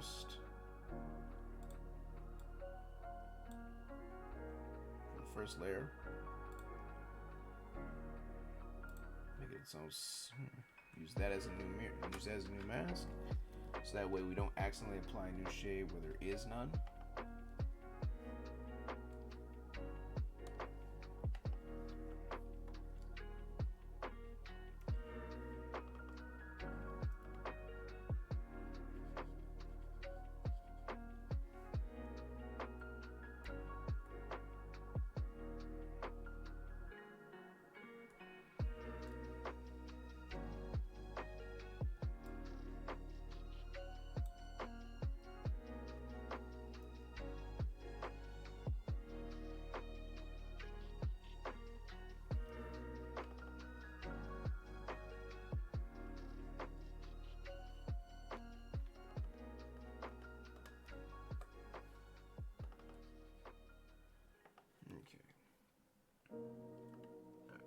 Just had to adjust the color here. Okay, block it in. A part that definitely looks like it's not getting any light.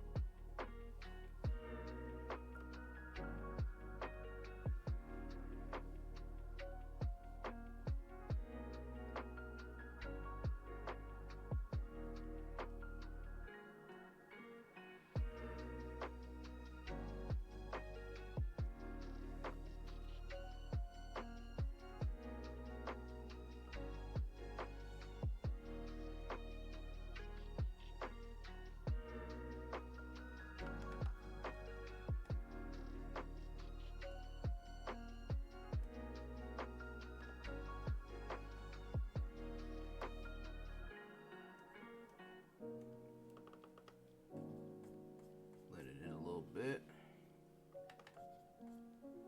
There we go. Not bad.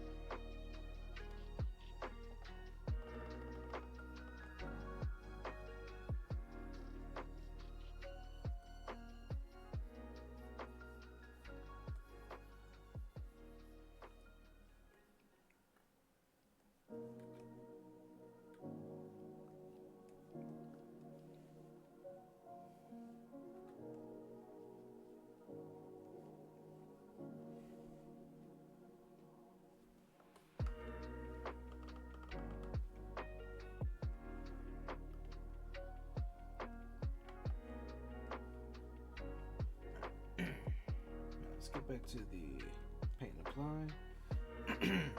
Some of this isn't blending just right. There we go.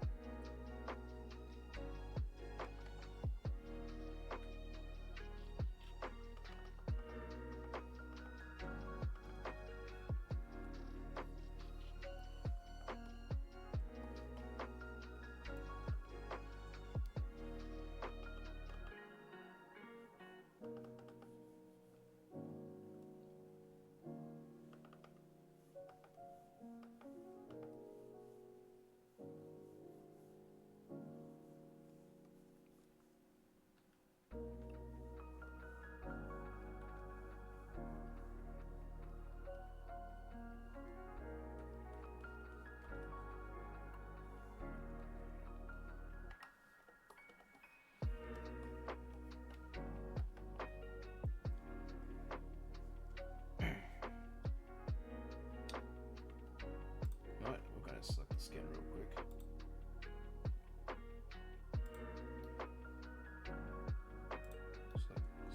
Select the skin. Damn it. The skin. There we go.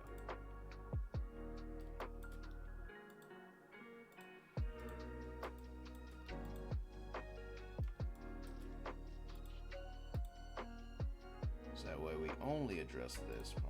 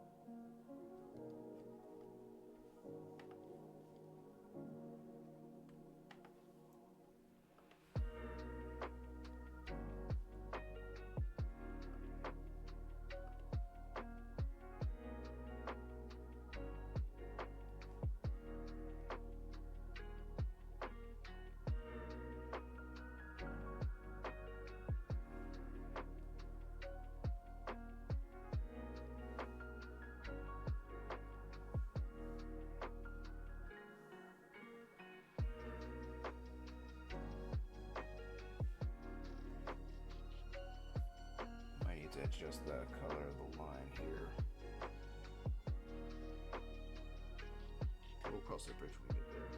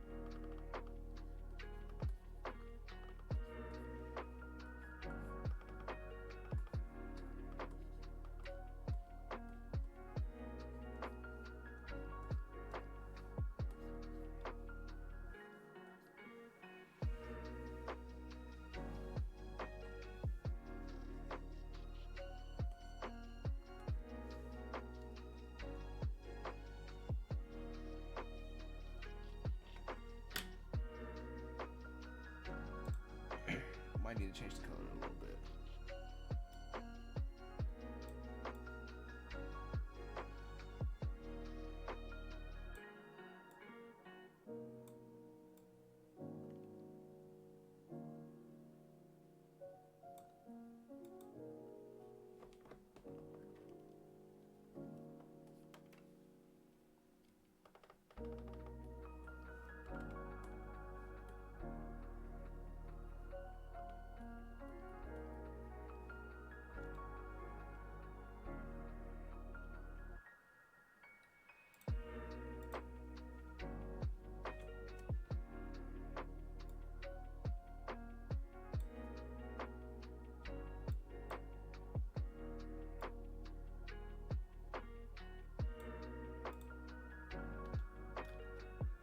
Gonna make the colors a little brighter.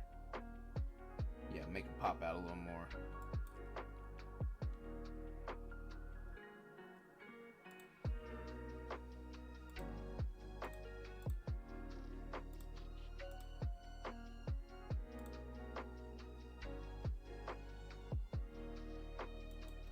The rest of those will pop out when we bring in the shine.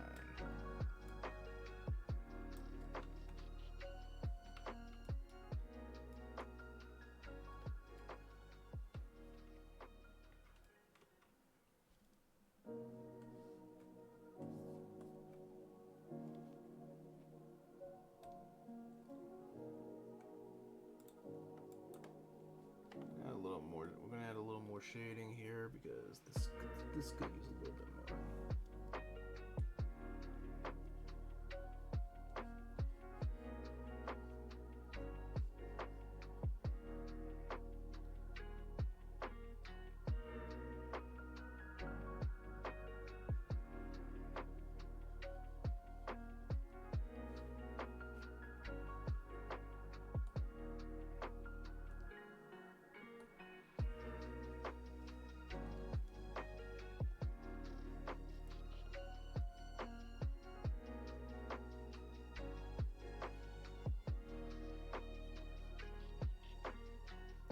Really digging this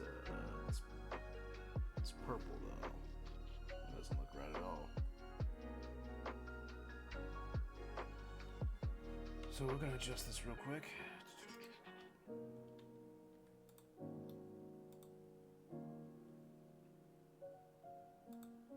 That's the color we want for that.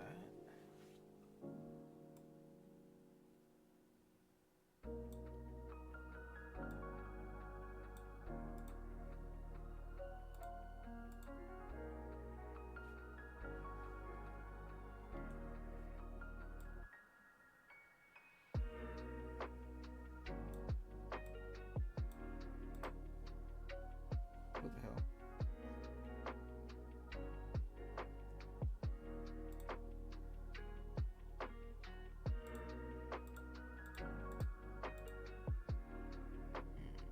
That works. This isn't working.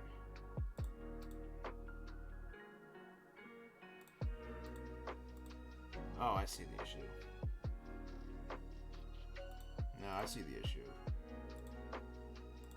It's because I scrolled down.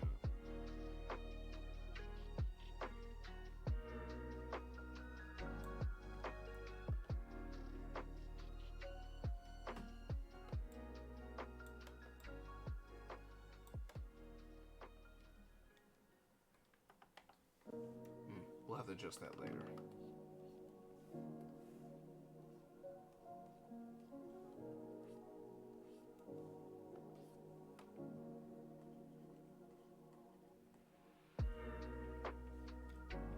Maybe.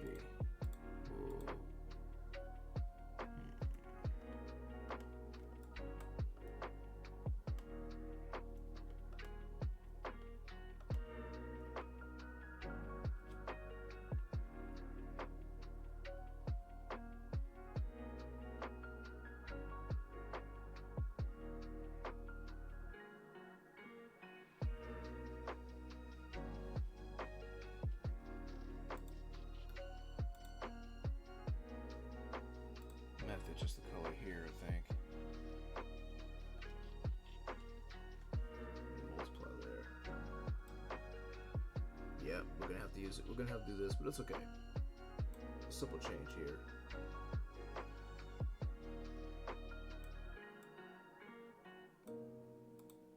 Not a big deal.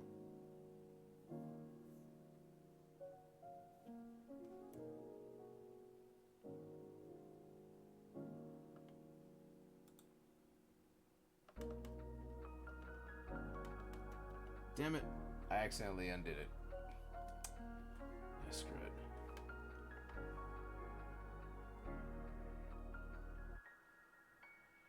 Let's do a little adjustment here.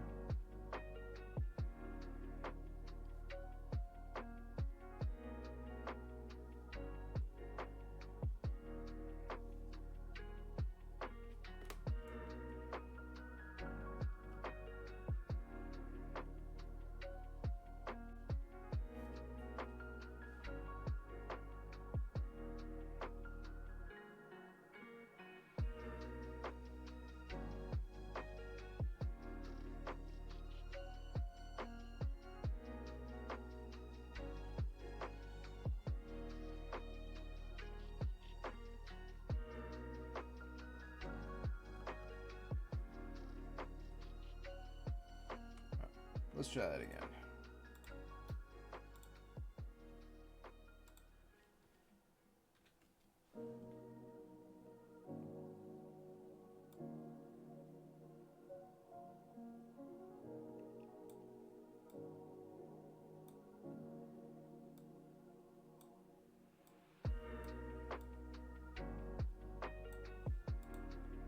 That will do.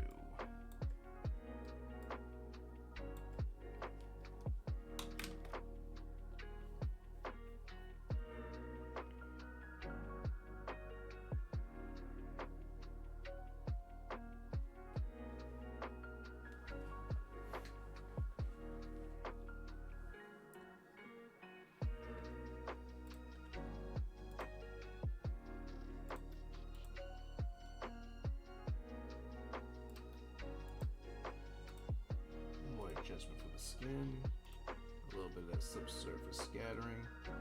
Then we're gonna have to work on those eyes. Then the surfboard.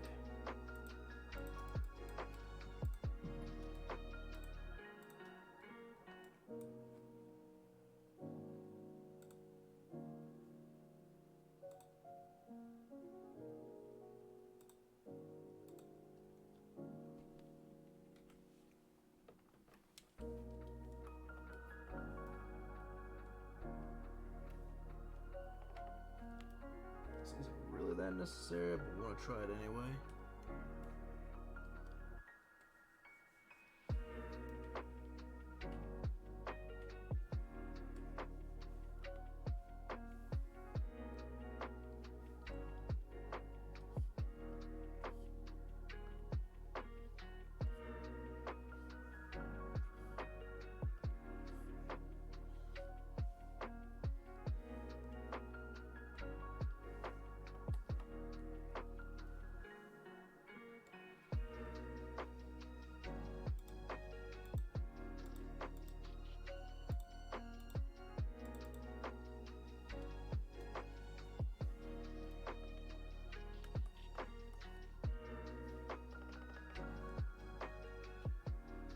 Not really seeing anything on the adjustment. Hold on.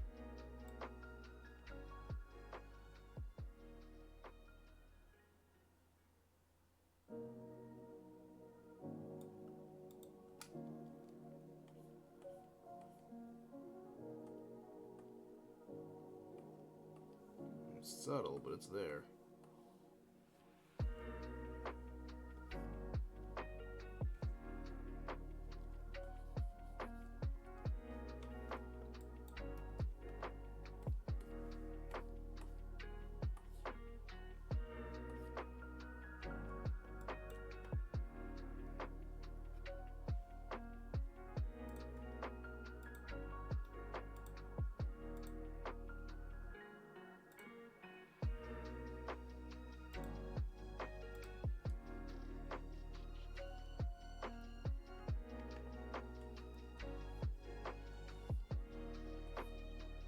Add a little bit here.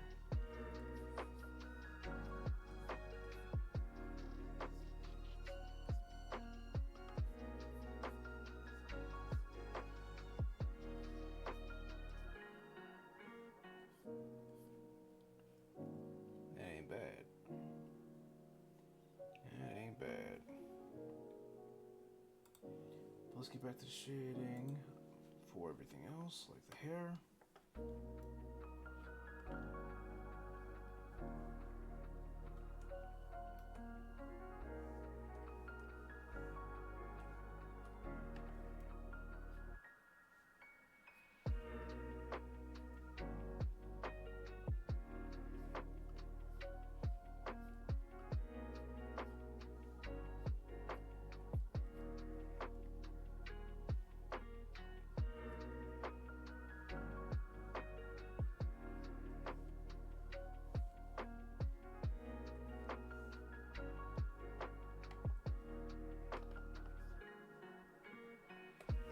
Watercolor, there we go.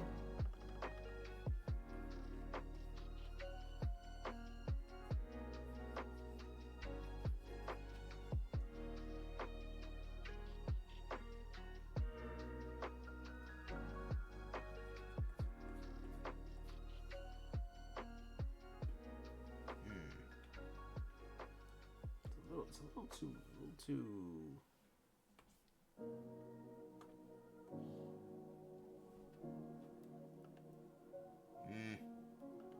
You know what? We are going to need a third converter. Yeah, we're gonna need a third one.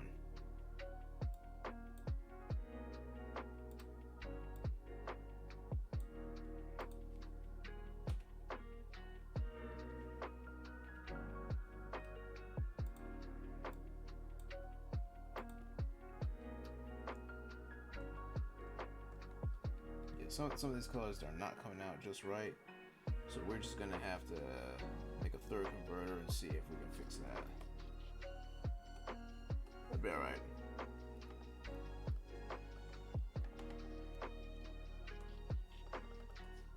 There we go. Much more fitting color.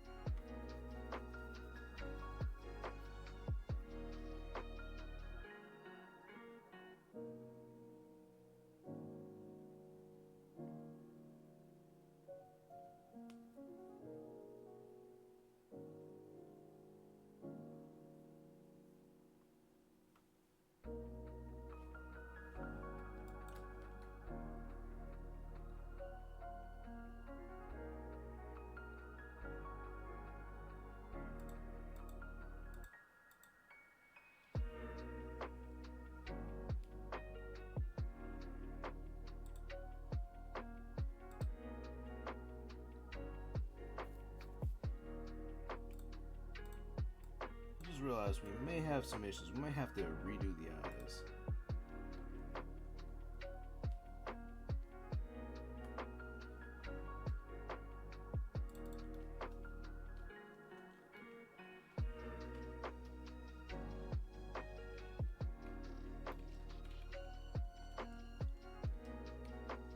Should have made the pupils before we really worked on the shading of everything else, but meh. They'll be alright. We can fix this.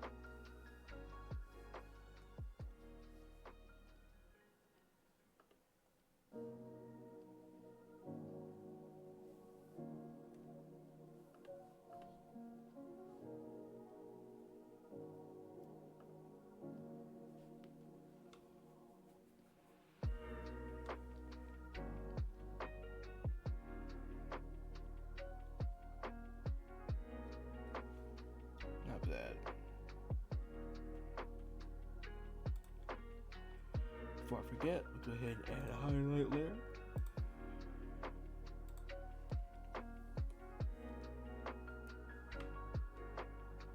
Alright, man, I've kind of been stuck on autopilot for a minute. I haven't really been speaking. I apologize. It's just that once it gets to the point where I'm not entirely sure what I'm doing, I just kind of, just completely locked in.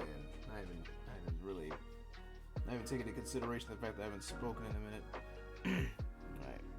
But at least we got that part fixed.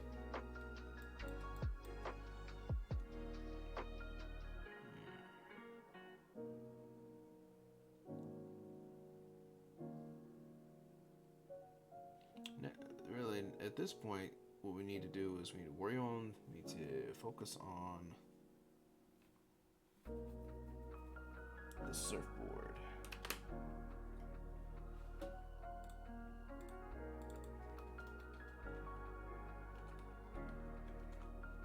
After that, we can finally start with the lighting, which is gonna be around the part where we're gonna wrap it up.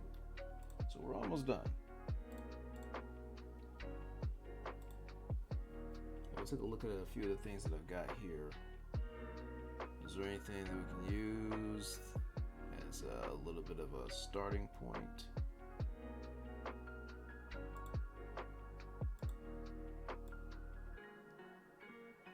I know I had one with like chicken, little tiny little chickens, but I don't think I've got anything fish oriented.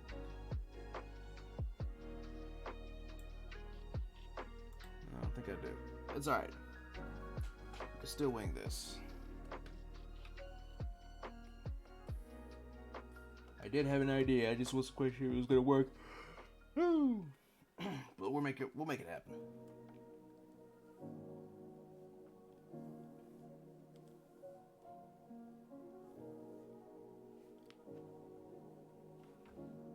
Be on the safe side. There's that.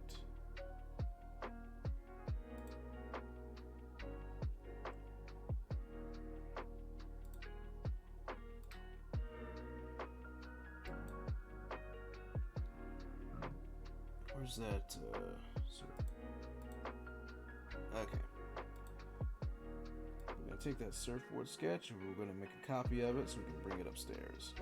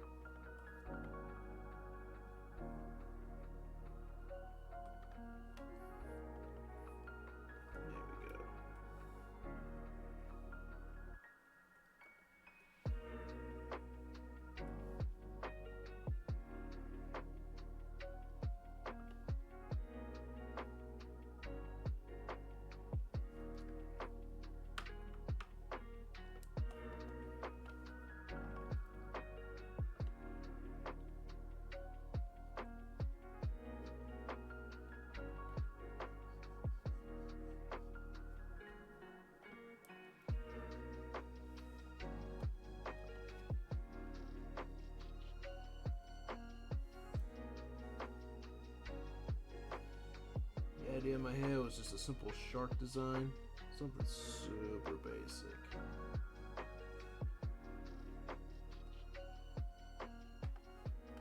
Man, because I wasn't quite sure what to do when it comes to like a surfboard design.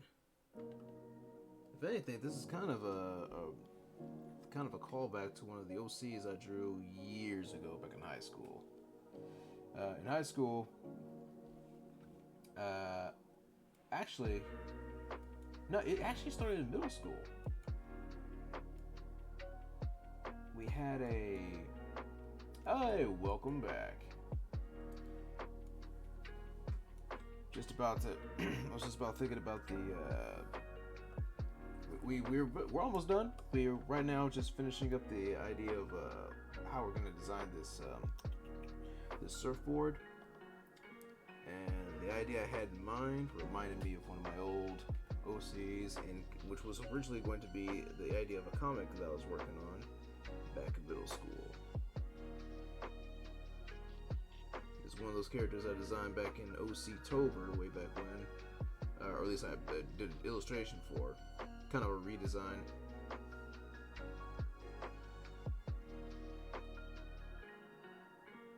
Where it was the character Ray Mungo, where it was the idea we had a frozen caveman who eventually was thawed out, and he was and we made him. He ended up becoming a snowboarder.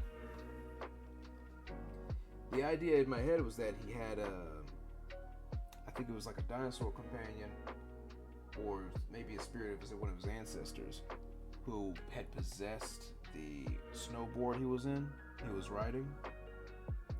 I don't know how I got that idea, but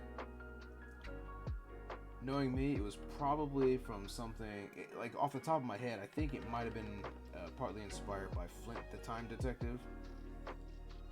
I think that character, his father became like the hammer he was using. Of course, I'm not entirely sure, so don't quote me on it, but that's off the top of my head. I think that's what might have inspired the idea of the snowboard. Having that like super serious face. What the? Hold on. Undo.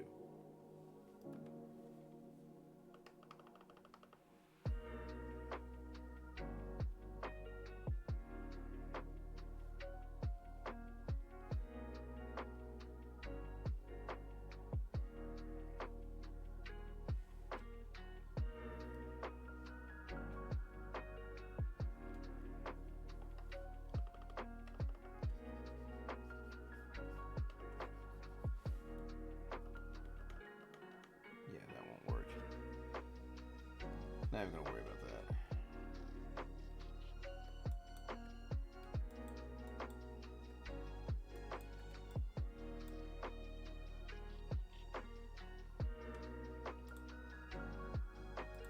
But I am gonna add a little bit of texture for this.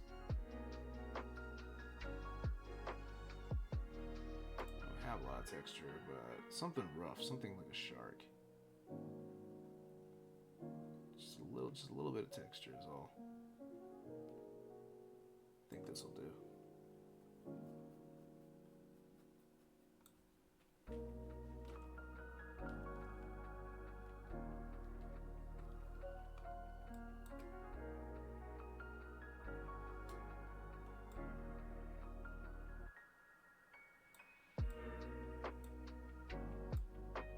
Wait. You done? There we go.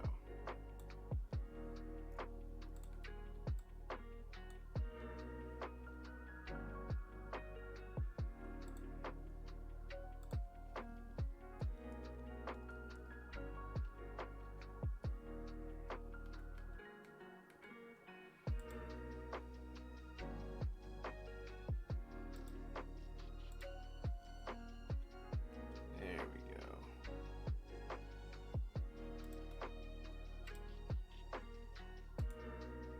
Let's rise.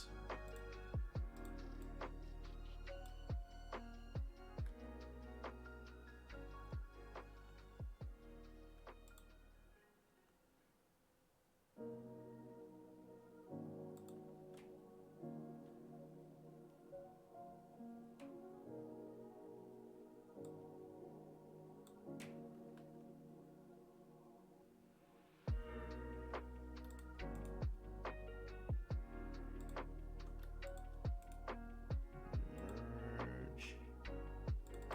Okay.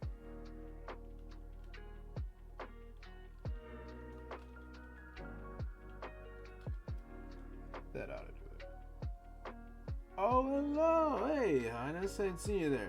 Lurking because it's late. Good to know. Hey, yeah, it's, you know me. I'm a nocturnal animal, and I just wanted to get at least one good illustration done before the beginning of the next week.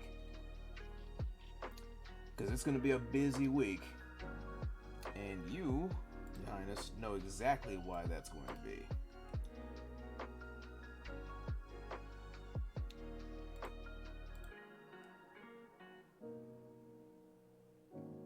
Not a nocturnal animal anymore. You say that like it's a bad thing. It's not exactly pleasant, especially when all the stores and the post office are all open during the daggone day.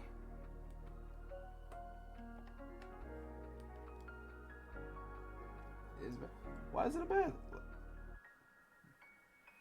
I like the nighttime too, but let's be honest. If you have to go out and go do things, it can be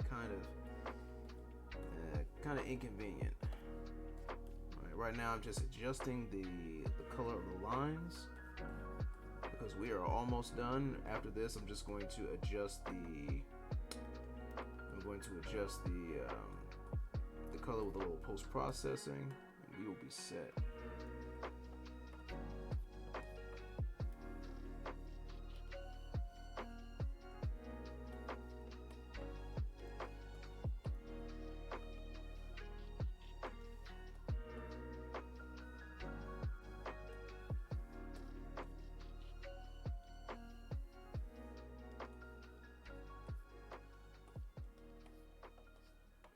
So only certain stores were open at night. I hear you.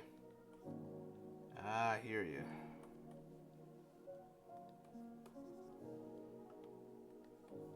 The only real positive side for most locations when it comes to stores and certain businesses is that if you work there, like what I do, is you can get a freaking premium. You might get a nighttime shift bonus. That's awesome. But other than that, not really worth it.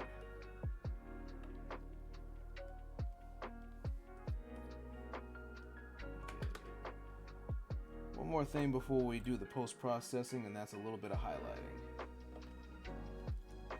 Make everything pop out just a little more.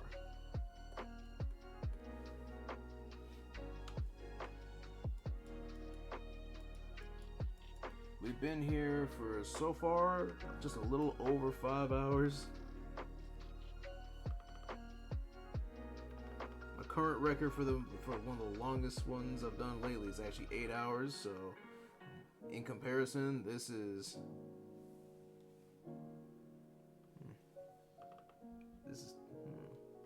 making good time.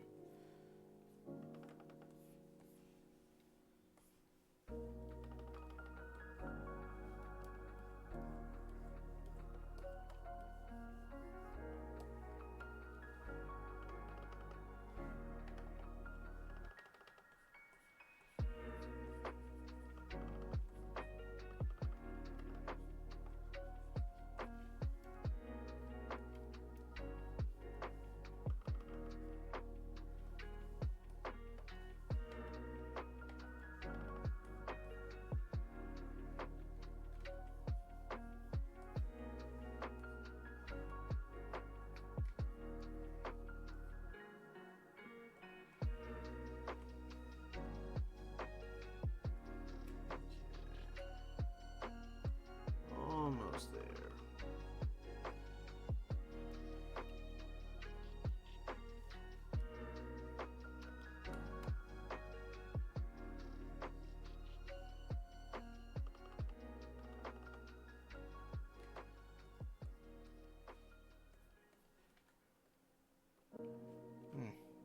I know you're lurking, but how's your week been, if you don't mind me asking?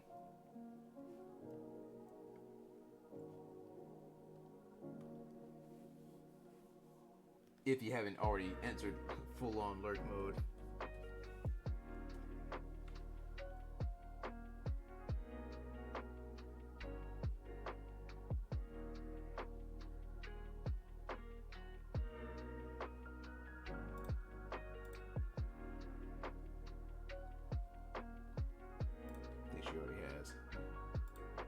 Oh, there. Still had your sound on. I never said my sound. I was asking you if you haven't gone full on lurk mode yourself. How has your week been?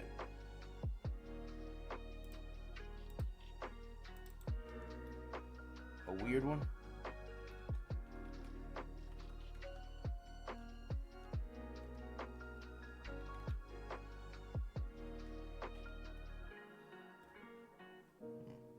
Feel free to elaborate if you want to.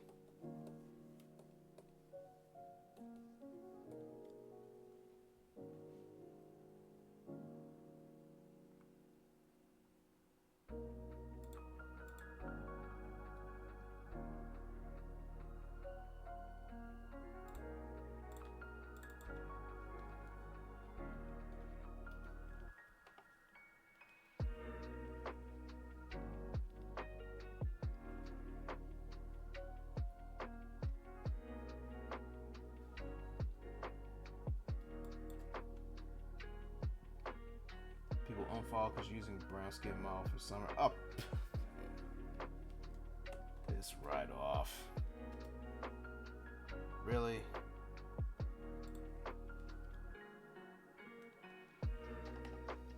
Why do people have a problem with brown skin?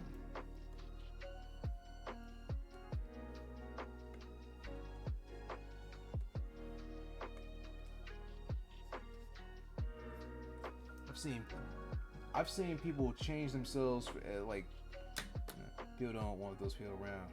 Don't like, yeah, I don't blame you. It's absolutely nonsense. I mean, for goodness sake, I've seen people change their hair color for certain seasons, change their model completely different. Wait. And don't even get me started. Don't even get me started on the fact that there are some people who there's a reason why you don't see a lot of tan skin photographers nowadays. I'd rather not think about it, but I gotta talk about it.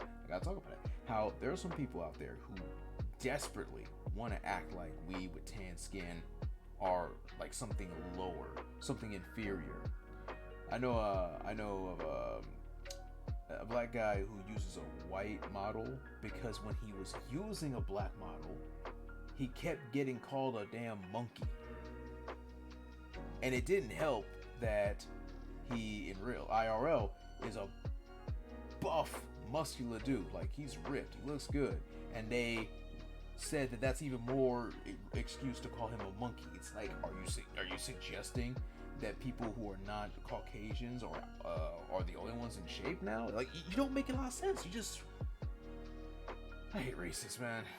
Let me stop. Let me stop. We're almost done with this illustration, and I'm not gonna let a bunch of idiots completely destroy the vibe. We are almost done. Let me just focus. So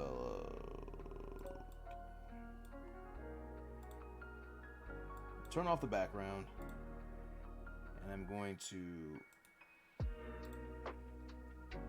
make I'm gonna copy what we've got so far, because we're gonna do something with this.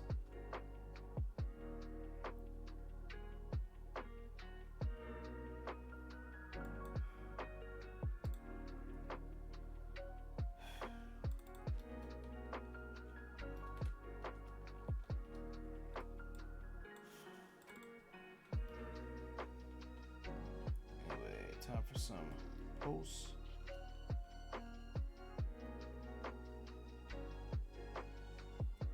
Oh, hold on. There we go. Move it up here. Posts.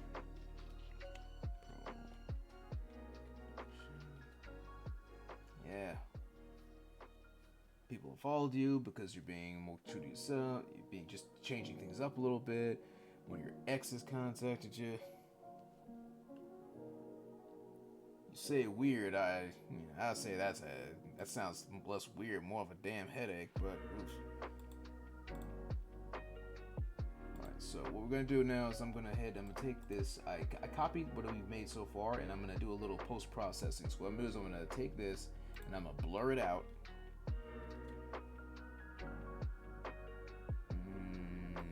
A little more.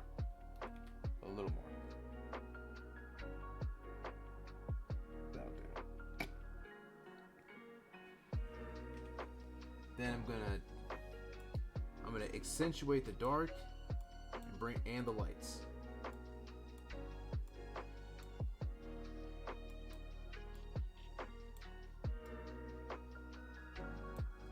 Something like this. Flip it to overlay, and I'm gonna use this to just adjust the color a little bit. Make it pop out a little more. Yeah, especially since it's a sunny day. That's not bad. That is not bad.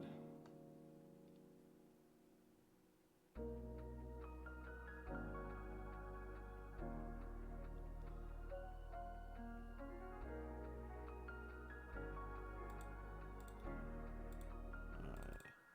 Now I make an overlay. Now we make one more overlay layer.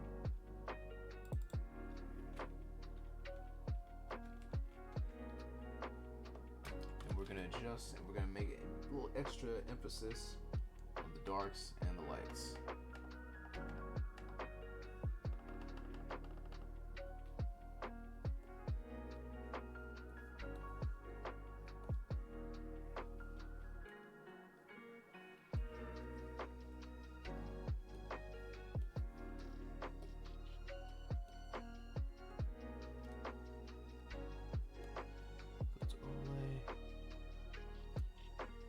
Just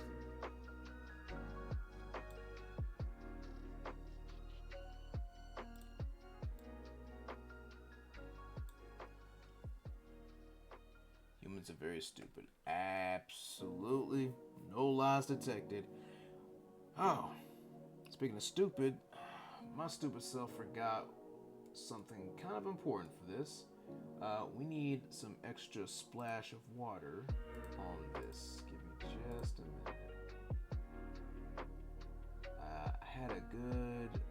I had a good reference for this. Give me just a moment. Where did I put that?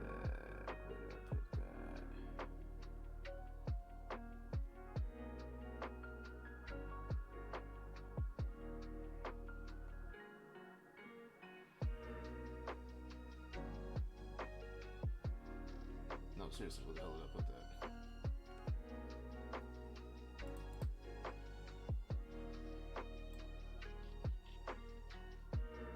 Yay, yeah, you recognize JoJo. Yeah, you bet your fur I put JoJo there. No joke, honest. There's one thing that I've been wanting to do, and it's just because I've been practicing my 3D lately. Is because I've been wanting to. One thing I want to do is make a 3D model of JoJo. It's one of those things where like no one asked for it, but I need to do it. It needs to exist.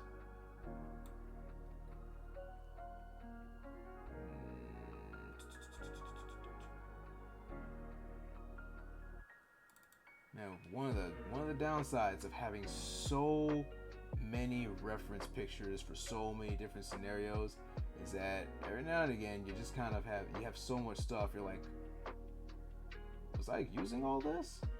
And then you look back on how many illustrations that you make, and you're like, dang, I've been busy.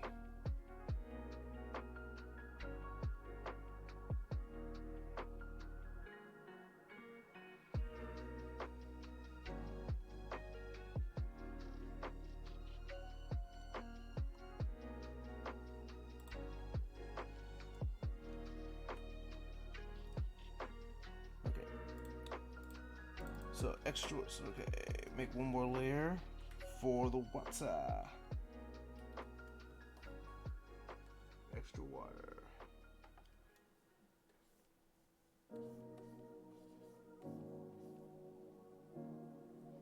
Actually, before I make it that color, I'm gonna, just so I can see what this looks like.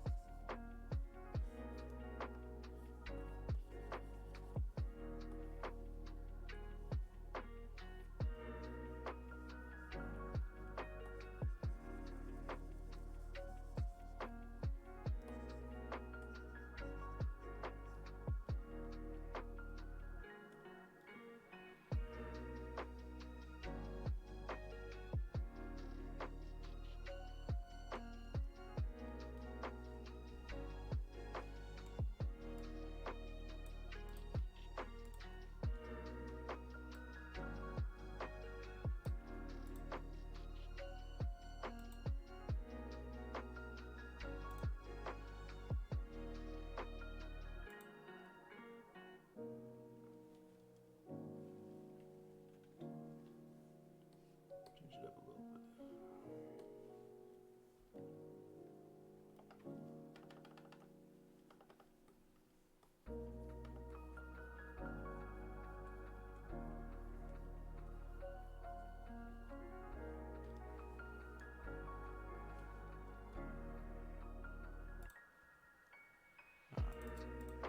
Splash 1. With the secondary layer, splash 2.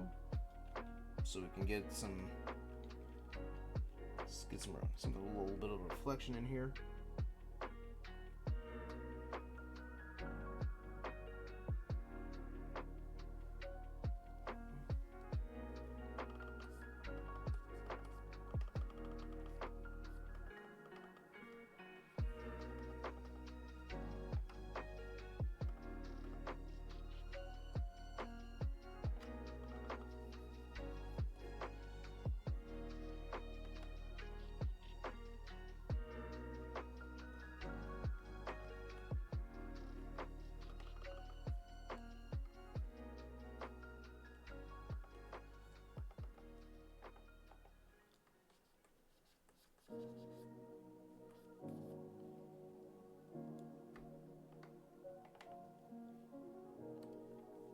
Bit of running, little bit of spray here. There we go. Not bright enough, so we'll make one more layer for the sake of adding a little bit of glow. Maybe it's just not strong enough. There we go.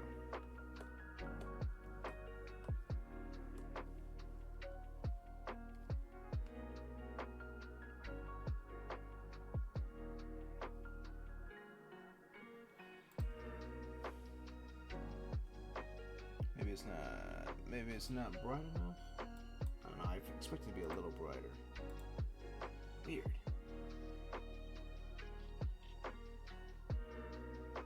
Or maybe I see the problem. The density was too low. Let's try that again. Delete.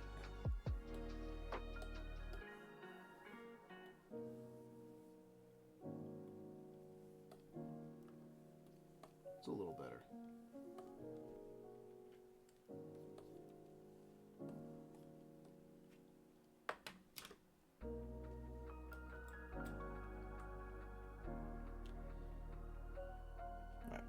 Time for a little chromatic aberration. We're gonna take everything. Now we're gonna take everything we've done,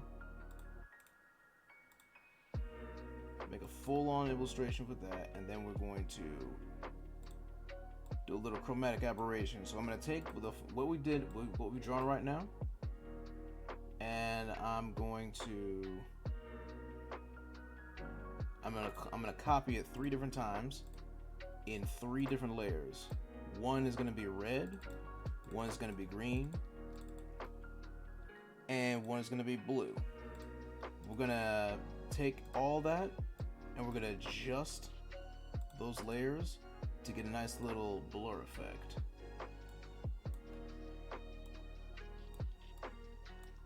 Would you stop for a second? I'm not trying to move the whole thing. I just want to move a little bit. Just a little bit.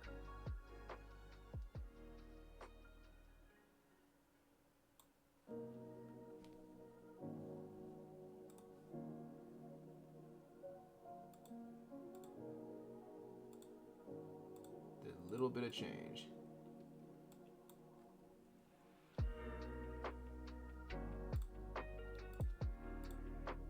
Oh, hold on.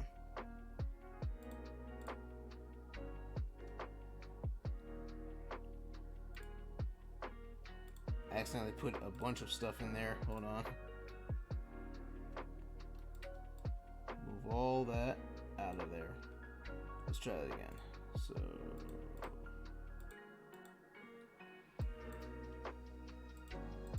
yeah, there's a little bit of blur. Little bit of blur. There we go. That's all we needed. Just a touch. Though we could move it a little bit more. I'll try moving it just a little bit. A little bit.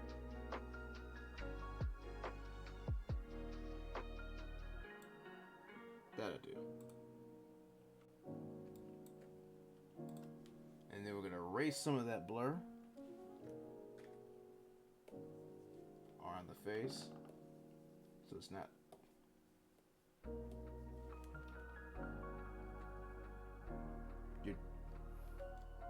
Well, I wasn't thinking a euphemism, but the cat struggles to drink water correctly. You know what? I'm not entirely surprised. I know people who can't drink their water properly, Your Highness.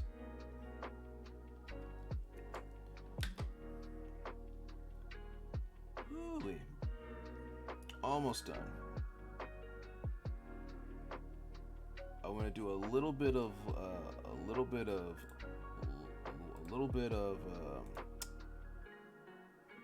one last bit of color correction, and we'll be pretty much set.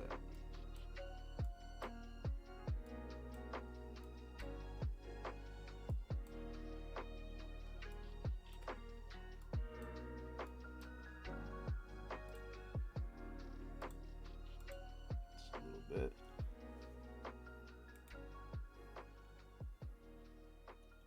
We'll try a gradient map and see if that helps. But first things first, what are you doing? Don't go there. All right, correction here.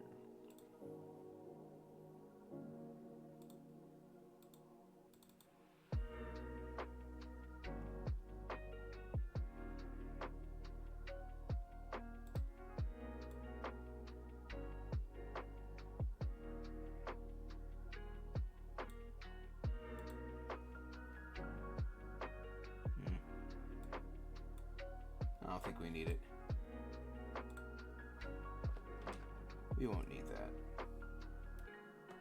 We'll just do a slight adjust. We'll just use a slight apply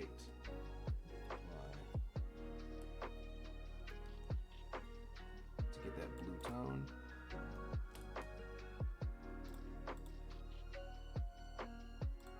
And a little bit of texture.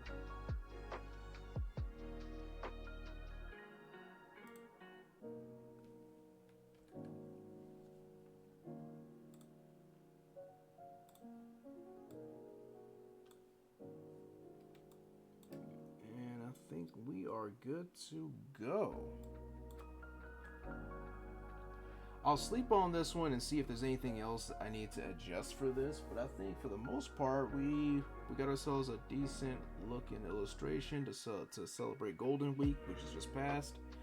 This illustration was actually encouraged by one of the people I follow, Shima, who I did a live 2D model for recently.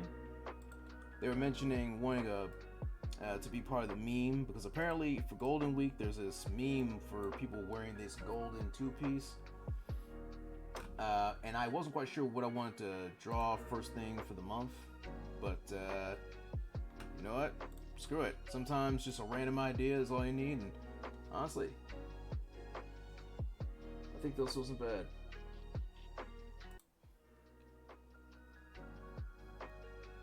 Whew. But yeah, it's been about 5.5 hours. I wasn't quite sure if I was even gonna stream tonight, but you know what? Yep, it was worth it. It was absolutely worth it, and I need to get back to doing this. I need to get back to streaming. I'm so out of practice, and I never have a lot of time to actually get this, to actually do anything, or even talk to people. I swear I'm not a workaholic. It's just I got a lot of stuff to do. And I do appreciate the four of you who actually showed up. Shima, Dark Mortimer, Giannis, called Goku. All four of you. Yeah, I can definitely rely on you guys showing up, especially even if it's late. Much appreciated. But I also have this week off from work, so I'm going to try to stream a little bit more this week, because who knows when I'm going to be able to do it again.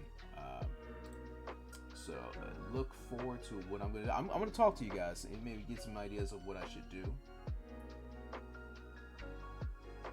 I have no idea what will be next. Maybe I'll actually have a little fun, try some gaming. I don't know, but we shall see.